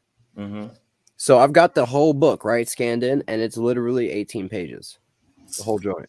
Wow. Now it's all right. It's 18 pages, 2-sided. Okay, so each page is 2-sided. So probably that's what it is. But they told me there's a longer version to this, so maybe I'm bugging.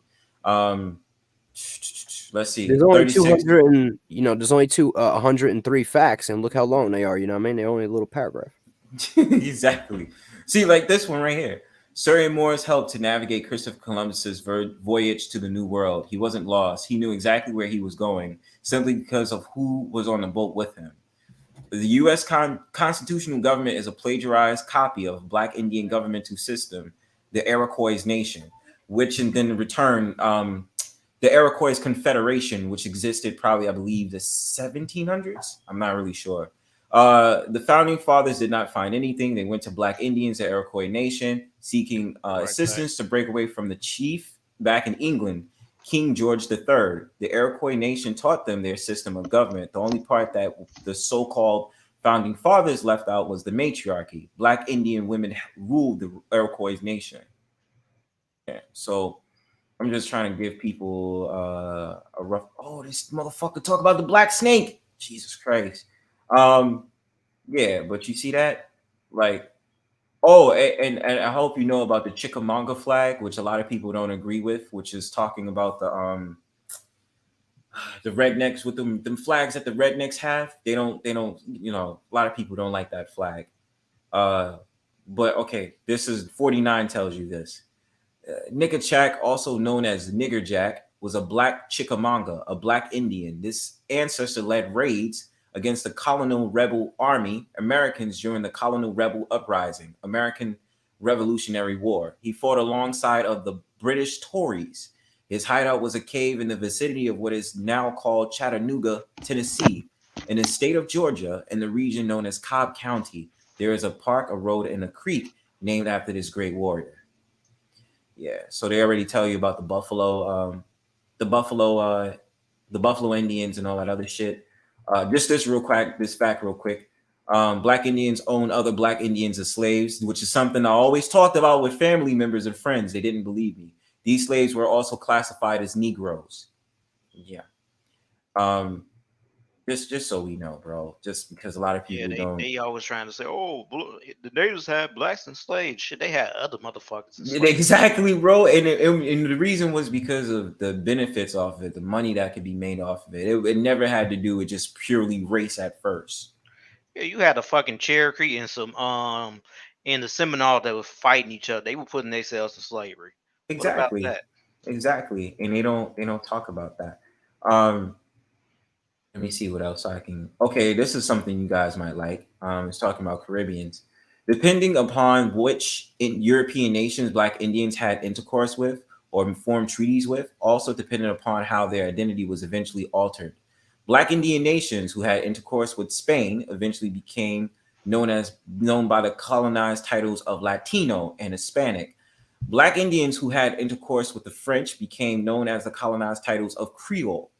Black French and Haitian. Black Indians who had intercourse with the British became known by the colonized titles of Negro or colored. So that probably would be me. Black Indians who became victims of British subjugation are still going through colonized title changes. For the moment, they are presently known as Black Americans and African Americans. Hello? Fuck, yo. Oh, and we're talking about Freemasonry. Like, this is an example. The Black Indian Joseph Bryant, Toyon Denega of the Iroquois Nation became a Freemason. See, this is exclusive shit. Did you know that the Native Americans had Freemasonry, and they had, you know what I'm saying, like lapel pins and shit with square and compasses on them before America even got, you know what I'm saying, invaded? Yep. I did know something about that, yes. It was they were pictures of it. in the knowledge of the Freemasonry shit.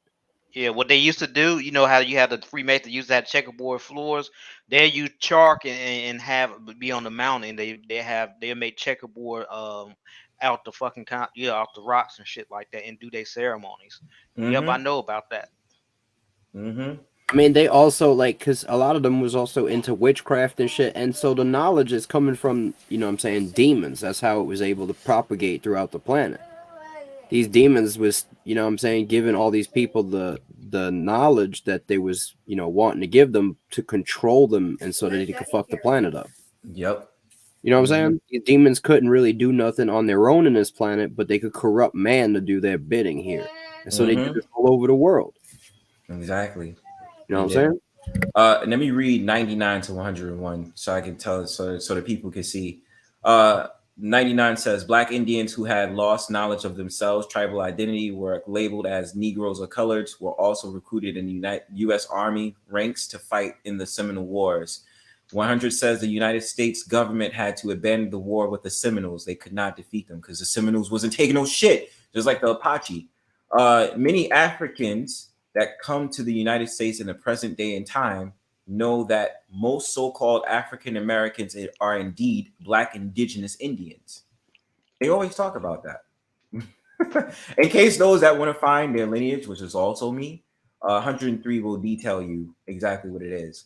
The reclaiming of the identity of the Black indigenous Indian in the Western Hemisphere region is not a difficult task. It does not require petitioning outside of yourself to someone else to acknowledge who you are. Your mother, your father, your grandmother, and your grandfather, the information that has been passed down through your lineage to you from them is the acknowledgement. Neither does it require the testing of your own DNA by way of the colonizer's pseudo contraptions. The earth and ancestral spirits know perfectly who you are. Just claim who you are. But again, y'all, there's a reason. There's always a reason I named myself Bronzebird. I won't tell you that, but there's always a reason. Yeah, somebody I know it's gonna be a fucking person that's in your family. Oh, you just a nigga anyway. Yeah, my family already believes, like, they don't try to dig deep into that at all. They just be like, yeah, we just some Negroes. We got white in our family. That's it. Yeah. That's all they believe. I'll be like, God damn. So y'all ain't even trying to see what's up. They didn't believe me when I started talking to them about that. Because I'm not like, I still sit there and I say it's not just in the Western Hemisphere. I'll still say it might be parts of Africa and it's definitely Europe. Like, I don't try to just say, oh, it's just America. You know what I'm saying? But I won't deny it, yo. Like, there's no denying this shit. Yeah, my mother don't really care, but my father, he know about this shit. He know about the Apocrypha. He knows about the Cherokee being Israelites. He also know about blacks here in America being Israelites or even indigenous as well. Mm-hmm. I like to say he knows about all that. I wish he would have. Wish I had more time when I was a kid to spend, so he could, as a kid when he could have told me more about that, but he had to move out the city due to some personal issues that he was dealing with. You know. See, yo, what Mormonism tried to do is pretty wicked. All right, yeah. So, tell me about that, bro. I want to know about that. Yo, so let me put it out there for you, right? The Book of Mormon, right? They're sitting here trying to make the connection of the Israelites in America as Native Americans, but then at the same time they're gonna sit there and talk, like down on black people, like in their scripture. Mm. You know what I'm saying? Yeah. They don't consider like a black man like a complete man, bro. Like in their scripture, on some, like, I don't know if that's the exact wording. You know what I'm saying? But they definitely believe that a black man is a lesser being, but at the same time, they're trying to make connections of the Hebrews as being only the Indians. See? Yeah, they tried to switch that. Yeah, I'm trying to find that old cartoon where they had the Mormons. They was say that you had so-called Jesus was a white man. He teleported. He met the natives, like they are the Israelites, and they were fighting the white people that turned black, and they the evil ones and shit. Yeah, I'm trying to find it. It was a bandit cartoon, but I'm back to find it. It was yeah, I believe that, bro, because everything they switched around and they just like they seen that they had the cartoon of the black man in a brown skin, and they was just like, yeah, that dude is evil. And they were like, fuck that shit, man. And I always felt some type of way about Mormons.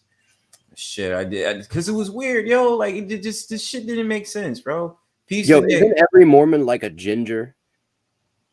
Not the ones that I saw. No, but like I found it. You know, like how gingers like the spirit that a ginger person has.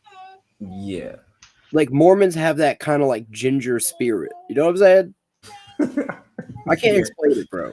I dig what you're getting at. I really do. But this is a fucking weird thing. Okay, hold on. This is a thing. So when we're talking about Mormons, this is those Mormons are still those people that go door to doors and they be telling you to learn about Jesus, right? Yo, they come too deep, right? And they ask you, you know what I'm saying, if you want to talk about the Book of Mormon. Yo, but I swear to God, bro, every single time, like you roll up, like they do this in the hood now a lot. when the neighborhood is about to get gentrified, they always do this. They'll look just like this. They'll look just like this, suit and tie, or they'll have on, and it's always so-called white people. Once in a while they have the token black boy that comes around, but they always look like this. Always. And every single time they have no problem rolling in the projects or rolling in those regular buildings, whether it's Section 8 or rent control or just regular buildings and shit. And I see them and I'm just like, yo, what's up with that? Like, I just never got the vibe like they might have been. So like, look at their temple. Look at their headquarters, bro. It looked like a Masonic castle. And it's got Joseph Smith on the roof, bro, blowing a trumpet and shit. Yo, that shit really does. Yeah. Come on, son. Bro, you right about that, bro. Jackin' and Boaz. Come on, Brett. Come on, bro. Like, yo, hold up. Wait, I think you might be right. Because look, there's a ginger right here. And then you just know I know this guy, but I'm saying, bro, there's something about them gingers. Catherine Hegel is a fucking, I think that's her name. Catherine Hegel is a fucking Mormon? Jeez. This look like a ginger. He almost looks like a ginger. So you might be on to something. This is a fucking guy from The stages of Mormonism, right, will fully line up with the stages of Freemasonry, and then basically, like, Joseph Smith was an open Mason, and you know what I mean? It's like an indoctrination into being a Mason. It's like the Mason Scouts of America. Okay. You know what I'm saying? Like, you know how the Boy Scouts is a recruitment for the military? This is like that for the Masons. They get these, you know what I'm saying, dudes that grow up in a bubble. And they tell them everything's good about Jesus, and then they get them into Masonry, and they're like, you know what? Jesus is the devil, so you better either, you know what I'm saying, start sacrificing babies, or you can't be part of the club no more. Yeah, it's always a switch around. Yeah, Mitt Romney. You know what's ironic about that, Jay? Mitt Romney is actually one that had me really think upon the Mormons more. Because I was like, Mitt Romney, I was like, once I found out he was involved in that shit, I was like, yeah, bro, it was definitely something, because I definitely picked up on it. And I was like, yeah, South Park did that religion dirty. Yeah. Did you ever see the South Park episode? No, I didn't. Yo, they did an episode of South Park, and they put a disclaimer underneath, and they said, this is what Mormons actually believe, and it's true. You know what I'm saying? So they got like the cartoon of like Joseph Smith, bro, and he's like, I'm gonna read from the tablets of Nephi, and he's like, they're in my hat though, no one can see them, and he goes to the corner, bro, and he like reads out of a fucking hat. He writes down the book, right? So that one of the ladies, bro, this guy's wife, was like, yeah, yo, take the tablets away from him and see if he could do it again if he got, you know what I'm saying, these fucking tablets in his hat. So she did, right? And he's like, yeah, I could do it again. And he goes, let me just go look at my hat, bro. And he reads out of his hat and he writes a different book. And he's like, the spirit gave me a different book this time. He's like, don't worry about the first book. And they're like, wait a minute. I remember that episode. What's the other recruit? Because I was gonna ask you this, Mike. What's your opinion about these people? It's not the missionaries. So Jehovah's Witnesses, bro. Jehovah, yeah. What do you think about the Jehovah Witness? Yo, straight up, dog. Watchtower, all this shit. Charles Taze Russell is the founder of Jehovah's Witnesses, and he's buried under a one-eyed giant fucking pyramid. So, if you're wondering, that tells you everything you need to know. Yeah, if you're wondering who made the Watchtower, aka the all-seeing Eye of Sauron, it's absolutely the devil. You know what I mean? That's so bad, because it's like when you say Watchtower, that's like one of my favorite songs from Jimi Hendrix, and I'm like, now I get why he says that. So fucking Eye of Sauron, bro, and Charles Taze Russell died a 33-degree Master Mason, and he was buried under a giant pyramid with an all-seeing eye on it and the Masonic logo. I'm just saying. Mm-hmm. Gotta connect some fucking dots here. Now, Jehovah's Witnesses do the same shit. They send out 2 people. And what it is essentially the Freemasons knew that people were going to start coming into the truth. So what they did was they created a whole bunch of false religions to cut off all paths to the truth. You see? Okay. If you come into the sacred name belief, right? And you're like, oh, you know, they took the name of the Almighty out of the Bible. It's not Lord, right? You know what I mean? They're like, well, we know it. It's Jehovah, right? Because it says it in the Bible. But it's not Jehovah. It's Yahuwah. But they're just off. So then they go off on this tangent where they believe is Jehovah. And they think they're following the truth because they found You know what I mean? They found one flaw and they think they found the answer to it. And there's a whole religion dedicated to this fucking bullshit answer. And they did it with, you know what I mean? Jehovah's Witnesses. They did it with Book of Mormon. They did it with Catholicism, Baptist, Pentecost. Like all these things are set up. No man set this up. This was set up by secret societies. Look at all of the universities in America, right? They all promote straight up satanic, anti-biblical, anti-conservative rhetoric, right? Yes. You have to understand that these were all designed and created by the Protestants. So why are the Protestants the ones who created the liberals, essentially? Right? They created all these different universities, which is now the Ministry of Knowledge, right? And they dictate what goes out into society by controlling the amount of information and what information is being put before the people who are going to control society in the next generation. Yeah, they have to be raised in, brought up in, you know what I mean? It's not just like they're gonna pick some random person. You have right, to. And this is also where these people get into like the Skull and Bones and the Boule Society. You know what I'm saying? This is where they get into this shit, right? In these universities. So this is where people are selected and groomed for doing the exact bidding of the universities, which is controlled by the elite, which is controlled by, you know what I mean, the universities themselves, the Protestants, right? And so we know that the Protestants are out here creating the monster that we're seeing in the world. You know what's crazy, Mike? You just made me think about something. When I was in college, I got accepted for a Greek society chapter. I remember I did because I was doing so well. And I was like, oh, it feels good that it feels good that, I got my GPA up and that I'm doing my thing and blah, blah, blah, and this, that, and the third. Oh, they want me to pay the membership, blah, blah, blah. I just never went. You know what I mean? I never, ever went. And for some odd reason, maybe it was God. Maybe it was God, the Most High, Yahuwah, putting that spirit on me to recognize it. But I don't know. I just felt as if I don't want to be a part of it. Something in me was just like, nah, just don't be a part of it. Just keep doing what you're doing in school, graduate. And I was just like, yo, like, yeah, but they had the Greek society almost, And imagine how that would have went. I probably wouldn't. It always go back to the damn Greeks, right? You got all the fuckery always ending up with the Greeks.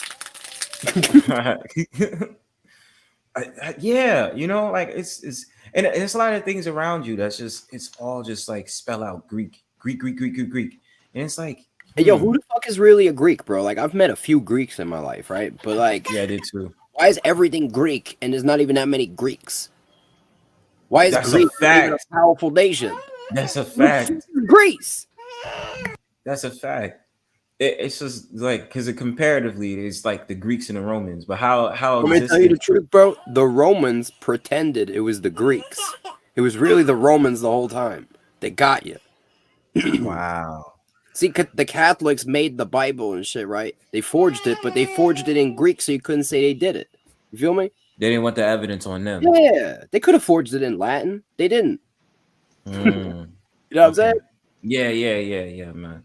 Yeah. Yep. Blood sacrifice is just like a ball in the temple of Babylon. They pin everything on the Jews too, bro. They don't want, Rome and Caesar to be guilty of nothing. I wasn't Pontius Pilate. He's a good guy. He's only a bloodthirsty murderer. He's a good guy, though. Yeah, man. Like, well, this is interesting because I'm just like, yeah, like I know, like it was just speaking to me. I'm like, yeah, don't become a part of that. Like, you know what I mean? Just go to school. Like, just keep up your GPA. And I was just like learning, like I was learning things from the guy on YouTube again. Like he was saying that the bachelor's degree is the baccalaureate. That I forgot what the associate means, but there's so much stuff to dig in. And I'm just like, these fucking societies and these clubs is all rooted to something. And it's like, yo, what the fuck, man? When you really did, because it's so crazy, because at first everybody has the nominal knowledge, right? Those that can dissect music videos and then all these like rituals that take place in like Hollywood. But then I'm just like, you got to think bigger than that, because like I said, every day you might be participating in something that's still related to the same things that they're doing in a different way. So I'm just very cognizant of that. But it's just very funny. Like school is just a prime example. We never see it because we just think, we just getting the education. We're getting indoctrinated. and we're getting indoctrinated with their old practices. Who is the one that put the comment up just now on the joint? What about the Bible verse? IBTBFK. Is that the homie on the chat right now? Yeah, that's me. him. What That's yeah. me. I just put some scriptures in the chat. Yo, I got a question for you, bro. Now think about this one, right? What if, right, the Antichrists, right, that you're speaking of, actually wrote these documents after, you know what I'm saying, Jesus? They wrote the whole New Testament. You know what I'm saying? What if that is possible? It can be possible. And it also says in the scripture, you take things out and you add it in, you're gonna get punished for it. So You know what I'm saying? What if they made it up? they made it up. Yeah, what if the New Testament was just completely fabricated by Antichrists? Like, Well, you know what I'm saying? Like mirror messiahs that aren't actually the messiahs. Well, you do have certain things out of the Old Testament that says that certain things are going to happen, and it did happen in the New Testament. Like, for instance, that you were going to have a Savior that's going to come out without sin, and you're going to sacrifice his life. His life going to get sacrificed for the whole nation of Israel. That did happen. That is what some people say, but it's not actually true. Like, I understand the prophecy you're drawing from, but that prophecy is not actually about Jesus when you explore the whole. Oh, actually, let me clarify that. What you call Jesus, I'm going to tell you something. It's reincarnation in the Bible, or they call it regenerations. Now, when you have King Solomon, which was actually the forefather, also as well, they've created Freemasonry, the earliest phase. He was punished by them by was the Heavenly Father. He said you're gonna get whipped up and you're gonna be basically sacrificed. You're gonna be tortured and you're gonna be sacrificed for the nation of Israel. Now that didn't happen. He said it when he was King Solomon. That didn't happen to him when he was King Solomon. And then when he died, he got reincarnated, what you call Jesus, what we like to call Yahweh Shai. And those days did take place. And another thing too, I like to say too, I wish I can bring this book out where you had when he got sacked, when he died for the nation of Israel, he actually came over here to the North America. Yeah, I'm just trying to say that, yo, I'm gonna be real with you, bro. Like, every single piece of Christian doctrine and prophecy has been utterly uprooted as fraud. You know what I'm saying? Like, you got to really do the research on even the manuscripts, right? They cannot attribute any of the manuscripts in the New Testament except for the writings of Paul to the actual author. So they've literally, scholars will even agree with this, that they've just placed names on the documents.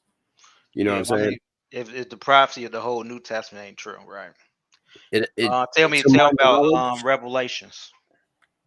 Yeah, yo, to my knowledge, like, it's just not true.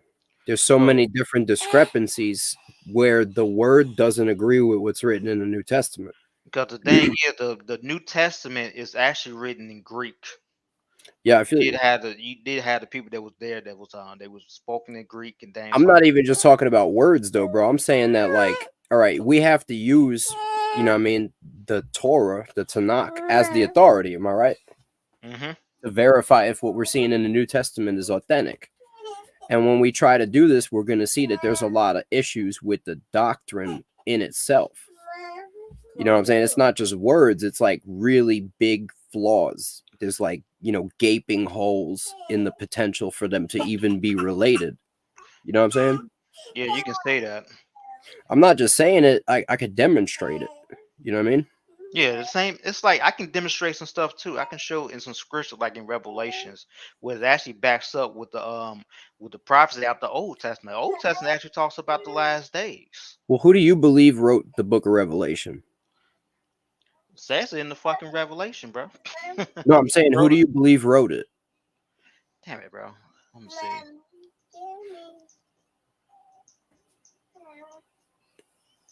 No, it was one of the last apostles that lived.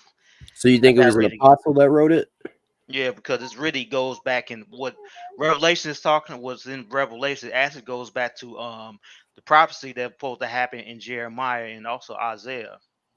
Because no prophecy, no prophecies, certain prophecies in Jeremiah and Isaiah, and also Genesis, speaking of the last, it didn't come to pass.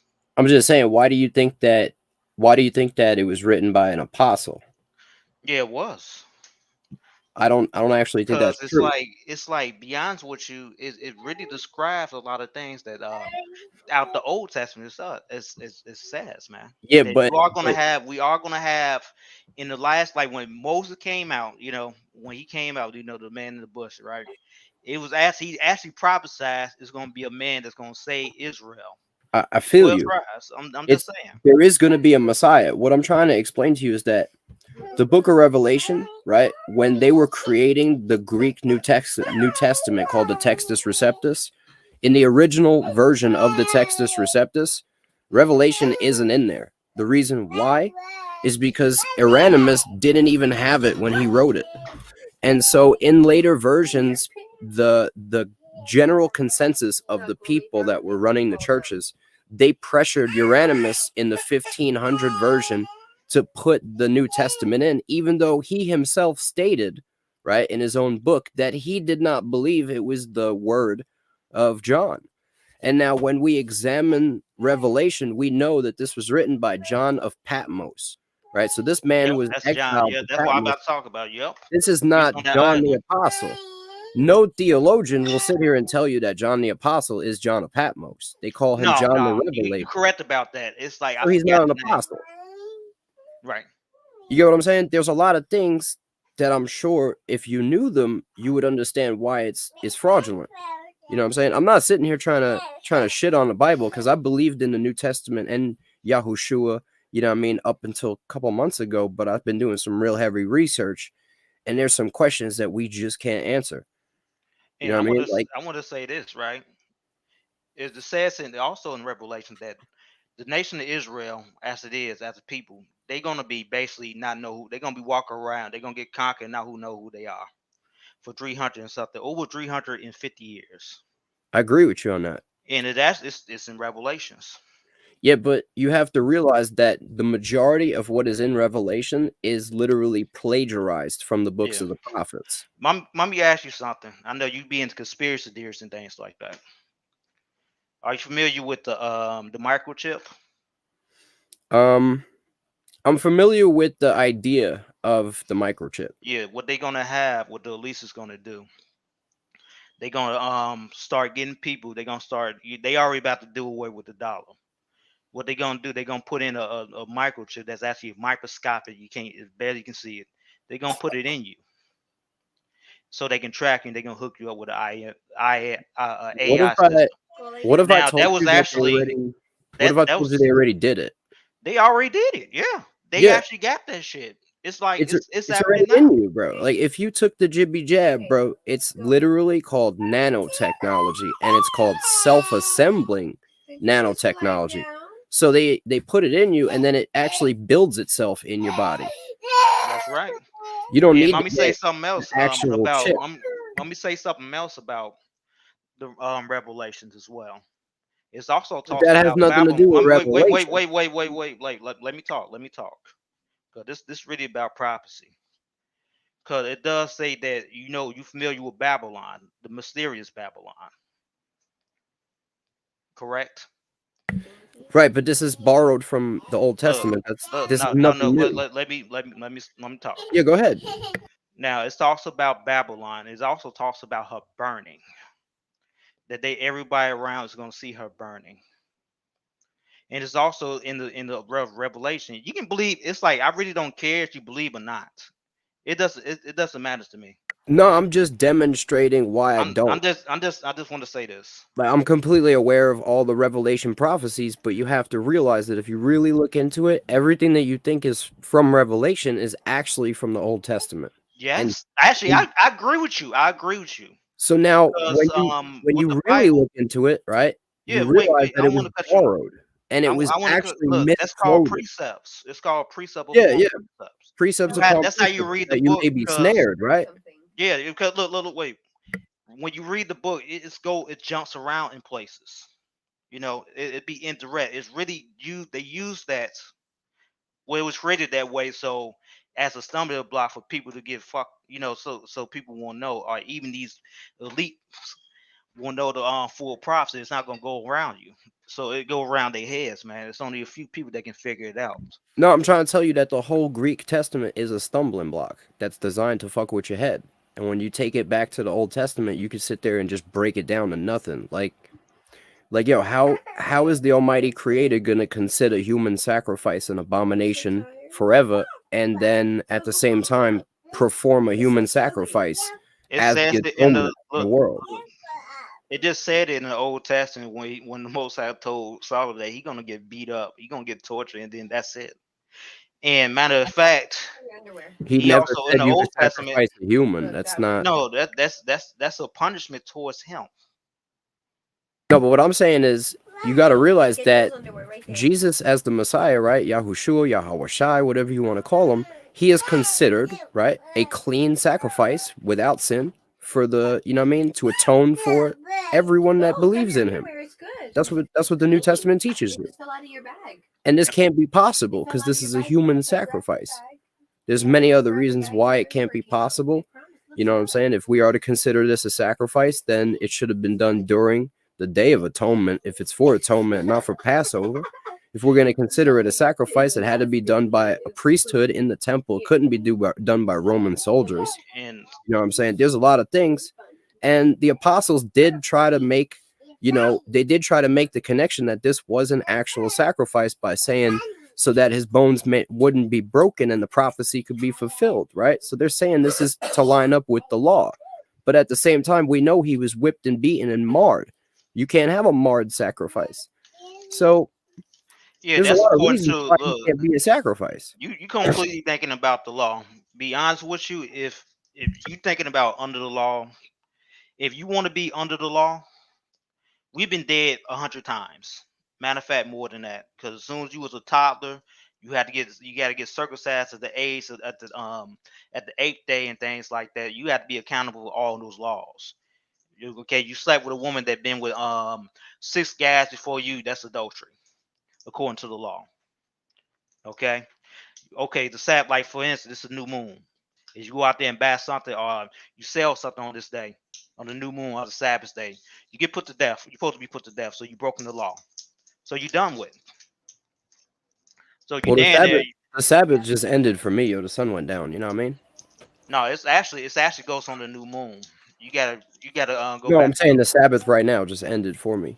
No, it's not. No, I no, did. no. It goes to it goes by the new moon. It don't Yeah, go by I the actually month. did hear about that too. Like I've been hearing so many times. There's always two answers. Either it's sundown from Friday to Saturday evening, and then the other one I just recently heard from a camp, the GMS camp. They said it is supposed to be the new moon. So every time the new moon comes in, because we're not living Sabbath once a month. Well. No, you do the Sabbath day every week. When the new moon hits, that's the new month. Yeah, right. You don't buy or sell. You don't sleep with your woman for a day. Okay, until that sun go down. And the thing you about can't it, cook. You can only eat like you make a sandwich or something like that. You can't cook. And you know what's ironic? I tried so hard today. I was like, let me not. Yo, where does it say you can't cook at your own dwelling on Sabbath? It actually like go on the fabulous Moses. Yeah, I'm saying I study the law. The thing is that in your own dwelling, right, even during the high feasts, right, for example, like Feast of Unleavened Bread, you can prepare bread in your house and cook it. You just can't be, you know what I'm saying, outside of your own. The unleavened bread, you can do that with unleavened bread. Okay? I'm just saying you got to be within your own boundaries, right? You can't do no servile work, right? Yeah, you can't to be honest with you, it's like right now we rehearsing the law, but you can't. It's not doing it because it's like in the society you can't really do that shit. You can't. I follow a lot of it because I've put myself in a situation in life where I can. You know what I'm saying? Yeah, it's certain things it's just so tedious that you can't even keep the law full. Like I don't tell people that you got to follow the whole law because, like you said, it is actually impossible to follow a lot of them. That is like, referring to the Levitical priesthood, the kings, the Nazarites, the sacrifices. We don't have a temple. We don't have judges. So these are a lot of reasons why we can't follow these certain laws. But we can always, be seeking the Father and following as many as we humanly can. Be honest with you, we so damn filthy. It's like he right now to see how he fucked our people up. he don't want us. He don't ever this moment. He don't want us back.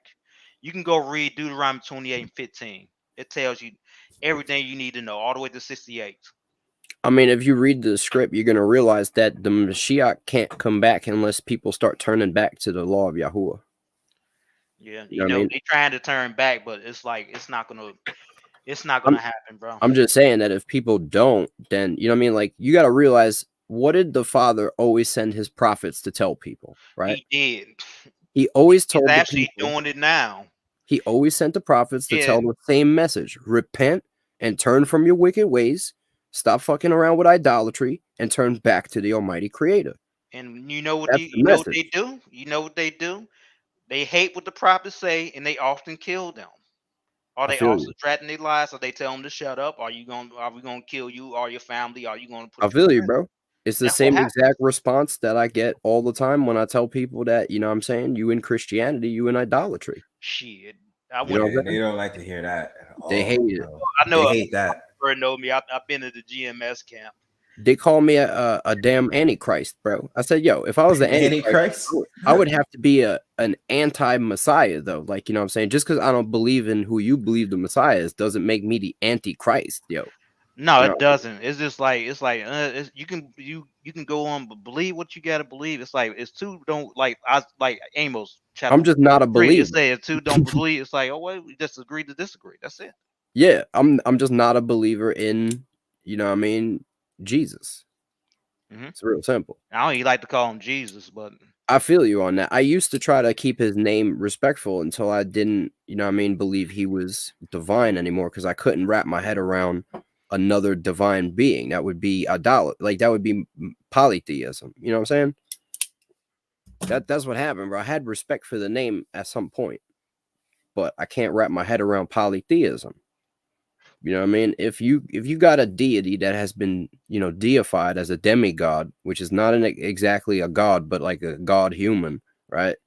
And then we're supposed to believe that we have to go through this man to or this demigod to get to the Almighty Creator, something that is a new requirement that has never been instituted before.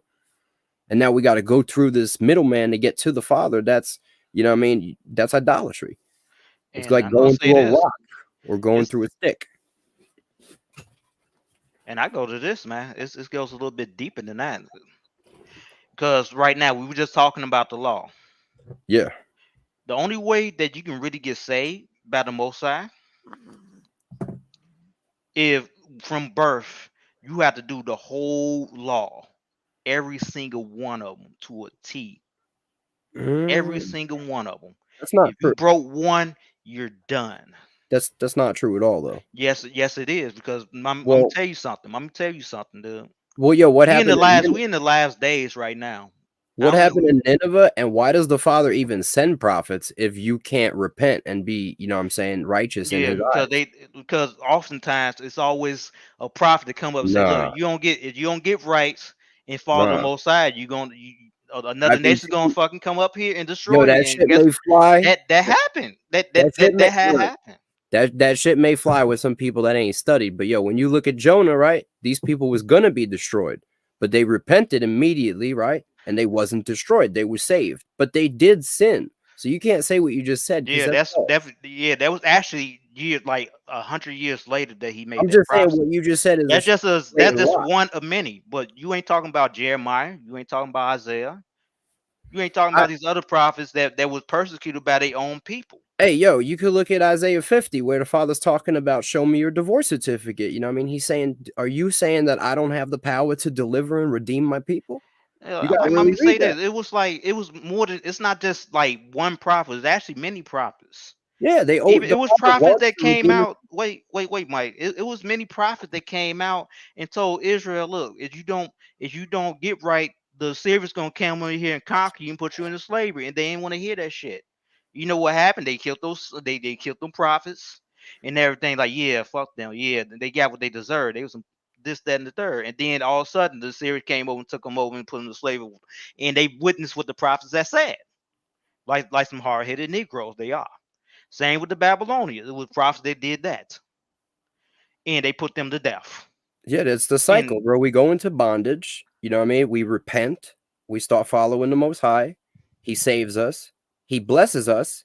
In our blessings, right? We forget about him. He sends us back into bondage. It's just the same cycle. Yeah, but this time he said, no, I'm gonna send. Look, go to Deuteronomy 28 and 15. He said he's gonna be so pissed off with us, he's gonna send us to Egypt again with ships.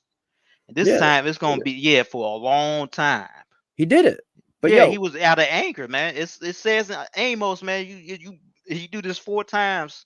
He's talking about Judah, the house of Judah, and also Israel. You do this 4 times. I'm fucking you up. You're not gonna be a people to me. And that's what happened. And he also in Baruch in the apocrypha that they took out. That if you were following law, you've been in your land right now, but they don't want to do it. this is the problem, bro. People don't want to follow the law because people is wrapped up in Christianity and that's before Christianity. That was far before Christianity. No, what I'm saying is people is now today they're wrapped up in his Christianity, bro. So it don't matter. They ain't gonna follow. Most people not even into Christianity. They atheists and shit. All the different. It's not even just that. They in the Islam, they in the Buddhism, they in a lot of shit. They don't want to do the law. Anyway, it's just not gonna happen. You know what I mean? The teachings of Paul basically, you know what I mean, sits here and tries to dismantle the law and say it's not dismantling the law at the same time. It said, man, they was under grace. It's like, look, if the law is not in effect, he said, God forgive you. Still under the law. You still even the New Testament say you still under the law. All I'm saying is when a person believes, right, that everything they've ever done is already atoned for, and that, you know what I'm saying, they're under the law, but they could do whatever they want. It leads to a lifestyle where they don't really care about the law and they don't follow it. They end up just sinning all the time and just being like, it's all good because, you know what I mean, I'm saved by grace. Fuck it. That's not what's up. That's not what they're talking about.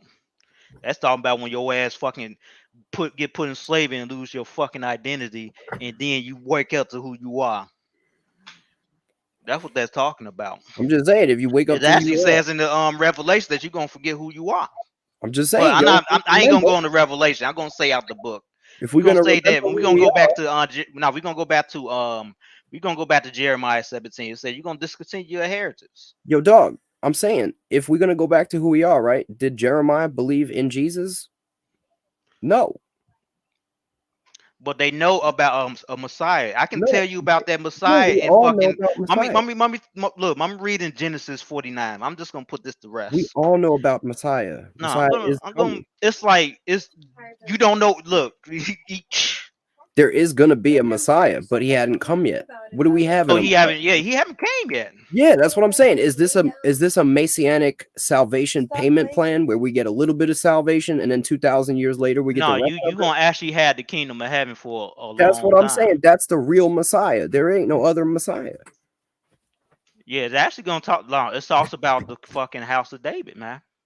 You actually gonna get saved by someone that's out the house of David. I'm finna read this real quick. I'm gonna read this. I'm gonna read this out of Genesis. You can sit here and say David was a Christ because he was no. I'm gonna read this. This is out the Old Testament. Okay. Yeah, he's a jealous. I'm reading. This is Genesis. No, this is Genesis 49 and 8. Judah, they are who thy brothers shall praise. They should be in the neck of thy enemy, and their father children should bow down before them. Now, this is during the last days, okay? Judah's a lion wolf. They prayed, my son, they are going up. He stood down and crouched as a lion, as an old lion, because he rose up in the he rose up in the 60s. That's the tribe of Judah, and then they want to get into politics and all this bullshit that's happening now. They don't want to do nothing. They ain't about nothing. But I'm gonna go on. Who shall rouse him up? Verse 10, the scepter should not pass from Judah, nor a lawgiver between his feet, and scepter comes and upon him that God to be the people, blinding his foes unto the vine, and his ass coat upon the choice of vine. He rises his garment in wine. That's talking about blood. That's talking about the Messiah. And his clothes in the blood of grapes. His eyes should be red with wine, and his teeth white with milk. That's talking about the Messiah that's coming out. But there's nothing in that. That's gonna come out. It's actually gonna come out. He's gonna come out of the tribe of Judah. Yeah, I'm just trying to tell you that there's nothing in there that's talking about Jesus. You feel me? Look, it's gonna be a Messiah. Yeah, there's gonna be a Messiah that's gonna come out the line of David. For sure. And it was promised. And matter of fact, it was. For sure.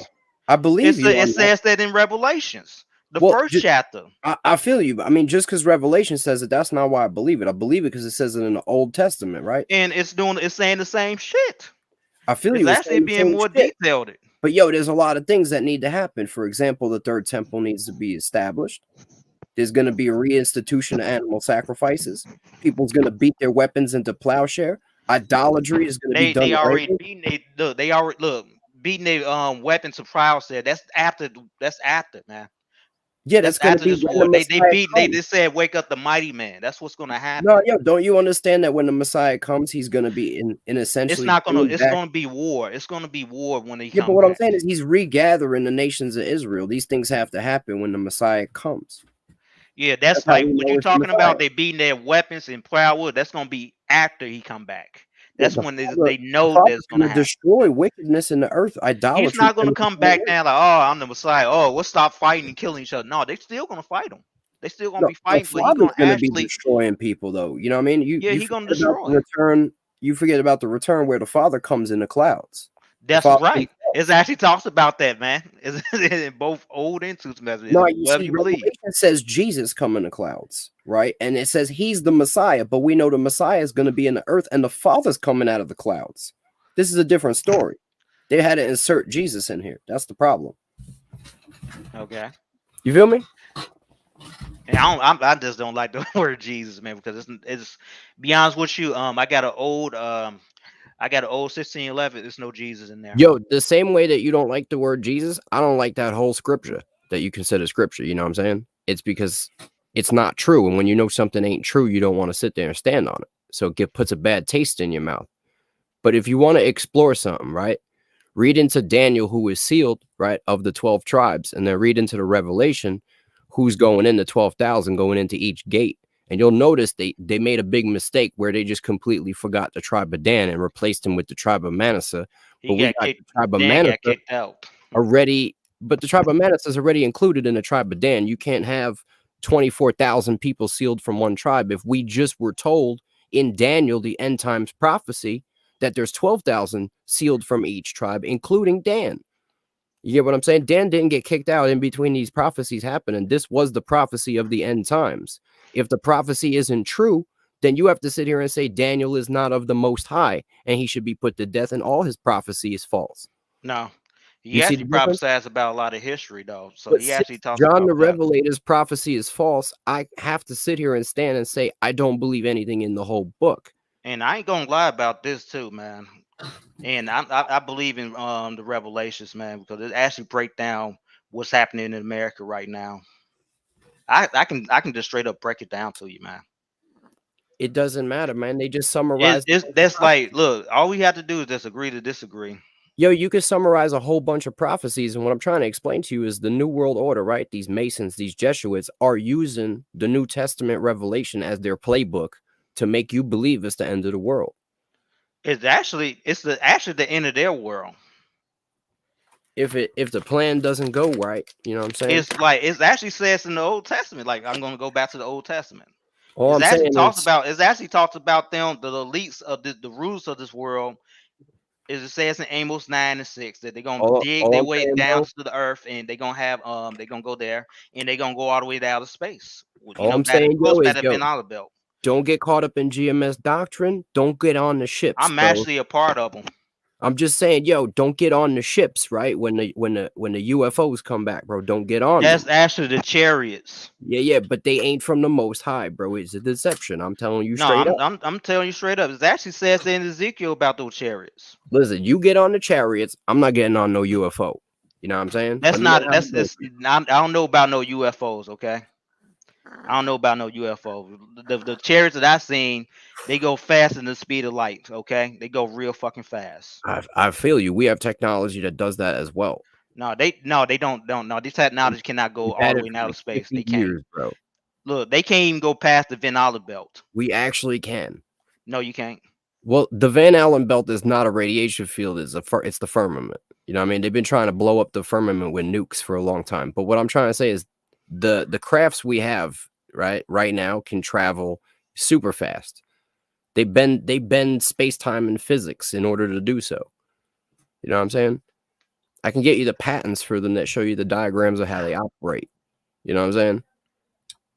We've had these crafts since the 50s, bro. That's what people been seeing. All these different weird, you know what I mean, abductions. This is just them doing experiments. You got to look into Project Bluebeam, where they were studying how to project the image of Jesus, you know, seen that out of shit a before. submarine in Cuba to try to, you know what I mean, cause a thing. I like how you said that. I haven't heard about that in like years because I know about why do you Project think Bluebeam. they were hiding UFOs for so long, and now all of a sudden you got the Vatican talking about, oh, there might be aliens. You got the Pentagon talking about, oh yeah, there's UFOs, and we're gonna admit a report about it. Like all of a sudden, everyone that was been hiding the UFOs is all now coming out saying, yeah, bro, there's UFOs. And at the same time, right, all these things that are in Revelation, we can see they're being caused by these secret societies, by the World Economic Fund, by Bill Gates, by all these different people. We see what they're doing. They're trying to cause these things, right? So they got the plan already in place. Now, I'm not saying that the Most High ain't moving them with wicked spirits to do these things, but at the same time, there is a potential for them to mimic Revelation and cause people to be deceived, to deceive the whole world, dog. Think about it. Yeah, you talking about the UFOs, man. I'm gonna tell you something about those. So the chariots. You know, I grew up in the projects. I seen those motherfuckers with my own eyes when I was 11. I've seen them too. You can look. And I already know about Project Blueprint. It's like you ain't talking to nobody that's a dummy, okay? So I appreciate your intelligence, y'all. I'm just saying, I've seen them too. You can check. I got a video on my channel of one that popped up in my backyard a couple months ago. It was a giant. I wish I could show you a video of me. If you talk about GMS and shit like that. I remember back in 2007, my elder was coming out there and telling you that it's gonna be a nuclear war, and people was calling them crazy. And now look at the shit that's happening. Who, Apostle Tahar? Yeah, but he was wrong.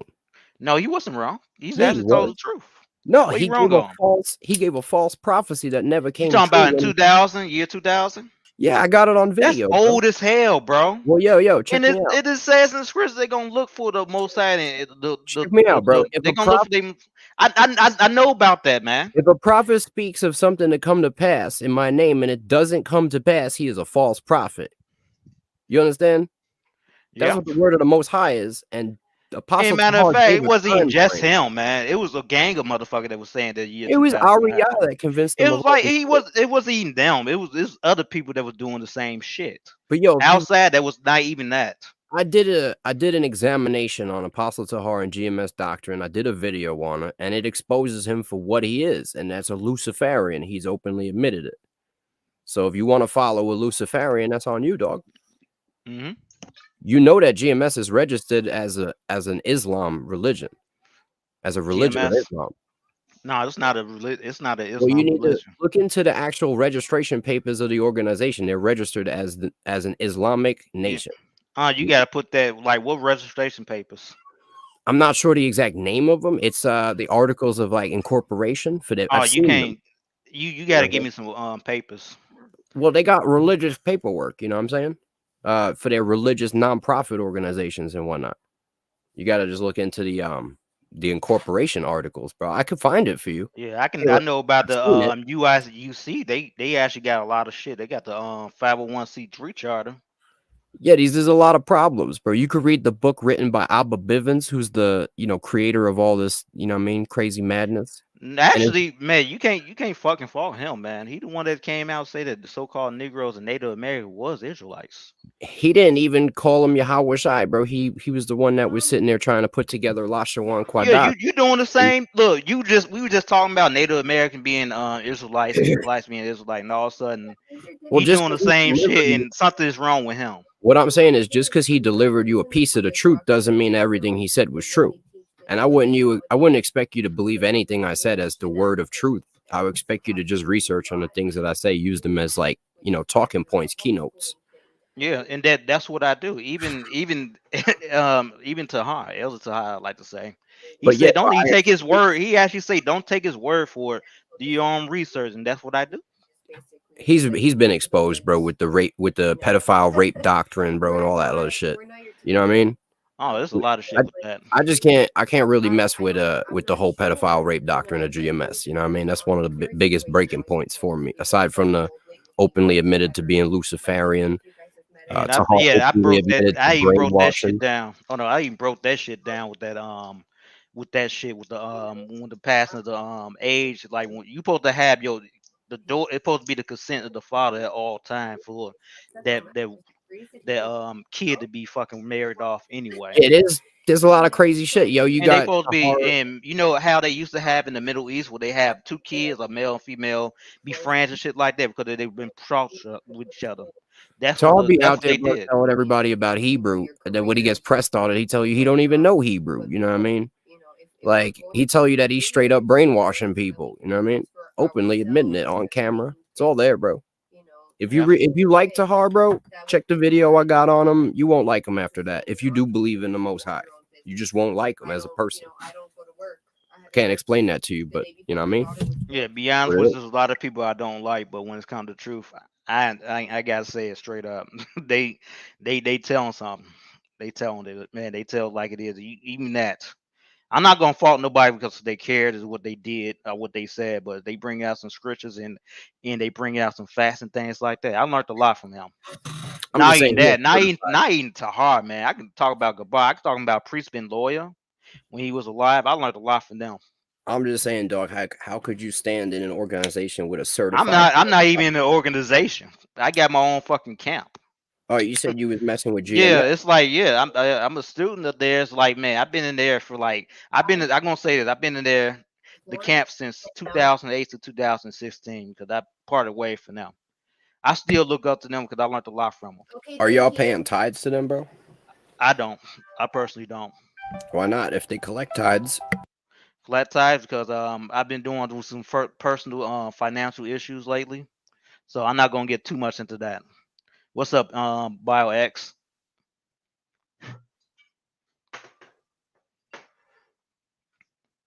Something happened? but yeah, bro. I ain't trying to put you on the spot on all these things. I'm just saying I'm trying to give you some things to look at because Yeah, I just want the Conversing of the minds. It's all good. I want the links. you seem like who really does care about being in the truth, trying to stay in the word. So you know what I'm saying. I could provide you with some stuff. You know what I mean? I'm gonna be coming out with some content about the Texas Receptus and the New Testament and all that shit. But I'll try to get you some links. Let me get you my Discord, bro. Yeah, put your Discord in there. We got a bunch of people, bro, in the Discord, and most of them are like dudes that do streams and whatnot. So Yeah, I'm gonna roll up and create that Discord. I mean, Discord is kind of like you gotta just, you know what I mean, just use it for the networking purposes. No, that's what I want. That's why. Yeah. Yeah, I remember fucking Discord kind of remind me of it used to be called something called Pal Talk. I used to use that back in 2008 and 9, and we used to get in the debates with like Christians and Muslims and shit like that, and it just used to be fucking heated. And I got tired of talking about religions after that. Like, man, fuck that. Ain't gonna go nowhere.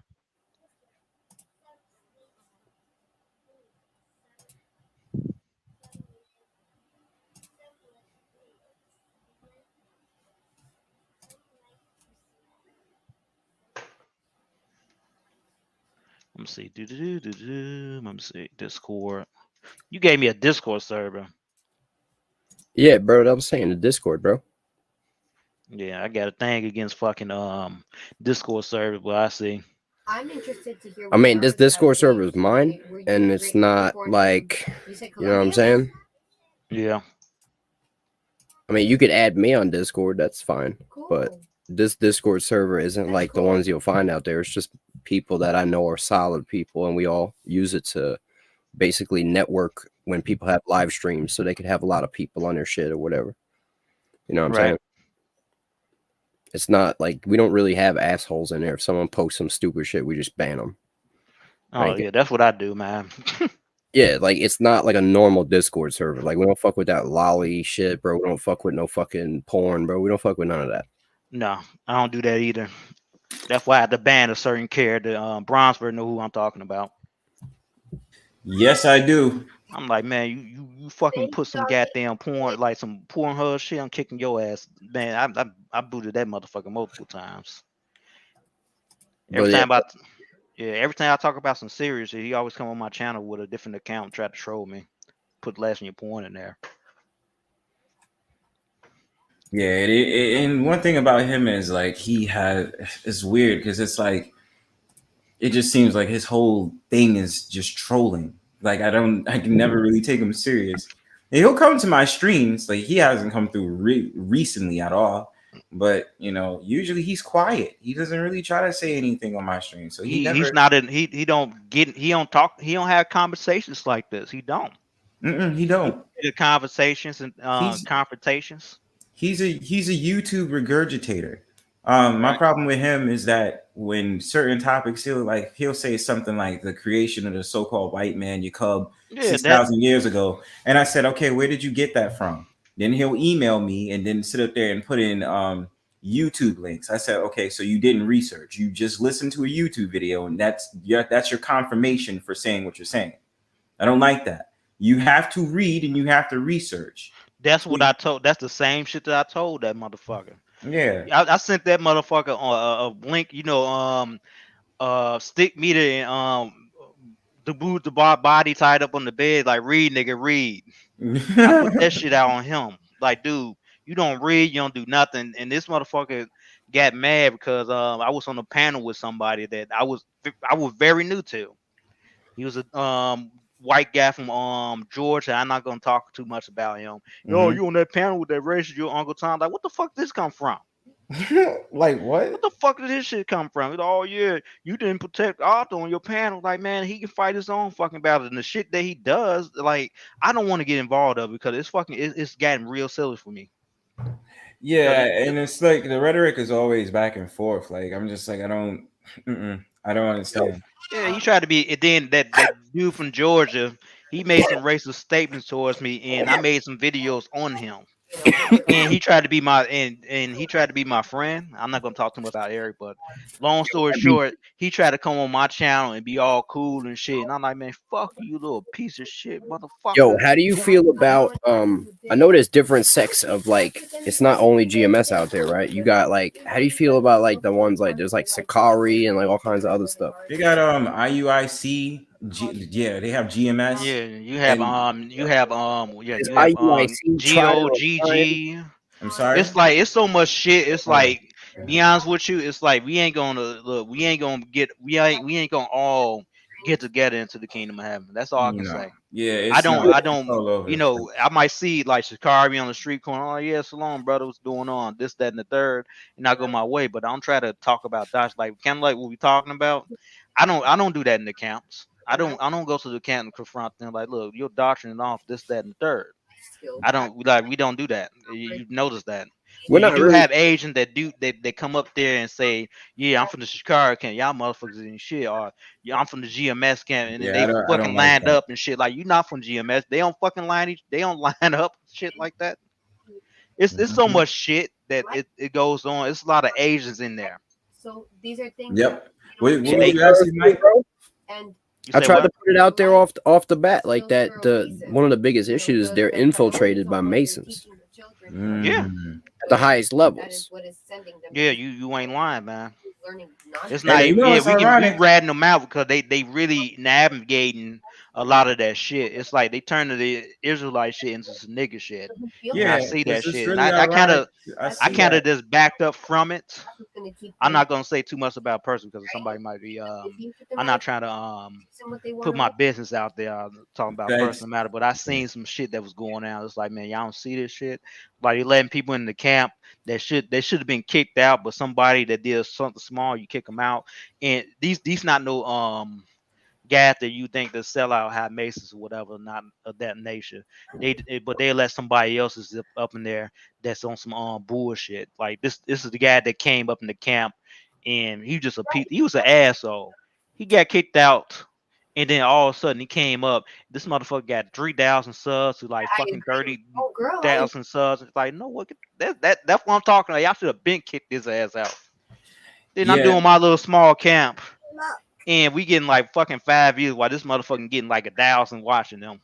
Yeah, and the thing about it is like I keep hearing about that, like agents and all this other stuff. These now critically acclaimed, chiefs, this, that, Yeah, and the third, and it's just like you watching them. It's just like something about them just says agent. It yeah. doesn't make it They don't doesn't like add up. those. Yeah, they don't like that fucking 12 trash sign either. They don't like that. Mm. They really they was like that was like when those Asians first came up. That was the first thing they wanted to dismantle was that 12 tribe sign. It was so close because it was just too much. Because this last when we just talking about the Native American. That's the tribe of God. And in the Genesis, it talks about the tribe of God. A truth to overcome, and he should overcome in the life. Was that the cavalry, the U.S. cavalry that took them down. Hmm. That's what happened. Yeah. Yeah. I see what you mean, ITV. And it's just you see it, and it's just like something is a little bit shaky on those grounds. Yeah, Well, I it's say like this, but with that 12 try sign out of the most accurate shit, that's the most accurate shit from the one west out the one west that they produce right there in the name as well. but That's the most okay. accurate shit Let because me let that's me ask let me ask this then. Well, we're also talking about the 12 tribes because it's only really describing the Western Hemisphere. This yeah. is where I always question, right? Well, we looking at Demona is we know Demona Israel. That's pretty much since the 1970s, technically, for them to go back over there. Now, the thing that I'm having trouble with is, let's say, the west coast of Africa, where they're finding evidence that some of the people over there, certain tribes or a certain tribe, is a direct line from the tribe of Israel. So wouldn't they be distant relatives of the tribes of Israel? Like say Yes. forth like the Nigerians. So why is it just 12 tribes of Israel? Technically it'd be 13. It's not even that. It's like when we put like Negro and things like that on the sign. They're just a fucking title, and you No, already I know. know it's a title, right? But so those distant relatives that's in Nigeria for an example, because they do say usually it's the Nigerians, there's certain Nigerians that's tied to the lost tribes of Israel. Yeah. Um so my thing about it is, I get it's a title, but if we're gonna go off of tribes, technically it would be Yeah. more than 12. And it's also like to let you know we also is scattered. Yeah, we're We scattered we on all scattered all all four four corners, corners of the man, earth. everywhere, Scattered abroad. Yeah, every fucking abroad. where. You Mhm. can't look at somebody that's Caucasian and think that he's a Edomite and shit like that. That's not what's up. It's Absolutely, and not that's happening. why You know. I had disowned that for a long time because I'm just like you can't just say because like I said, the so-called white people that have a lineage that still belongs to the original man somehow, some way, and that's why I said because we mixed. You know what I'm saying? We intertwine. I seen a dude that was out there trying to preach, right? And he was with the camp and shit. I don't know which camp it was, right? But this dude's out there on a megaphone yelling at like this like 30-year-old white lady with two little kids, like two little white kids yelling at him, "Your white kids are gonna die, and your white dog," and he's just wilding out, right? That's Bumpy UPK. That And I'm Bumpy like, UPK, bro. Yeah, they be I'm like, wilding. yo, that's some shit an Yes. Edomite would do. You know what I mean? That's some crazy shit. It's a few. I ain't gonna. I say this. I'm not in good terms with UPK. I Yeah, say and that. that's why I say like a lot of Used to. these Israelites, look, listen, me living in New York, they do that shit all the time. The worst place you can go to find them Hebrew Israelites is 125th Street and Lenox Avenue. We'll go over there and have those Hebrew Israelites, they can't wait to curse a so-called white person out. And I just be like, dude, you're not gonna sit here and tell me so-called white people they may or may they completely are Edomites, they completely from Esau. No, they're not. Like not, I'm not gonna say every single. No, I don't. I just don't believe all of them have to be quote unquote Esau or Edomites. There's a possibility they still belong to some down the line in their lineage to the original. There's one person that was white, and I was talking about so-called Caucasian. This was like a few weeks ago. We just talked to him cordially. He wasn't doing anything. He was just talking out the side of his ass, like, "Yeah, you know this is gonna happen," and he basically saying that he gonna win. Basically gonna win against like America will win against Russia No matter what, you're like, man, God gonna do this, that, and the third. Like, man, I'm like, I can't wait. I can't wait till they send your ass over here so the Russ can cap you, bro. Yeah, And you Russians just pissing me. And I've been knowing that dude. He been coming back for years, and he always saying some fucked up shit. Oh, don't worry, you're gonna be here for like the next 10 years, and just scoffing and just be antagonizing us. Oh, you don't know, and the Russians will light your ass up. You keep talking all that shit. Like, look, listen, they only got a certain amount of missiles. No, they got They have a lot. They have a lot. Guys, don't play down. Don't downplay Russia. That's why I'm saying talk all that shit you want. Like, see, this is I don't feel bad for saying this, but I have to keep it low key. Like my whole entire thing is, what's up? I tried to explain it like a little bit before. I didn't want to get too deep into it. People don't even understand like missiles for the most part. Like most people don't understand even missiles. They think like, yo, it's just like shoot a bunch of missiles, right? No, it's every not like that. Has a number of warheads in it. So one Russian missile could have 10 nukes in it that go in different places. And you know what I'm saying? There's all kinds of systems to take these things out when they're going up, but there's really nothing they can do when they're coming down unless they intercept it in space. Nobody is really confident that they can stop more than like 10 missiles at any given time. So at the end of the day, once the missile is launched, there's 7 minutes before people are dying. And that's literally once the missile launches, you didn't just launch on America, you launched on everyone. It's over. You know what I'm saying? Yeah. We got then when you drink man, especially when the health hazards, man, when those missiles drop, you're gonna have the water that's from after the blast, it's gonna be poisonous. That if you drink of it, you're gonna die. It's called wormwood. They had it in the ancient world. It's gonna come back. Drink of it, but it's gonna be on a massive scale. From the missiles? Yeah, you fucking radiate like we were just talking about radiation. Yeah, radiation. Of an hour or so ago. But to have your water contaminated by a thermonuclear missile, bro, and you drink that water, you're gonna die instantly. You better off dying of thirst and drinking that water. Yeah, I mean, there's supposed to be something with the you know what I'm saying, with the water, but you know what I mean, I don't honestly think that if the nukes actually go off, I really don't see anybody surviving it. Like that's already that's the end of the world, bro. That's it. That's right. But actually it's the beginning of Jacob's. It says in 2nd Ezra chapter 69, for Esau should be the end of the world, and Jacob is the beginning of it that follows. And then you gotta look at the word Jacob, which means Yahweh in Hebrew, is means supplanter. It's means somebody that's gonna take your place. You know how somebody jump on, you're on a throne, right? And somebody it means like compensation. Yep. Basically just switch you over something that swindle your ass out of your fucking spot. That's what that means. Yep. You know what I'm saying? There's all these people that is running, you know what I'm saying, the planet. Oh, they at least know they got fucking underground cities and shit they making, and they putting shit in outer space. That shit gonna be taken down or it's gonna be brung up. It's not gonna last too long because it's like they going they fall into Georgia Guidestone, and that guideline they might as well just throw that shit away. They need to tear that shit down because that shit is not gonna happen with them. Because they know what's gonna happen, but they trying to find a loophole to stop it. Yeah. I mean, they're even going as far as to, try to open up the bottomless pit and shit, try to go back in time and shit. And like, you know what I mean? What do you think that whole CERN particle, Hadron particle collider is all about, bro? You know what I mean? They're trying to open the damn bottomless pit so they could fucking, you know what I mean? Escape judgment. That's what it's all about.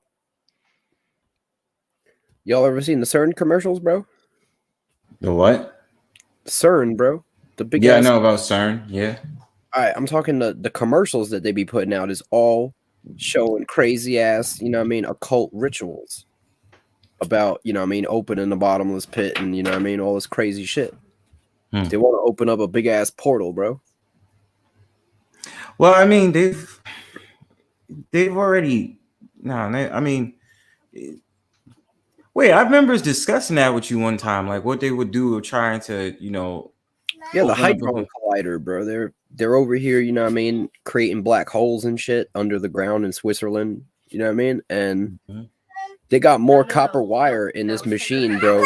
You could stretch to the moon and back 10 times with the amount of copper wire they have in this machine. You feel me? This thing runs for miles under the ground in Switzerland, and all their commercials are about, you know, like destroying the world and shit. Like they have a statue of fucking Shiva doing the dance of chaos, bro, in front of the thing. You know what I'm saying? Well, I mean, I did see something like it's not a commercial, but I remember seeing this video of them doing this like ritual dance before they opened up a tunnel. But I know it was somewhere in Europe, but it just stood out to me because I'm just like, it's like the writing on the wall is becoming clearer. Yeah, they're trying to like emulate, right? Like there's something in the Hindu tradition, I think, where Shiva does this like fucking dance of death, right? Where like essentially Shiva does this thing and like destroys the universe, you know what I mean? So that it could be recreated. You feel me? But this is all that satanic shit where they wanna essentially put us into a different like dimension so that the father can't, like, I don't know, bro, can't like judge it, some shit. I don't know. Yeah, that you can get away from him and stuff. Yeah, they want to escape from the father. Like they've been trying to break out since the beginning. You know what I mean? Tower of Babel. They were trying to break through the firmament. It was a machine, bro. It wasn't no tower. You know what I mean? Yeah, man. It's just crazy how far they go with that. But it's just like, my belief is because I'm in the beginning. Because I'm just very in the beginning. I'm just trying to be humble on it. The truth is, bro, we are all fucking prisoners, and we don't know it. We are. I always say that. Like, you think that you could go to prison. You're already in fucking prison. You know what I'm saying? Yeah. You're still in fucking slavery. What the fuck you talking about? You're still in slavery. All of us. We're usually in slavery. And you can't get out of it. You know what I mean? What do you mean watch Viceland TV while the rest of us die, bro? Is it a particular program or you just saying that? I mean, don't get me wrong, Viceland be having some shit. When I tell you they be having some very controversial topics, they really do. Them journalists do not play. Viceland is the shit sometimes. No, it is, but I'm saying they have some very controversial topics. That's just like, damn, you know what I'm saying? It should be making you think, like, wow, you know what I mean? No, I ain't got nothing against Viceland. I like Viceland. They got some stuff. It was even something I remember watching. They have fruits that can get you high. I was like, and like when you eat it, it looked like it's just like you chewing blood or something like that. It's like it's crazy, bro. Like that's like that movie, bro. What the fuck was that movie? Like Land of the Lost, bro, with fucking Will Ferrell and the others, the Kenny Powers, bro. Danny McBride, bro. They had the monkey man, bro, and they was eating fruits that they found in a desert and shit, and then they started tripping balls. Go to bed. Yo, and that's crazy. Well, and when I had watched it, just they was in the forest and it was like green, and then when you open it, like the fruit is just like red, and they bite into it. They say, yo, kids can eat it too, and they just get high off of that joint, yo. Like I was like, they hallucinate. I was like, it's crazy, bro. Some psychedelic ass fruit, bro. Yo, listen, I'm just used to edibles, but even with that, I'm like, hell no, bro. Like, let me not even say hell no. I'm just like, yo, that shit is crazy to me, yo. Tripping off of fruits, like, say for instance, you hungry and you just need to grab something in the forest, and they tell you, oh, we got these fruits over here. You thinking, okay, this is gonna satisfy or quench my hunger, but then all of a sudden you seeing things and all this other stuff, man. Yeah, Viceland got some interesting stuff. Yeah, they laced your shit up. You seeing some shit. Yeah, you see, you gonna really sit up there and be in a portal then, like, you know what I mean? Like, it's crazy, bro. But yeah, they looking at you like, yeah, with that face, like, yeah, like the motherfucking anger management. He's like, yes, yes, got him now. You know what I'm saying? But yeah, bro. Hey, you know what? I think we should probably do a part 2, yo. Because I mean, you know what I wanted to explore? Oh shoot, my dude in the building, DTB was good. You know what I'm saying? It's good, bro. Nah, I wanted to explore also Yeah, we had a good conversation. I've asked you to go like look back at the stream. It's very good. bro, it's too many jewels that got dropped tonight, yo. It really is. I would continue it. I told my friend I gotta meet him downtown. But no, seriously. I would like to can possibly do a part 2, and we can because I wanted to explore also people's mindset, because I really, really wanted to explore those people that go to Christian colleges, because I've heard mixed reviews. And I know that Mike is always going to drop a jewel on it, like, yeah, it doesn't even matter and all this other stuff, like where we go with, how far we go into that knowledge, right? But I was like, Christian college, right? Like, there's mixed reviews. Listen, I was in college, nigga. I wanted some punani, okay? And besides that, though, I mean, we socialize. You know what I'm saying? Like, we socialize. So I'm like, it's natural. We're going to flirt. We're going to do all these different things. But at Christian college, they amp the level. And then I remember talking to this girl I was interested in. She was like, oh, she want to go to Christian college. I'm like, yo, you're bugging. Like, I can't get into that. As a man, like, I got needs. And I didn't know that shit existed. like, but you know what I mean? Like, there's Christian colleges that exist. And I'm just like, what is that about? How does that go? You know what I'm saying? I'm thinking that's some white shit. Nah, no. I had looked up some videos today. I was looking up some videos today, and I had found that they there's so-called black people. It was videos I was viewing of them in the UK, and they was talking about the Christian colleges. What's good, ZTV? What's happening? I'm interested in the topic, so I'm gonna talk. So what's the 401 about it? Yeah, we going deep in it. Oh, we went really deep, bro. Like, what I was asking initially is that what is it? What made you? What was you feeling about religion? What made you, like, I called it Relxit. And when I was talking about Relxit, I was talking about the idea, like, what made you feel as if like you couldn't deal with religion anymore? Like, what is it about it? Like, did you feel that you wanted to go with a different belief? Was it from Christianity? Was it from Muslim? What was it from? Like, what did you think about religion? Yeah. For me, I felt like it was indoctrination from like birth, or like from when you're a child, and you're constantly put in this state where you're feeling sinful for every little thing that you kind of do, or you kind of like, because certain things you enjoy it, and then you let religion basically say, if you do this, you're going to go to like a fiery place. You're going to go to this eternal damnation. And there was just a lot of inconsistencies with the Bible itself, where you start to see that religion and just human behavior, they don't correlate. Because as humans, we practice things that we should have been to hell a long time ago. But in that instance, I feel like it's even more torturous to follow a belief and then also negate your human emotions, because they don't mix well with religion. And for me, that's kind of like where I started to leave religion, because I was like noticing the bullshit. I was also noticing the bullshit when it comes to the people who are in charge and their Masonic affairs, if you get what I mean. But I won't go too far, because I'm not trying to get you flagged. But nah, we were going all into that shit. Like, CTV, you don't even understand. Yeah. Mike was dropping jewels. I was dropping jewels about like us as people and stuff like that. So I mean, I don't know what YouTube is gonna do. We were letting off tonight. We was like, and I really don't care what happens, because I mean, like, look, if anything, I can download this shit and then put it up on another site.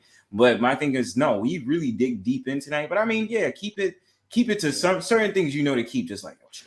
Yeah, you know what I mean? Like, but for real though, because that's interesting you say that, because I had told my story was I just couldn't deal with the fact of the matter. Like, there's so much stuff that I've seen in my church that kind of just swindled me away. It's very shady. Just like, it's very shady. The attitude, the whole entire entitlement, and I hate that. It pissed me off. You know what I'm saying? You're telling me This I'm is the way you holier act in than church. thou, and but yet you're Oh, holier than thou, but you're also materialistic. That's what I don't get.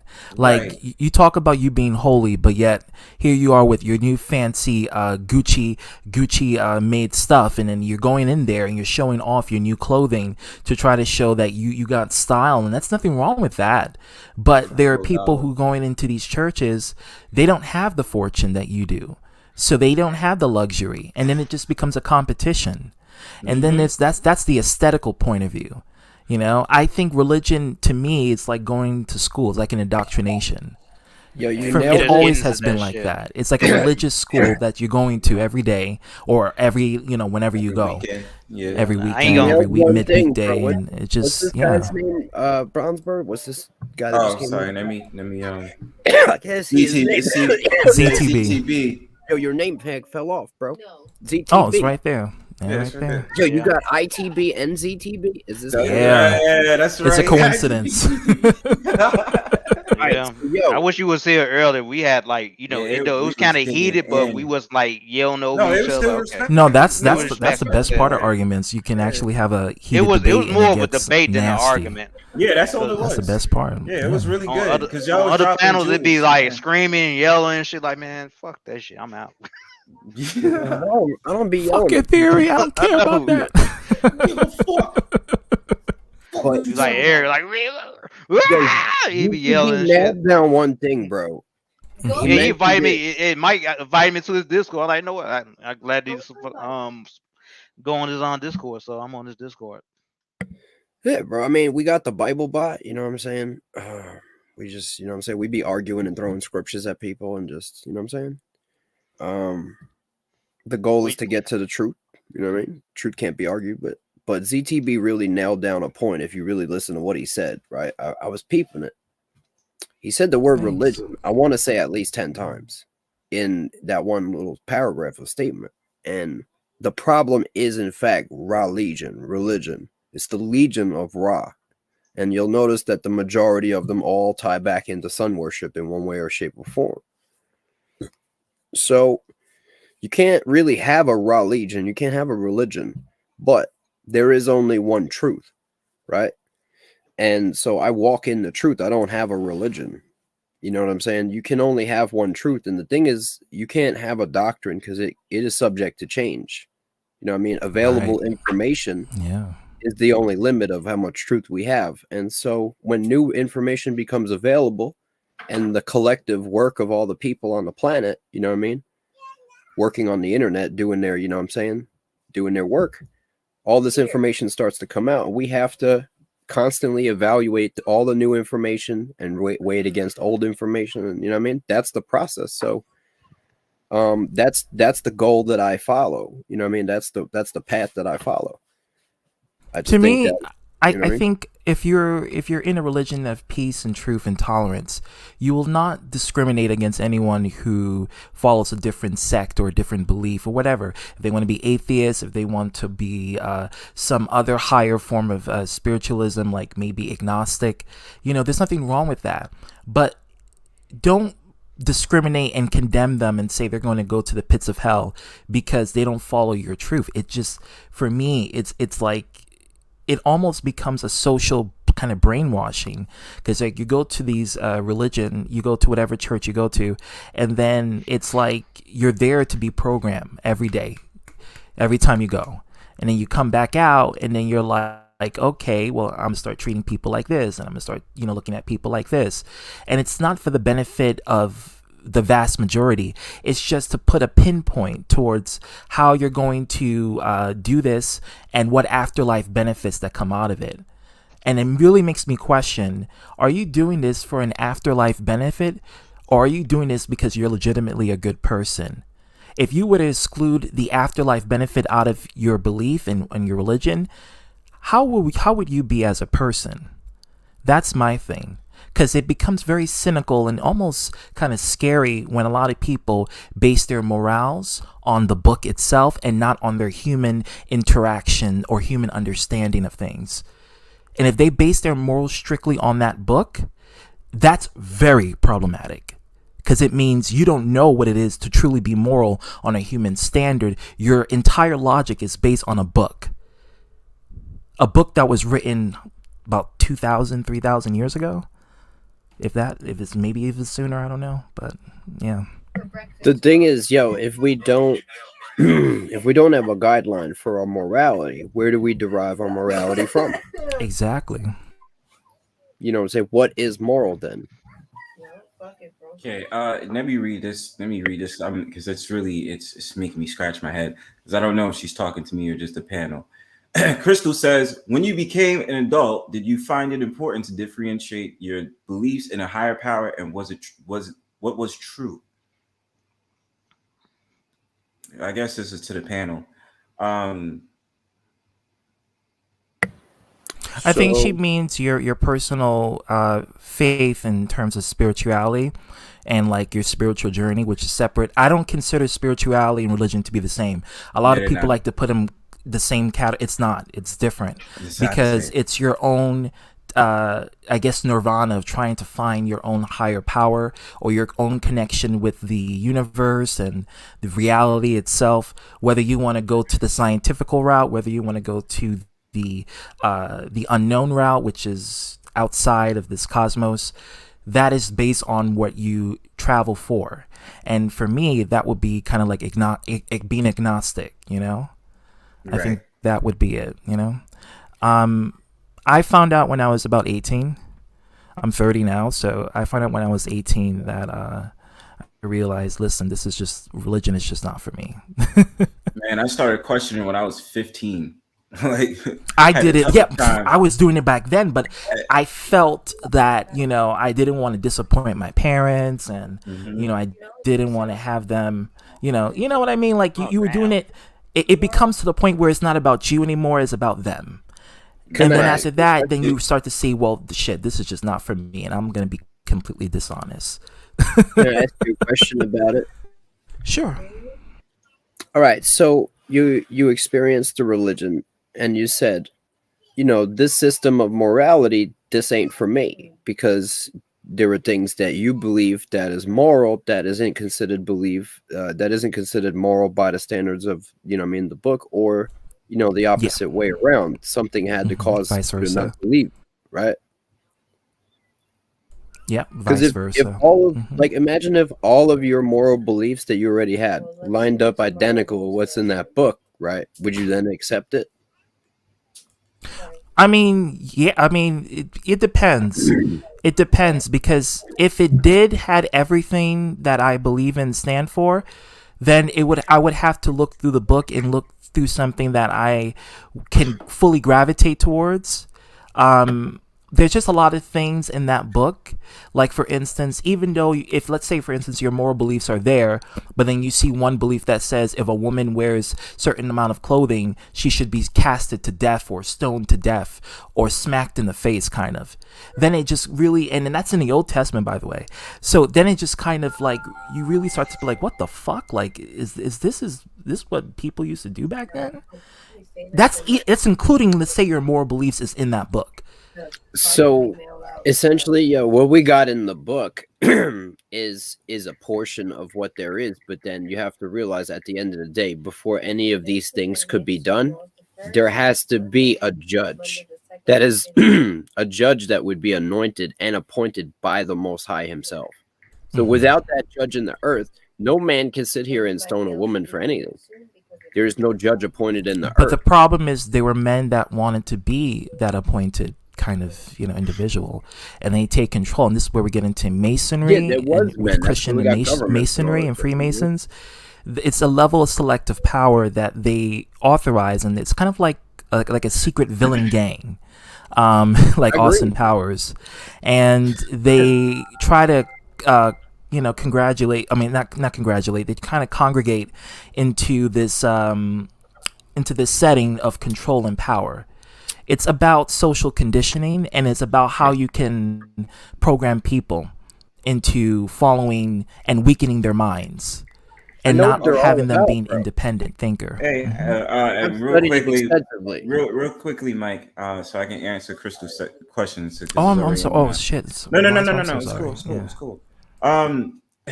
So my thing about it is, I had my journey when I started with when I was 15.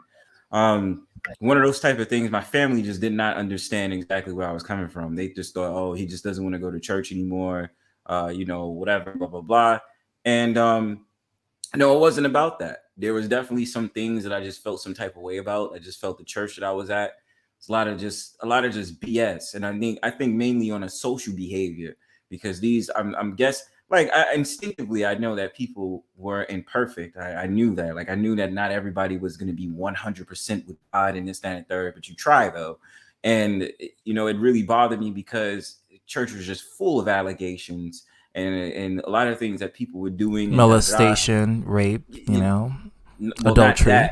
Adultery is definitely something they did, and just the fact of the matter that a lot of millennial life, the older generation pissed me off. They're the ones that casted me off from that, because they just had a very judgmental mindset.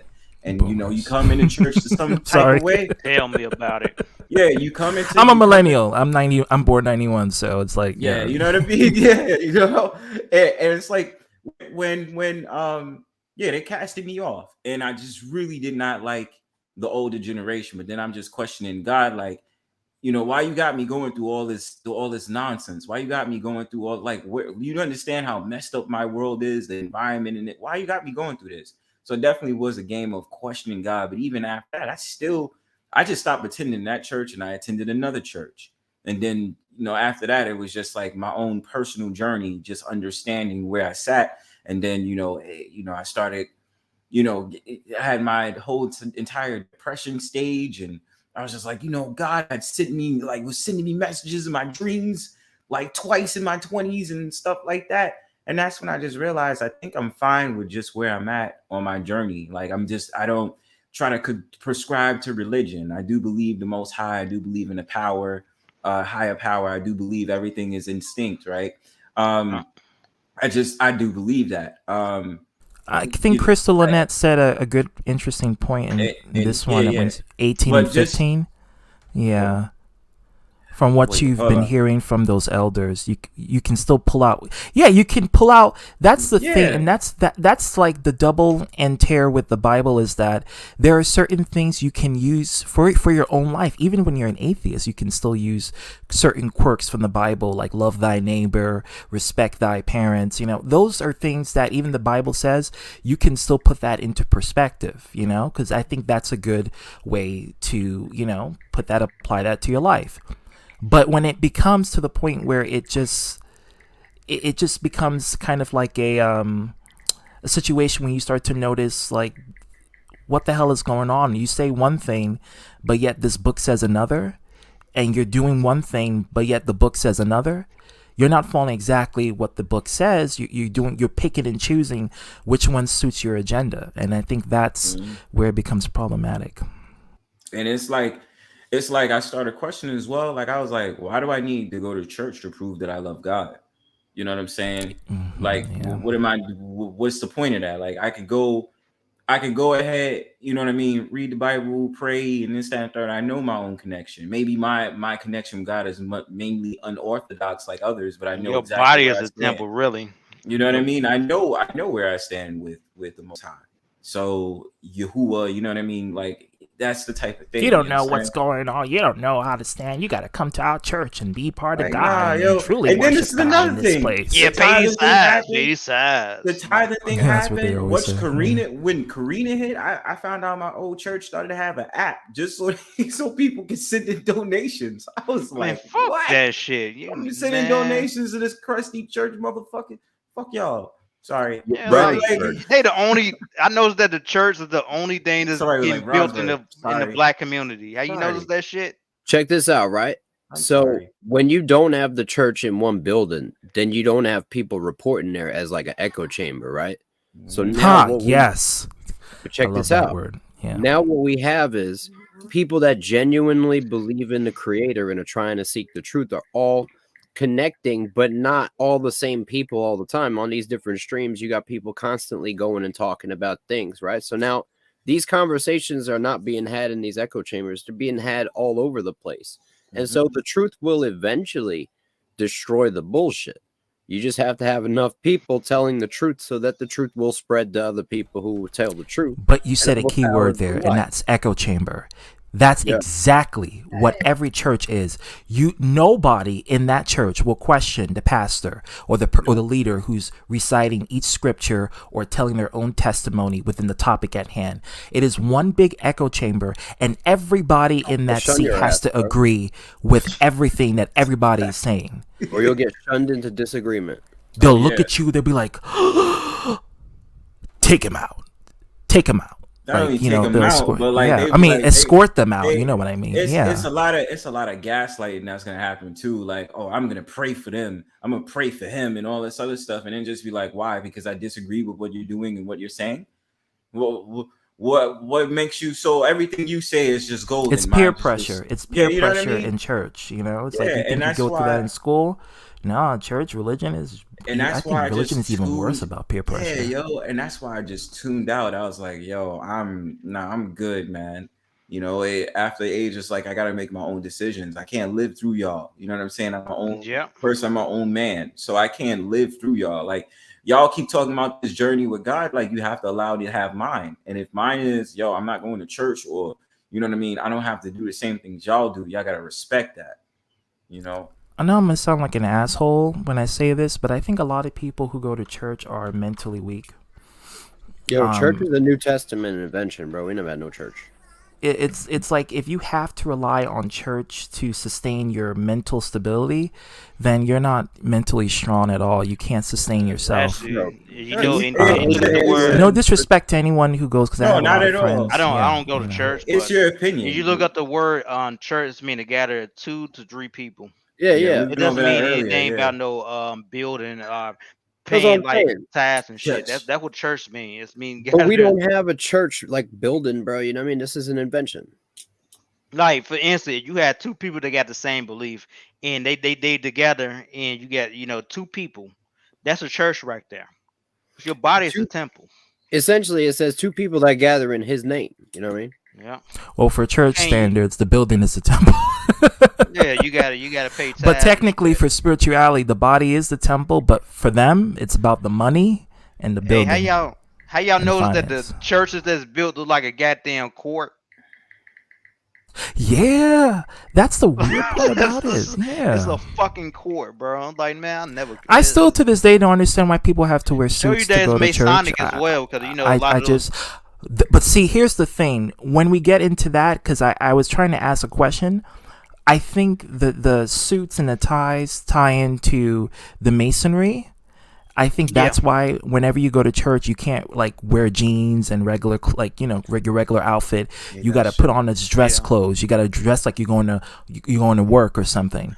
And that's not to cut you off. If you go on the encyclopedia and you put in suit, it's actually translate to another language means follow. You hear that, Kevin Samuels? It means follow. I've been knowing that. I know about that for years, bro. Fuck out of here, man. Me follow, like, man, we ain't following. No, Kevin Samuels, he's a Mason, man. Is somebody that came on BGS's, like he has the ring. He has the ring. I used to be on BGS's panels back in 2017, and I used to watch his shit. He is somebody that been on the panel with Kevin Samuels before he got big. And he even explained to, like, he's actually a Mason. He's a fucking Mason, man. He's along with the Boule. Yeah, he's with them. Yeah, so I already had a feeling about that. There's no, like, this is being stupid. Like, I have a definite feeling that dude is around for Boule. And if you're a Mason, more power to you. Just being honest about it, like Shaquille O'Neal. Yeah, I'm a Mason. Bro, Kevin Samuels out there teaching white crackery to black people. Yeah, basically. Slow it down. Drop the mic, man. Or drop the fucking thing, man. Drop that shit.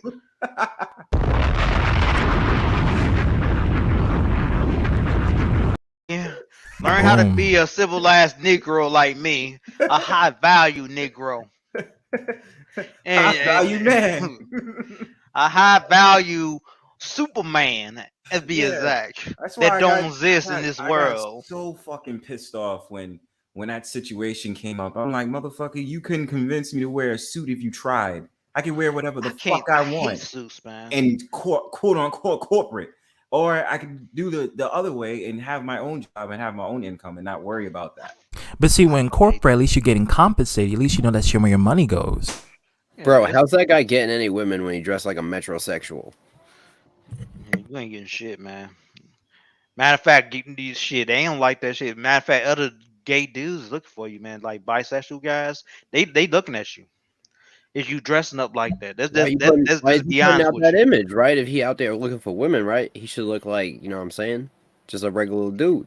I just know it. I remember when I There's was something working funny at about that dude, hold right? on, I working at UPS, right? It was a friend of mine that was bisexual, and I told him about Kevin Samuel, and he looked at a couple of videos. He said, "Man, this dude bisexual. He doing it for the money." Yeah, he looks And bisexual. and I'm then banned. I'm telling you that. straight up, and when they had that clip with it was a man in his bed, I knew it was, man, when he said that shit. Like, this dude bisexual. He said you man him of a fucking ex that he dated. Oh shit. Straight up. Damn, son. Wait, he got caught in a bed with a dude? No, No. he changed the was camera. live It was streaming. It was a live guy stream. on the other side of the end of the bed, I think. Yeah. Yeah. He was And knocked out. And the dude, like the guy that was working at with UPS back then, he used to mess around with older men, okay? And he can tell you straight up like that he fit that category of those goddamn men. He really playing those goddamn women. Yeah, man. I mean, everybody. It's like people around. I mean, me like be for me, homeboy okay, go got ahead. some. Yeah, it's like people around me, like the women that I talk to in my family. I know about him, and you're like, yeah, that dude definitely is a switch hitter, man. I ain't And gonna lie like, though. if he was honest about it, then it would have been no It'd be problem. cool. Yeah, but he's not, because he tries to portray himself like, oh, if you do this, that's a sin. But you know what we're doing in the back. You know exactly what you're doing. Like, we know. He's trying to Don't be a portray man, hypocrite, you know? But he ain't, you know what I mean? There's something funny about him, and it's easily detectable by any real dude. Like, Like, what the I was hell, just being man? covert about it, not talking about it, but I was just like, yeah, man, like, cause the dude just, yeah. And one thing is like he used to be around on panels that I was on too. That's what I'm talking about. You know what I mean? He used to be on BGS's It More channel back in 2017, 18. I came was around. on the panels. Well, I came around coming on panels like very recently, 2 years ago, like 2020, and like the same night, like shout outs to Game Changer. He was coming on. He went on Game Changer's panel, and I was around there. Like I probably just jumped off, and he jumped on. Like I was like, oh, that's KS. You know what I mean? Like my whole entire thing is, bro. Like, of course, it's clout, but homeboy, like who the fuck you teaching? Like, are you teaching vulnerable ass men about these women? Like, they're gonna be the way that they are, but then it's just like this whole entire lie that he's trying to tell the people, like, oh yeah, to be taken seriously, put on that suit. Who are you trying to impress? Hey, Mr. Cologne Man, perfume man? Who are you trying to impress? I'm sorry. Like, I'm good. He used to suspect. He used to help men. He used to come on the panels and tell people about like business opportunities and shit like that, but people just didn't give a fuck. bro, as a side hustle, did you know that as a side hustle he gives like fashion advice and like, you know what I'm saying? Yeah, these dudes. That's not these dudes from a particular sector like was paying for that shit, and I'm like, you can learn that from. You can learn that, dude. Like why? Like no, bro. Like consultation for something as like medial as that. Like, what do you need? That means you just don't have style. The hell I'm gonna be paying you hundreds of dollars for some fashion tips. No, thank you. Sorry.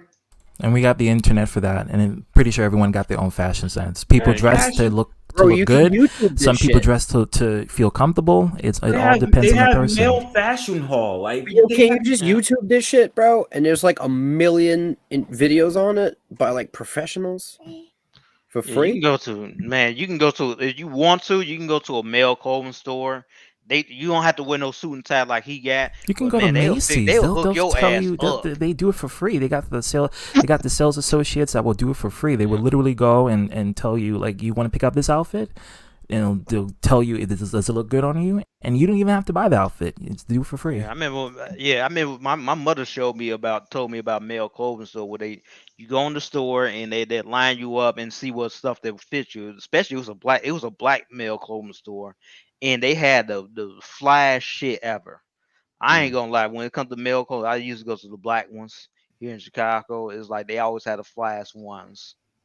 Okay, you know the talent they get the shit that fits you right what your weight is. Okay, if you 190 pounds, that shit that you got is gonna fit 190 pounds. You gain about 5 pounds, you fucked up. This shit ain't right. I'm just saying. Yeah, because it's a fitted fit. Yeah, It's a fitted fit. Yeah, fit on your body. But yeah, man, like I don't ever enjoy these like random neo gurus that's on YouTube. I don't care who you are. I just don't enjoy it because the market is so vulnerable, yo.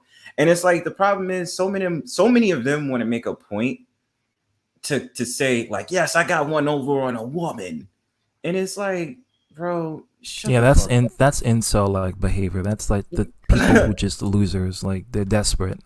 And they just want to prove themselves constantly, like, oh yeah, I got these women on my fleet. No, you don't. They all on my dick. Like, no, shut up, bro. Like facts, bro. Like, they all on my dick. Like, nah, yo, like that's not cool. But yeah, yo, I really would do a part 2 to this. I'm not gonna flex. Because I wouldn't. You should get Arthur's opinion on it. You said who?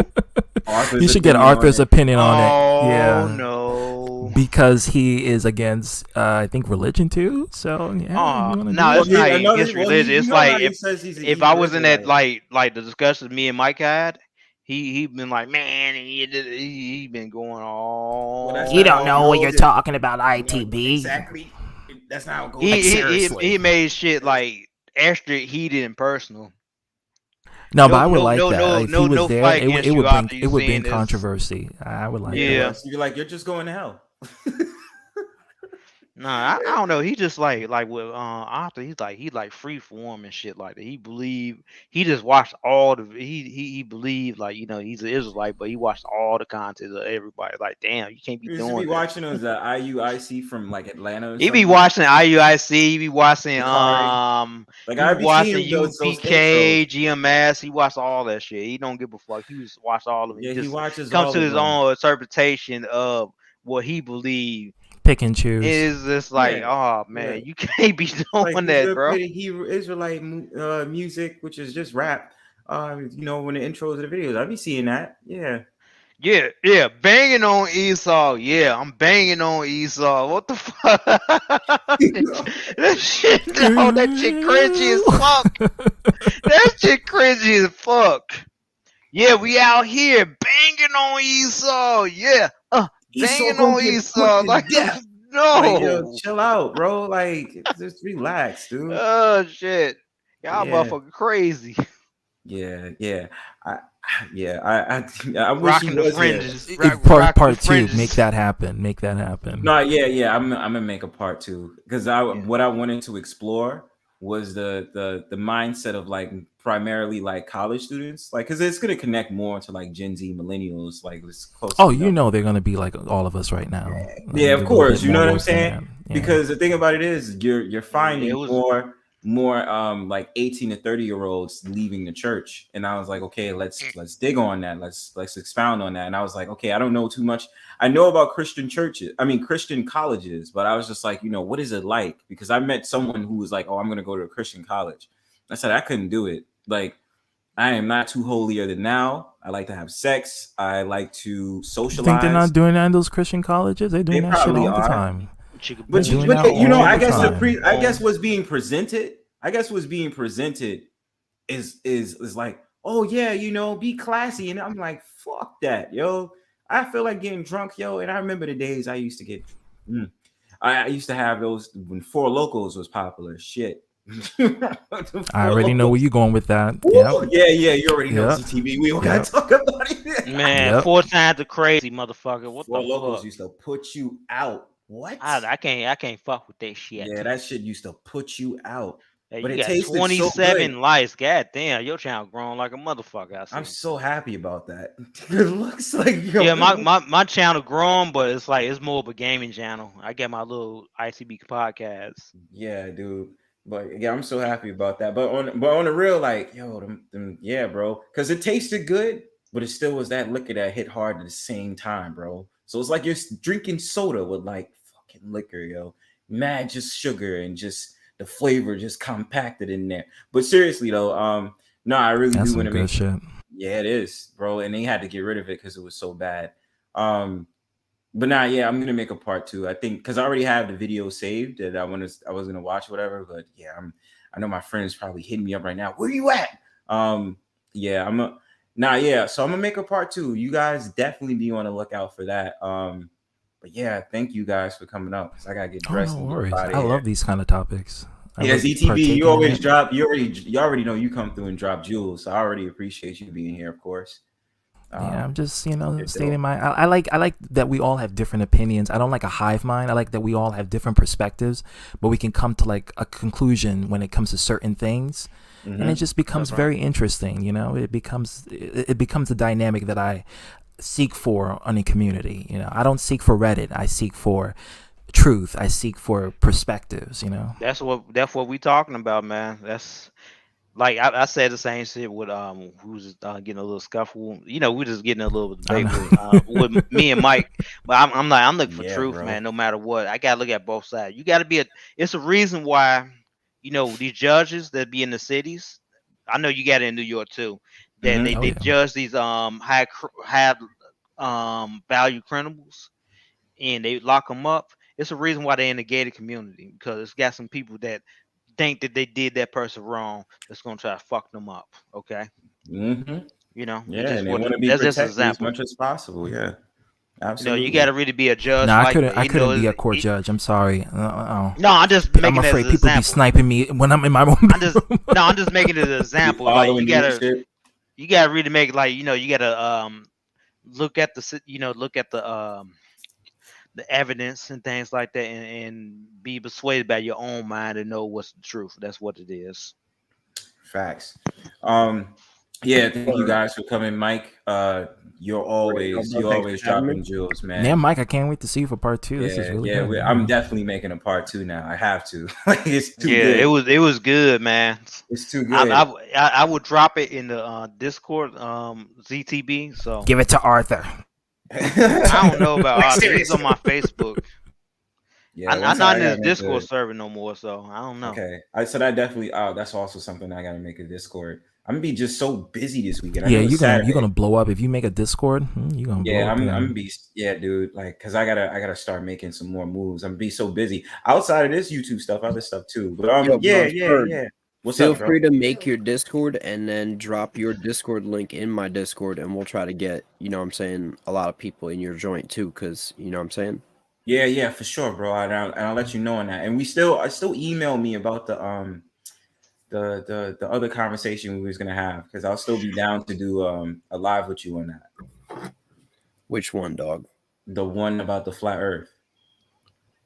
Oh, yo, I did. Oh, that's interesting because I heard about NASA lying about going to the moon. I know they didn't went to the moon. I'm not stupid. The joint. I did the joint for you, bro. I told you I was gonna do. You mean Hollywood went to the moon, motherfucker? Okay, Stanley Kubrick went to the moon. No, the cameraman went to the fucking moon. So now, yo, and the cameraman head was in the moon too. Yep. If you wanted to watch that joint that I did, and then if you wanted to have a discussion on it, we could do that. Yeah. Send me the link. Send me the link of the video to my email. I'll watch Talking about you don't have the technology to go to the moon currently, but yet you had the technology in 1963. Get the F out of here. Yeah. So I'll check that out. You know what I'm saying? Oh, we forgot. Huh? You know where my channel's at, right? Well, I just gotta click it from here, right? Normal. I'm not sure. I mean, it's if you subscribed or whatever, you know what I'm saying? Yeah, so that should more than likely because even still, I'll just go in the comment section, click it, and just. Hey, ZZB, are you come to this channel because I put it in the Discord? Oh yeah, sure. Oh, I put in other people. Yeah, I had to put this in. I'm like, no, we're getting here. Like, no, I'm gonna put this in the other people content. Like, yeah, I knew somebody gonna come in here. Yo, Yeah. feel free to promote your stuff. We got, the promotion channel, and Yeah, there's other yeah. discords where you can go and promote them. Like, what I'm saying, there's the Trash No Discord in our thing, bro. There's like a couple thousand people in there. You can just, promote your Yeah. content and stuff. Crystal Lynette, shout out goes to you. You have been Yeah, I might definitely just an eye opener. They're promote having my. sex, they're just praying afterwards, and then they have sex again after Again, that, and then pray. right after. Have sex, then pray. Have sex, then pray. God, please forgive me, but that bedroom was good. It was good. Yeah. That's Man, not- that That's shit, that not head what game it's was about, godly, bro. like, Everybody knows that's not the right way to do it. The real way is that, what I'm saying, you're supposed to get your wife, and it's supposed to be your wife. Like, Yeah, it's supposed you're to be not your wife, to not go just running But around see, this with- is where the Change? inconsistencies happen, because now it's like, how you're gonna follow religion, your own faith, but yet you're gonna want to fornicate. That's You it doesn't send make for any the sense. coochie. that What do what you- what do you happens mean? is What do you mean fornicate though? Because the way that I believe that if I have a wife, right, I can get another wife too. Oh, but see, that's different, because in Christian it doesn't work that way. They said Yeah, only they one believe wife. in Yeah. monogamy. They don't believe in No, no, monogamy. Polygamy. yeah. I mean polygamy. No, no. Sorry, monogamy is one Yeah, person. Yeah. they- It's not polygamy. It's polygamy with an Poly- N. It's yeah, it's that there's polygamy. one man and multiple wives only. There's no other combination. But Christians believe in monogamy. I know it sounds like it's spelled wrong, but it's when I seen it, I didn't know either. But it's polygamy with an N is one man and only and multiple wives only. There's no other man in the relationship. You know what I'm saying? Just only wives. Alright. Yeah, it's lit. Polygamy, they could have like combinations of shit. You feel me? Yeah. Yeah. All right, bet. I gotta get my ass on out of here because I gotta travel a long way. I'm guilty And of then that, but I don't these- care. No, it's cool. ZTV, No, you know of how what I be- Mike was saying. I'm guilty of having polygamy, but that's fine. Yeah. Hey, ZDB. Oh, Ray, ZTV, Mac Daddy. Yeah, for you in the stream, Brownsbird, I want to say this. ZDB, you want me to do an aftermath of the stream, or you want to come on? Oh, do that. Yeah, I think that'd be dope. Get Arthur in so you can get his opinion. Oh Like, yeah, seriously. I forget. I got a second channel. I got I'm gonna put it out here. I already subscribed to that one. Don't too. put it because I Oh, didn't you did? subscribe. Yeah, Oh, I shit. did. Yeah, I I'm found gonna, out. I'm gonna do an after stream of this. If you want to, ZBB, you can come on there. I'll try. Like, I'm getting dressed because I got, but I'll definitely be watching. Yeah. Yeah. Go ahead, bro. Yeah. Don't be afraid to even act the original stream after I'm done. Yeah. So yeah, because I gotta get downtown. The train, ZTV. You know how the trains is at night. Ooh, someone just got raped today. Yeah. it's Oh bad. my Yeah. god, that's God. yeah, a fucking kid got Close your kidnapped. legs and sit in the corner. Close your legs and sit in the corner, because that's how I do. I'm not standing up. Wait, on the train? On the train, inside of the yeah. Nah. Yeah, I just said yo on my other channel. So I bet. that's So, if you agree on ZTV. You want to do an aftermath of the just stream. hop on Yeah, through, I can do it. Yeah, sure. Okay, after this, when you turn it off, we start it. Yeah. So because I'm about to get up out of here. But yeah, Hey, thank yo, you guys. all glory to the Most High, bro. Thank you for having us all on here, bro. I think this was a great stream. You know what I'm saying? Thanks for the chat. Yeah, no problem, bro. Thank Yeah, you I for coming appreciate through it, and promoting, man. I appreciate you guys so much. Thank you guys. Appreciate you guys. No I'm gonna let problem. y'all down. Anytime. Come through again. We're gonna do a part 2, but I'm gonna let y'all down. Thank you for coming. All right. Peace. Peace. All right. Yeah, you guys, you already know. Dope ass stream. You guys make me so happy, man. I ain't even got no words to say. I gotta get up on out of here. Yeah, you know the vibes. Before I get out of here, you already know I play music before I go. Yeah, you already know the vibes. Subscribe, like. Make sure you subscribe to those brothers' channels that was on here tonight. Everybody that came through, everybody that was watching from the clouds, thank you. Appreciate you. Those who shared, those who like, thank you guys too. Otherwise than that, hold on, you guys. Peace.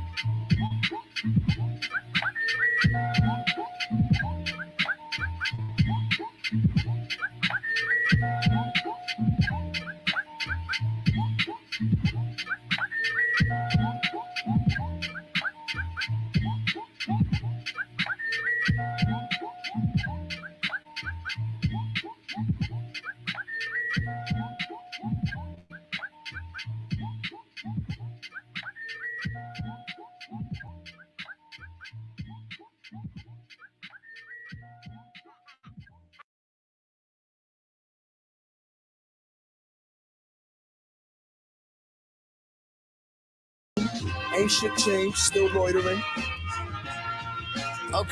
Okay, I'm relying on Viacom to keep my lights and fire on. Made a deal with Lucifer, said, give me the universe. And it hurts, kinda like losing your first love. I saw the bright lights and started doing the worst drugs. Now I'm backtracking and hash rapping with action.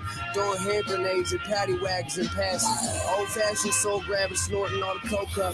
Type of shit to turn a world war to a poker. Load up, a double RL icon. Stepping out the limo, tuxedos made of python. Listening to Lionel Richie, fucking with the lights on. Rice on the table, have us going all night long. Again and again. Rooftops, sipping on some red wine. Start to realize I've been tripping, shit is just fine. So I read a passage out the Bible as I take a bath. Dry off, hit the Coliseum on Jamaica Ave. About to say fuck it and form a union. March up to City Hall and protest pollution. Yes.